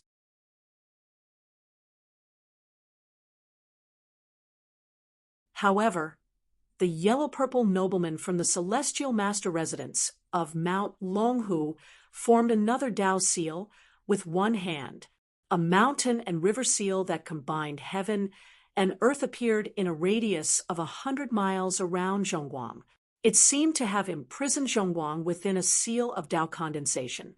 He then raised his hand high, and the seal suddenly became as large as a mountain, smashing down on the head of an ascendant realm great demon. Zhongguang could only reveal his true body, but he still couldn't break free from the seal. Not only that, Zhongguang was suppressed by the seal and fell straight to the ground. The great demon's true body was suppressed to the ground. He didn't want to die like this. He supported himself with both hands, wanting to use his back to break free from the seal.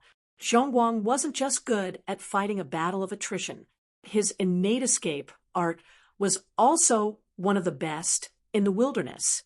Therefore, Zhongguang wasn't afraid even when facing a great sword immortal. For example, even if Zhou Xinji and Huai Qian teamed up, Zhongguang wouldn't have much of a chance of winning against one of the 10 from the Central Plains. However, he could still retreat if he wanted to. At most, he would be a little embarrassed and lose some of his worldly possessions. However, Zhongguang was afraid of old immortals like the talisman Yu Xian, who wasn't afraid of fighting a battle of attrition. He was even more afraid of Zhao Tianlai of Mount Longhu, who was rumored to have a celestial master dermic seal and 10,000 immortal swords. The young Taoist landed on top of the seal. When his feet touched the surface of the seal descended with an unstoppable force, suppressing the great demon, who was struggling to get up. Dust flew up from the battlefield, covering the sky and the sun. Other than the great demon that was suppressed by the seal, there were also more than 9,000 lightning whips. It was a spectacular sight. It was as if 4 waterfalls were pouring down on the earth, imprisoning the great demon that couldn't break free from the seal and was about to escape. The seal wasn't only used to suppress the demon, but also to kill him on the spot. A staff smashed down quickly. It was a strike with all its might, and it had the power to split the heavens and earth. The young celestial master's true body didn't move at all. However, above the seal, a Taoist robe with fluttering sleeves appeared. It was covered in yellow-purple Taoist qi. It raised a hand to block the staff. At the same time, it formed a seal with one hand. 5 lightning bolts gathered, and boundless fortune appeared. Finally, the Taoist closed 2 fingers and extended it, using the 5 lightning righteous technique to counter the great demon, Yuan Shou. The lightning technique that was close at hand exploded in front of Yuan Shou. The attack made Yuan Shou, who was holding the sword and the staff, see stars. He had to drag the staff and stagger back on the flying sword.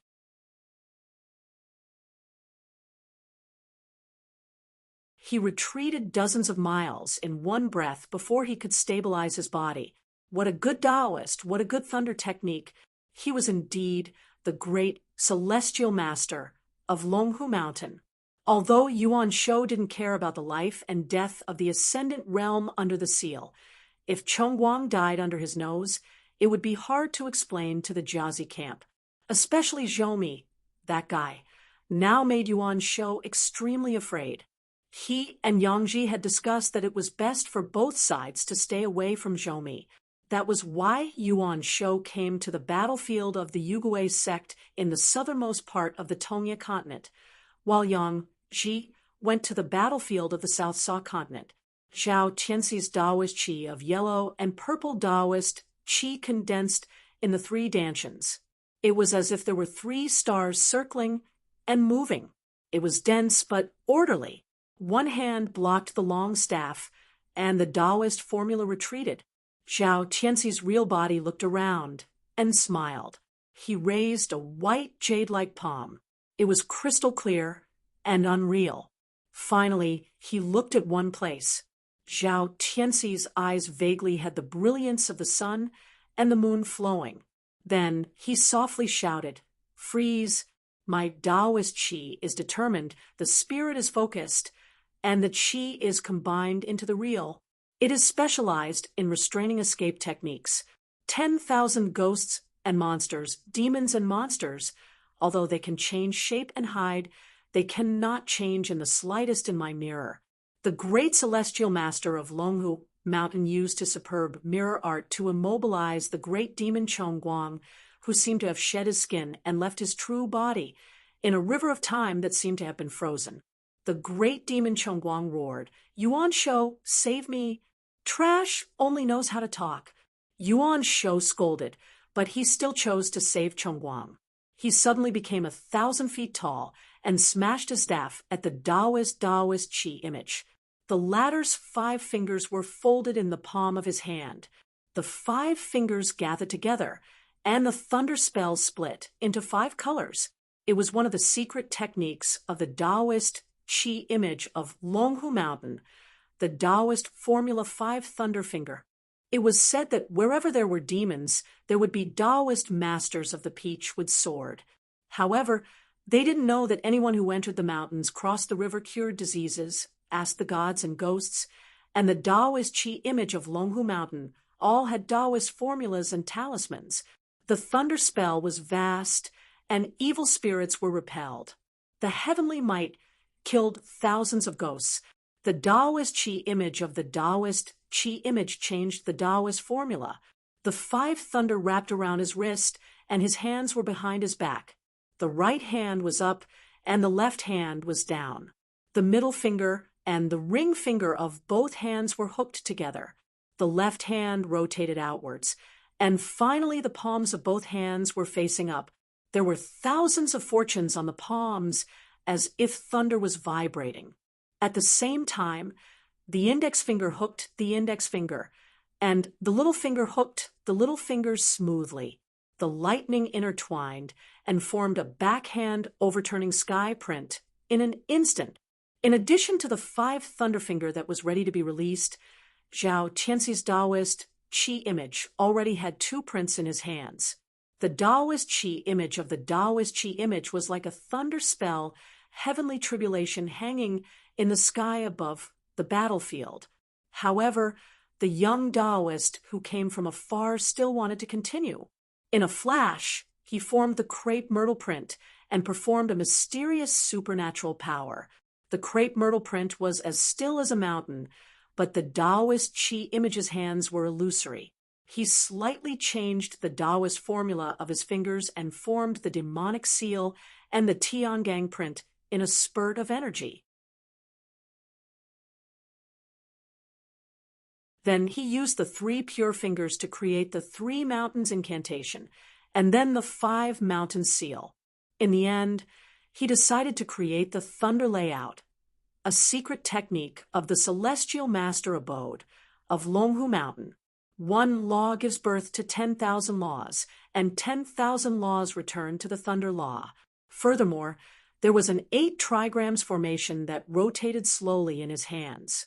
In addition, there were 3 great kiliacosm phenomena of the great kiliacosm and the 5 thunderbolts gathering palm of creation.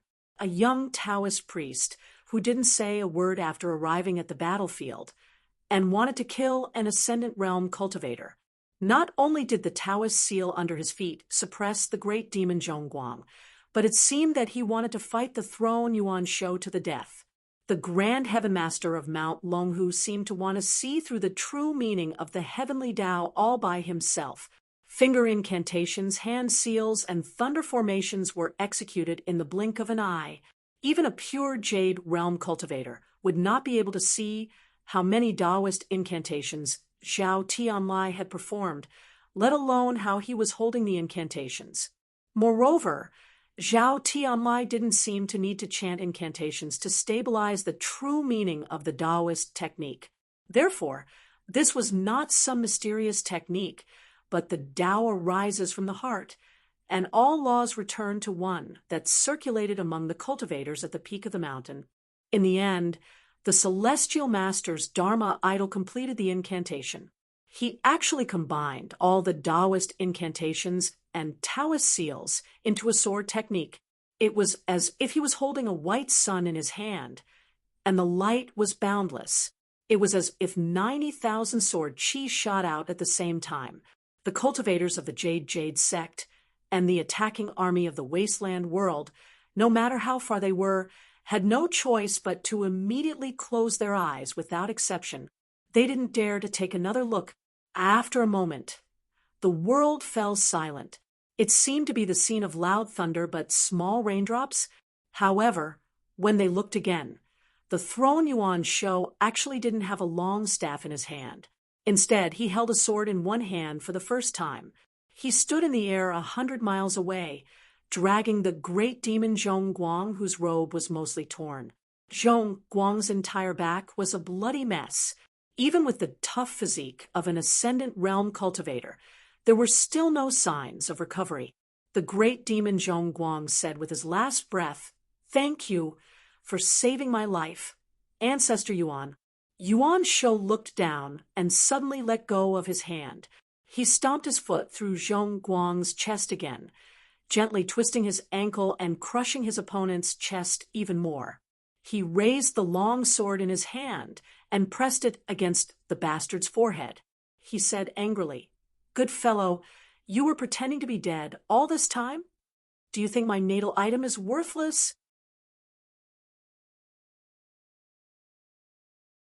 Zhong Guang let Yuan Shou vent his anger. How could the injury on Yuan Shou's foot compare to Zhao Tianlai's Taoist seal Tao intent, which was overturning rivers and seas in the sea of blood in his natal robe? Today's brainless battle almost made Zhong Guang return all the great Tao gains he gained in the Tongyi continent. However, Zhong Guang was still extremely grateful that Yuan Shou was willing to use his sword to execute the sword art and save him. He didn't even dare to stretch out his hand to slightly push away the tip of the sword. Zhong Guang said helplessly, "Ancestor Yuan, that Dragon Tiger Mountain's great heavenly master and his sword seal are the two things that naturally suppress my spells and abilities. Ancestor, I will definitely repay you double for your loss today." Yuan Shou stretched out his arm, and a long staff with the inscription "Sea Calming" appeared in his hand. However, it was damaged even more severely. After experiencing two great battles with Bai Yi and Zhao Tianlai, this long staff actually existed in name only. It could only be restored if he could refine the entire great blasphemy in the future. However, Yuan Shou wasn't willing to approach the closer Aquarius continent's Chidu and the further northern Reed continent's Jidu. Zhao Tianlai had already put away his Taoist seal and arrived at the Jade Gui sect's ancestral mountain. He bowed to sect master Jiang Shangzhen, who had been waiting for a long time. In the great heavenly master residence of Dragon Tiger Mountain, a boy named Wu Tiring was in charge of watching over the residence. He sat cross-legged alone outside the demon-subduing hall, staring at the talisman cover that had been heavily blessed by generations of great heavenly masters. As for the scabbard of the immortal sword Myriad Arts, the little Taoist boy had placed it by the well. Jiang Shangzhen returned an unconventional Taoist bow, which could be considered a great gift. However, people like Jiang Shangzhen had always done things without any restrictions. As long as this great heavenly master who had helped the sect resolve its urgent situation was willing, he might even rub shoulders and knock on the back without a problem. Jiang Shangzhen laughed. "Great heavenly master spells are invincible and can be used freely. I didn't even have the chance to take out my flying sword. It turns out that the difference of one realm is more than the difference between heaven and earth." Zhao Tianlai laughed and shook his head, then sighed with emotion. What a bitter battle to the death. Jade Gui sect didn't have it easy. Jiang Shangjin said, compared to our Tongyi sect, which is the leader of a continent, Jade Gui sect's cultivators' bones are indeed a bit harder. The Tongyi sect in the north of Tongyi continent had now submitted to the Jiazi camp. A group of old bastards like corpses had become traitors. Therefore, in a continent whose territory was equivalent to 2.5 Aquarius continents, mountains, and rivers, only Jade Gui sect was still stubbornly resisting. After Tong Yi sect defected to the Jiazi camp, Jade Gui sect suddenly became more and more precarious.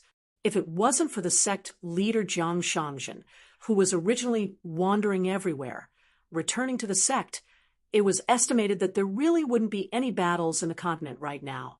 Jiang Shangjin was originally forced by the dangerous situation of the continent to appear and return to his own mountain. He was indeed somewhat vexed. If it wasn't for the fact that Jade Gui's sect was about to fall, Jiang Shangjin really couldn't continue to be free and unfettered outside.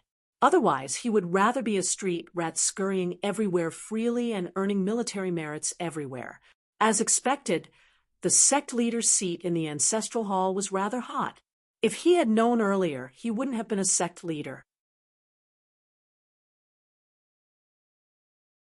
He would have been a wandering Zhou Feixiong, secretly throwing a sword and immediately running away. Wouldn't that have been satisfying? Jade Gui sect's ancestral hall, which was originally filled with cultivators of the upper 5 realms, was more than half empty. Not to mention the various ancestral masters and direct disciples, even many of the consecrated guests had died. That wasn't all. The key was that so many young faces of Jade Gui sect were gone just like that. They didn't cherish their lives and died vigorously in battle. Weren't they stupid to think that they had died a worthy death? Even Jiang Shangjin, who believed that he had a heart of stone and was heartless, couldn't help but feel bitter to the point that his heart was almost broken. Jiang Shangjin asked, "Heavenly Master, Bai Yi really died?" Zhao Tianlai nodded. "If it's the 14th realm, Bai Yi really died. There's no more immortal sword Tai Bai in the world." Jiang Shangjin sighed. "This battle really caused everyone to die," Zhao Tianlai said. "In the past, the cultivators on the mountains of the vast world, especially the central divine continent, felt that the so-called 14th throne of the wilderness was at most the weakest of the 10 in the central divine continent. Now that Bai Yi is dead, they feel that the entire 10 or 15 people of the vast world are no match for the 14th throne." Jiang Shangjin said helplessly, "When it comes to fighting, doesn't the central divine continent know whether the beasts of the wilderness can do it?" Soon, Jiang Shangjin answered his own question. "Of course not. The Great Wall of Sword Qi knows, but the vast world doesn't. The 9 sword formations of Jiui Peak had long disappeared, other than the great demon Zhongguang. Yuan Shou had also personally come to Jade Gui sect. Other than helping Zhongguang to command the demon race to attack the mountain in name, he would also reveal his true body from time to time and smash the mountain formation with his rod. However, he didn't use all his strength and didn't deliberately target the cultivators or Jade Gui sect's ancestral mountain. He only said that since the mountain was rich and had a strong foundation, he would see how many divine coins there were. Yuan Shou even said, "Grandpa can even kill Bai. Jiang Shangjin, an immortal, is really nothing." Before the destruction of the gold armor continent, a military tent in the wilderness once again used the catoptric deflection technique, a picture scroll repeated over and over again. In just one picture, Lu Cha killed the 14th realm Bai Yi with one sword. In the vast world, there was no one who was most proud of, no one who was invincible in poetry. This boring and soul-stirring picture scroll was also seen by the cultivators of Jade Gui sect. If Jiang Shangjin hadn't heard the confirmation from the great heavenly master of Mount Longhu, he wouldn't have dared to believe that Bai Yi was dead.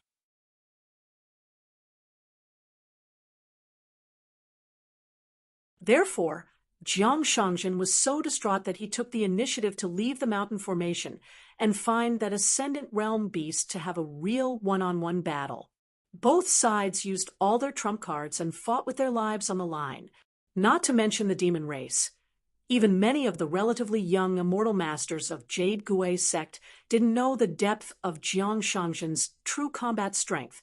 Most of them heard it from their elders and ancestors. In the early years, they only knew that the distinguished and notorious Jiang clan head was the best in the world in terms of running away. Therefore, all along, as long as Jiang Shangjin attacked, he could guarantee his survival if he attacked those with a higher realm.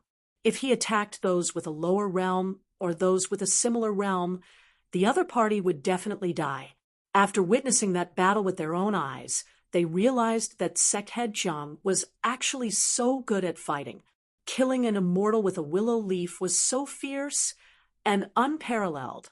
Zhao Tianlai said apologetically, "The 10,000 arts of the immortal sword must be left in Mount Longhu, because accidents are very likely to happen for the first time." Jiang Shangjin didn't look stingy, nor did he speak shamelessly. Instead, his face was solemn, and his eyes were sincere. He nodded and said, "Heavenly Master, you've already done your best to cross the continent to come here, to subdue the demon. Our Jade Gui sect won't go against our conscience and ask for more." This was the ease of dealing with a truly smart person. Jiang Shangjin squatted on the edge of the cliff and said softly, "Heavenly Master, take a rest. It's best to protect that parasol tree. That's the center of the formation of the demon subduing pagoda. Jade Gui sect can still hold on for a while, at most half a year, at least 3 months. I'll just have to trouble you to take away a cloud cave blessed land. When you leave, some of the younger ones will be pressed by the head and thrown into the blessed land.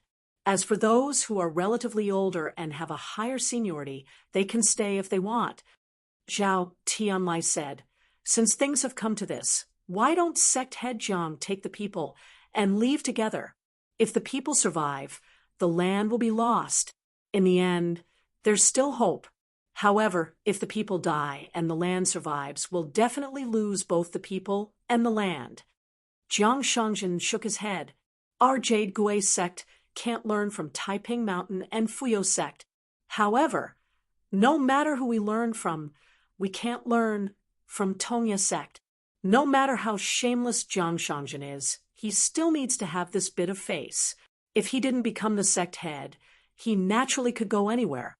However, since he became the sect head, he had to obediently accept it even if his face was slapped swollen. Furthermore, if I were to leave, then the thousands of years of accumulated spirit of the Jade Gui sect cultivators would be completely destroyed in my hands. In the future, no matter how prosperous the Jade Gui sect is on the surface, no matter how many immortal masters they have, it would still be an empty shelf made of bamboo strips and paper." Zhao Tianlai smiled and nodded. He had a whole new level of respect for Jiang Shangjin. The rumors on the mountain were both true and false. In the mountain and mountain bulletin, some righteous words were actually just that.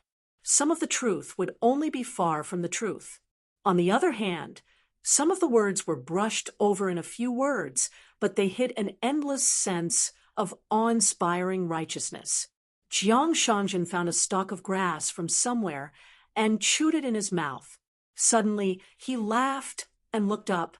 "In my early years, I brought Sister Jinyang back from the Great Spring Dynasty. I heard that she has some relationship with the Heavenly Fox Senior of Mount Longhu.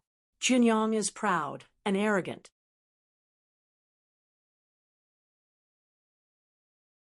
She never pretended to be nice to me, the sect head. However, she has always admired Grand Celestial Master. Why don't I take this opportunity to ask her to come to Grand Celestial Master's side and get some immortal chi? Maybe she'll be a little nicer to me in the future. Great Celestial Master, can you not be calculated with me about this?" Zhao Tianlai smiled and said, "Of course, the real identity of Junyang, the shopkeeper of the Great Spring Dynasty's border inn, was Lady Huan Sha, a nine-tailed heavenly fox. However, the famous mountain guardian of Mount Longhu's celestial master residence, Lien Zhen, was a 10-tailed heavenly fox. After receiving Jiang Shangzhen's imperial edict, Junyang immediately flew over from the place where Jiang Shangzhen had cultivated in the past. She landed quite a distance away from the two of them. Then she quickly walked over and bowed to the great heavenly master of Mount Longhu. Zhao Tianlai, on the other hand, returned a Taoist salute. Jiang Shangzhen turned a blind eye to this. He squatted on the edge of the cliff and looked into the distance. For some reason, he thought of the meeting at the Hall of Ancestral Masters, which was originally to congratulate the old sect head on his breakthrough.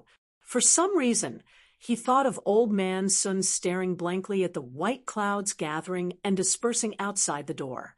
Jiang Shangzhen knew that Old Man Sun didn't really like poems and songs. However, he liked the lyrical poem with the line, "Return and come" the most.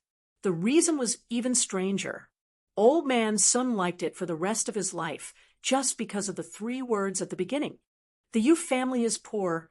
The old sect head, Sun Yuan, was actually born in the mountains. He didn't have to worry about food and clothing, nor did he have to worry about his cultivation. His path could be said to be smooth sailing. Therefore, even Jiang Shangzhen couldn't understand why Old Man Sun liked these 3 words so much. Jiang Shangzhen squatted on the spot and allowed Junyang and Zhao Tianlai to ask about matters related to cultivation. Jiang Shangzhen chewed on the grass root until there was nothing left. However, he still chewed on it subconsciously. The Yu family is poor. They borrowed the green bamboo staff from their lord and went deep into the white clouds. No one cared if their straw shoes broke. Will the fields never return? Jiang Shangzhen leaned back and rested his hands on the back of his head. Luapa Mountain, where he served as a consecrator, the lotus root blessed land, was upgraded to a superior blessed land. Jiang Shangzhen was destined to be unable to attend the ceremony. Therefore, when he held the blessed land and took in the refugees from Tongya continent, he left a few gifts in the blessed land. In addition to the necessary heavenly materials and earthly treasures, Jiang Shangzhen also casually planted a willow tree and marked out a private territory in the blessed land.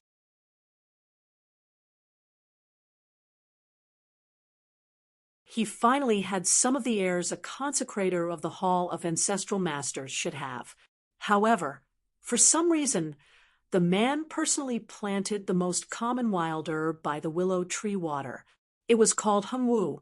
The willow tree was shady, and the flowers bloomed. He only hoped that one day his sweetheart would be far away and his lover would still be there.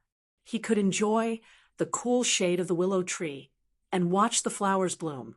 There was a bright red Taoist robe that floated several feet above the top of the city wall. His sleeves hung down, and when the wind blew, they fluttered in the wind. He was like a leaf floating on a river or a lone red cloud above the top of the city wall. Chun Pingan was used to being isolated from the world. When Zhou removed the restriction of the Jiazi tent, for some reason, he was not used to it. Fortunately, this feeling was not unfamiliar. In the past, Chun Pingan practiced boxing in the bamboo house for a long time and was fed too many punches. When he left the mountain and traveled far away, he would feel uncomfortable all over. After that, there were really demon cultivators who were not afraid of death. They shouted and rode the wind to cross the border, completely ignoring the young hermit under their feet. They did not dare to climb to the top of the city wall to enjoy the scenery, because the immortal sword spirits who could not be killed but were equivalent to Earth immortal sword cultivators were still guarding the city wall. In the beginning, Chun Pingan was still worried that it was Zhoumi's plan. He was stubborn and let the demon cultivators pass by the city wall from a high place. He politely asked a great demon who was at the same level as him to stay. After some polite greetings, he let the other party come to his door to give him gifts. He threw a bunch of spells at him and beat him to his heart's content. As Chun Pingon was beaten up obediently, he asked some small questions in the language of the wilderness. It was a pity that the other party did not treat him as an outsider and really treated him as an important guest. There was no useful information. In the end, Chun Pingon could only disperse his body. The golden core great demon laughed wantonly. Then the hermit on the city wall behind the other party rubbed his chin and looked at the heroic great demon from afar. He did not know if he should accompany the other party to have fun or send him on his way. How was he not a man? Except for the unlucky demon who crossed the border at the beginning, Chun Pingon dragged him down and killed him on the spot with his fake jade pudding realm. Other than that, the one who punched was the previous hermit, Xiao Chua. The one who attacked was the dragon monarch of the throne. He was one of the 10 young people who competed in spells and abhijna, Jianyu. How could anyone be able to kill the hidden official once? Therefore, as a form of hospitality, Chun Pingon twisted off the head of the gold core great demon. He didn't care about the headless corpse and just threw the head high up into the air. Then he spun around and kicked it a few thousand feet away. Once the restriction was removed, there were many such strange and interesting things. There were demon cultivators who did not dare to jump over the city wall. They only flew up and admired the words on the city wall from a closer distance. On the opposite city wall, there was a young demon martial artist who climbed the wall. He said that he wanted to spar with Chun Pingon, but he had to wait for another 30 years. There were also 3 demon sword immortals who came from the southernmost territory of the desolate world. They came together on their swords to travel. However, they did not go to the vast world. They just admired the scenery and returned to their hometowns. There was also a group of demon cultivators who looked like young women.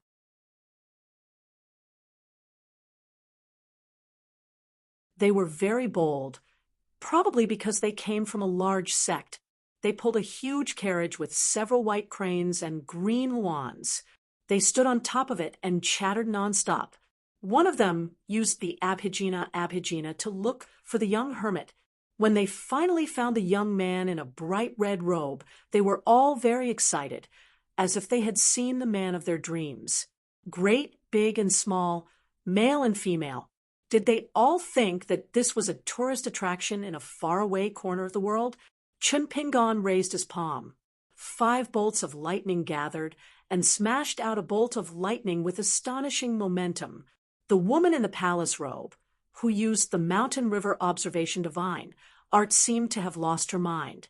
Instead of dispersing the thunder technique, she used the upper 5 realms divine art to forcibly store the thunder technique into her sleeve, which blew up most of her sleeve. Then, not only did she not feel the slightest bit of heartache, she raised her hand and shook her sleeve. Her face was full of pride, as if she was showing off something to her friends in the boudoir. Chun Pingon stood at the top of the city wall. He smiled and waved at the chariot that was glowing with precious light. You want the thunder technique, right? Come closer. I'll give you all you want. Seeing that you're all women, I'm famous for having tender feelings for the fairer sex, so I can give you more. When the time comes, courtesy demands reciprocity. You only need to leave the phoenix carriage behind. Looking at the style, there was no doubt that it was an emperor's carriage. Other than a few celestial birds, the wheels were refined with the essence of the moon and the essence of the sun. As for the exterior of the carriage, it was extremely luxurious. There was a curtain hanging in front of the carriage. It was actually the picture of the Yuluo Shaotai and the Yujing Dan Quebec. If it was just a ferry boat and not a quasi-immortal weapon, then Chun Pingon would have wasted all those years of his life as a bag dealer. Unfortunately, the chariot was still hovering in the air. The eyes of the female cultivators were shining, and they suddenly quieted down.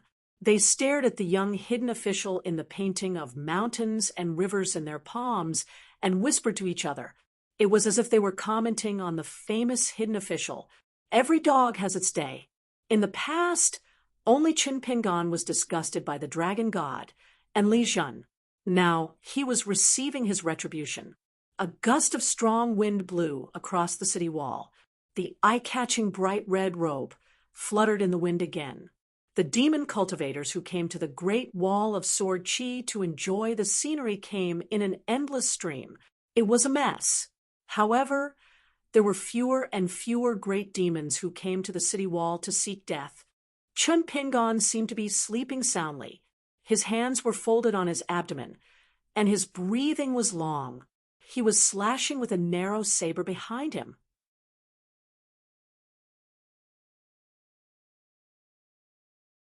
However, the saber was covered by the wide robe. Chun Pingan's thoughts wandered thousands of miles. Some crossed each other, some were born at the same time, and some collided together. It was chaotic.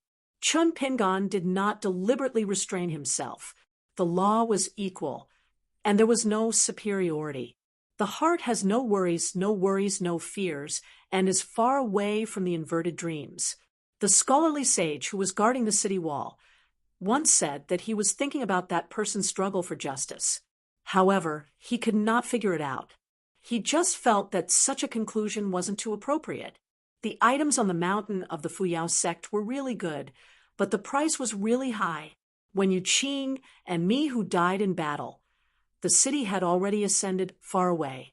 Those traveling sword cultivators did not see the last sword attack of the two great sword immortals in their lives. The two great sword immortals, the top 10 candidates of the Great Wall of Sword Chi, left just like that. They did not even say a word or say anything. If even I die here, who will tell the world in the end what kind of sword immortals you sword immortals are, and what kind of heroes you are? All of you, King, come back to life. I want to challenge the sword. I want to challenge all of you sword immortals, including Yu Qing Mi, Hu Sun Jiyuan, Gao Kui, and Tao Wen Quan. If I frown, I'll have the same surname as Boss Sword Immortal. Apart from sword immortals, there were even more sword cultivators who were not sword immortals, old and young, who died. They stayed on the battlefield and died on the battlefield. I have not been to Taiping Mountain. He had never seen the Mirage City after the snow fell. What kind of place would it be like in the human world? One of the three sages guarding the sky screen was the city lord of the Beko Keikyung building. I wonder if Dong Haitan, Fatty Yen, and the others who are traveling far away in the sky screen will go sightseeing. I wonder how the third sect master of the Beko Keikyung building with a lotus crown, Wu Meng, and the 7 objects of the Great Tao will be like. Previously, I saw the dew armor on Jiayu's body, which was like wearing a 7-colored garment. It was hard not to think of the female sword immortal Zhou Cheng, who liked to swing on the city wall. Her natal flying sword was rainbow, and the sword light was also divided into 7 colors. It was as if one person had 7 natal flying swords. There were too many regrets like this. Lu Kai, land platform. As a chi refinement warrior, he was afraid of heights.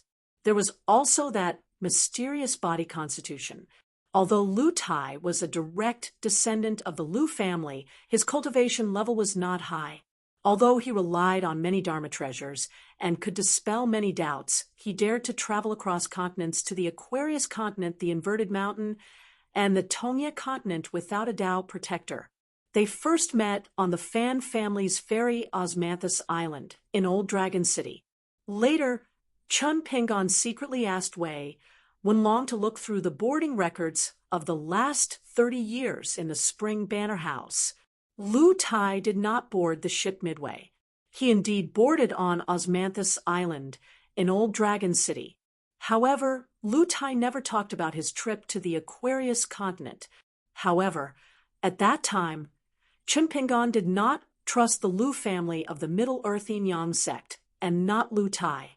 In fact, Chun Pingan had long regarded Lu Tai as a true friend, just like the gentleman Zhong Kui. However, Chun Pingan once had a strange feeling in the Eagle Fortress and met a person. Lu Tai said that he had two masters. Later on, Lu Tai was able to possess a woman's body, hinting that he was already in a blessed land. The old monastery master of the East Sea Monastery, as one of the few 14 realms, had very strict rules. Therefore, Lu Tai definitely did not have the ability to break the rules of the lotus flower blessed land.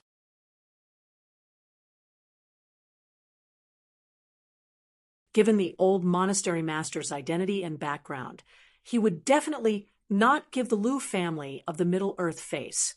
Therefore, Chun Pingon desperately hoped that the round-faced lady in cotton clothes who visited the Great Wall of Sword Chi was that one Lu Kai. Therefore, Kuyu was puzzled. He asked Chun Pingon why he was angry after confirming that he was not Lu Kai. Chun Pingon was not angry that Lu Tai was that one, but he was angry that Lu Tai was gradually becoming that one behind the scenes. Chun Pingon even thought of countless possibilities. For example, if they had the chance to meet again in the future, would Lu Tai walk towards him with a stick of candied hawthorn in his hand and a smile on his face? What to do? He could only wait. Otherwise, what else could he do? The many years of hardship after the age of 4 and the sudden desperate situation in life made a stubborn young man who was used to having nothing and felt that even if he had something, he would not be able to keep it. However, he seemed to have naturally turned into another person. The great Tao should not be so small. Traveling the world, he had never encountered a situation where he could bypass a hurdle. Chun Pingon, who had been resting with his eyes closed, suddenly opened his eyes. He flipped his sleeves and instantly stood at the edge of the city wall. A group of sword cultivators who were not part of the 100 sword immortals in the wilderness came to the city wall one after another. Most of them were young and started to practice swords. However, without the dragon monarch guarding the city wall, and without the restrictions of the Jiazi tent, more than 100 sword cultivators stayed, far away from the edge of the cliff to avoid being beheaded by someone on the other side. When a young demonic sword cultivator obtained a wisp of pure sword will, a young secluded official in a bright red Taoist robe stood at the edge of the cliff with both hands on his saber. He looked at the other side of the cliff and did not move at all.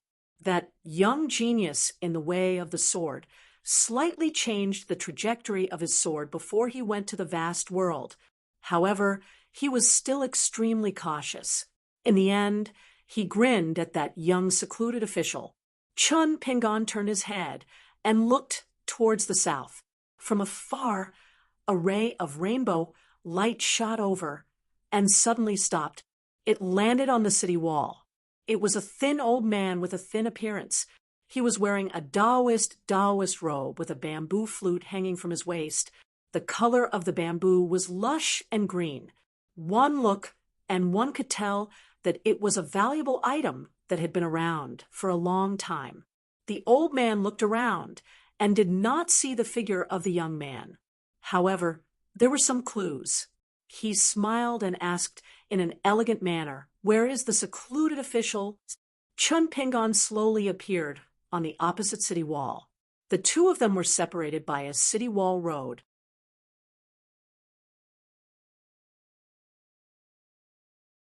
He smiled and asked, "Elder, you look very elegant.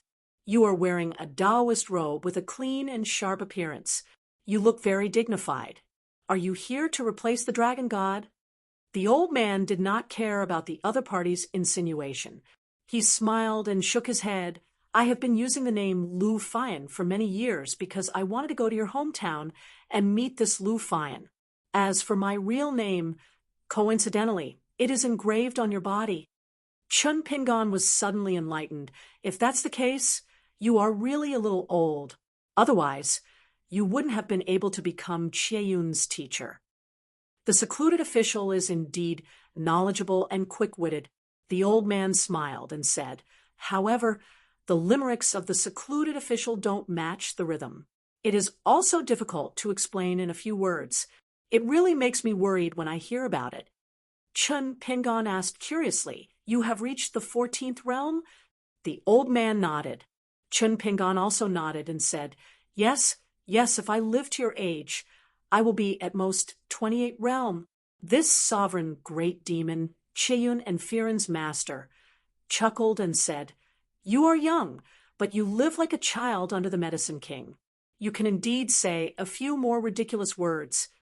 Chun Pingon said righteously, If you continue to be so eccentric, don't blame me for making an exception and scolding you.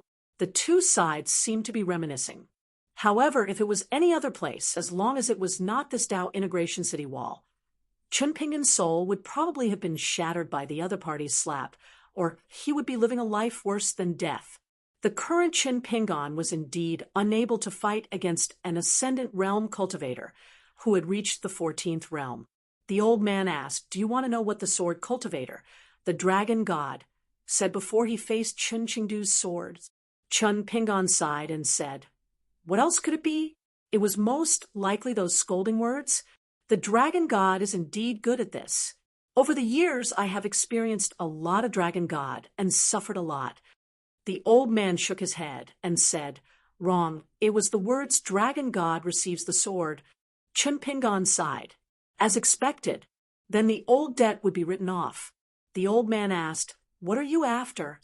Chun Pingon covered his sleeves with both hands and said with a smile, I've been standing here for many years. Sovereign great demons have come and gone one by one, but I'm still standing here. My disciple, Yun Qing, died in your hands? If he's dead, so be it. Anyway, he couldn't persuade Old Death to betray the great wall of sword chi. The old man suddenly said, Did Yun Qing leave behind anything? For example, that semi-immortal weapon, the bamboo flute called Banished Immortal. Chun Pingon remained silent. Yun Qing's bamboo flute had a line of small words beside Banished Immortal. The words and text were extremely beautiful, once approved to Lu Jifeng. Now that the dragon god was dead, everything seemed to be easy to use. However, the more it was so, the more Chun Pingon did not have any thoughts about it.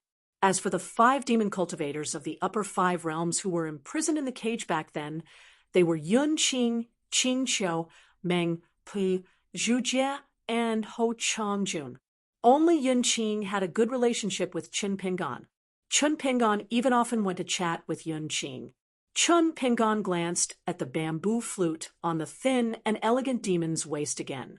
The 7 words in Xiaozhuan were slightly bigger. Qizhou's crest does not need wine. It was almost the same shape as Yun Qing's bamboo flute. In addition, there was also a line of inscriptions. Blue water and blue sky are 2 wonders. The old flute's sorrowful bamboo will crack.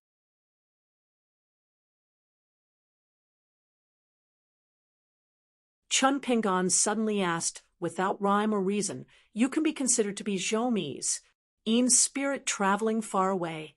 Did the former 14th realm fall to such a state? Isn't it a little too tragic? Is your family's grand ancestor really not going to care? If he had asked, What's your relationship with Zhoumi? There would probably be no answer. The old man sighed and said, Mr. Zhou is right. You really have to read more. Chun Pingon couldn't help but laugh and said, You like to praise yourself so much. Mr. Zhou, did you learn from me? Have you become my disciple? In any case, he was certain that the person in front of him was one of Zhoumi's incarnations. Chun Pingon said again, Now, my Tao heart is broken because I have accepted my fate. No matter how bad the situation is, it can't crush me to death. So, you deliberately opened the restriction and let the demon cultivators run around.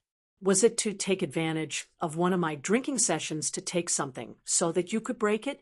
Or are you here for my hairpin? The old man smiled and nodded.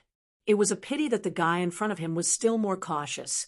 Zhoumi's yang spirit body was the white jade of the throne. He cultivated the great Tao on his own and climbed to the throne step by step. However, the Yin spirit had fused with the skin of the 14th level. However, the grand ancestor of the moon-bearing mountain did not help at all. He only watched coldly from the sidelines. Hence, Zhou had used the methods of the desolate world to forcefully snatch it away. Looking at the young hermit who seemed to be in his 40s, Zhou made a gesture with 2 fingers in his sleeve. He first isolated the world and then controlled the river of time above the city wall. He said slowly, Chimpingon, I changed my mind. The one wearing the armor is still Li Zhen, but the one holding the sword can be changed from fear into you. The young hermit jumped up and spat. He scolded, if you are so King awesome, why don't you fight with the holy master Taozu Buddha? Zhou smiled and reversed the flow of time. He took back his words. Chun Pingon smiled and said, sorry, I must have scolded you just now. You're tuning in to the Mystic Fist YouTube channel. Don't forget to subscribe and join us on this journey to catch the most captivating stories.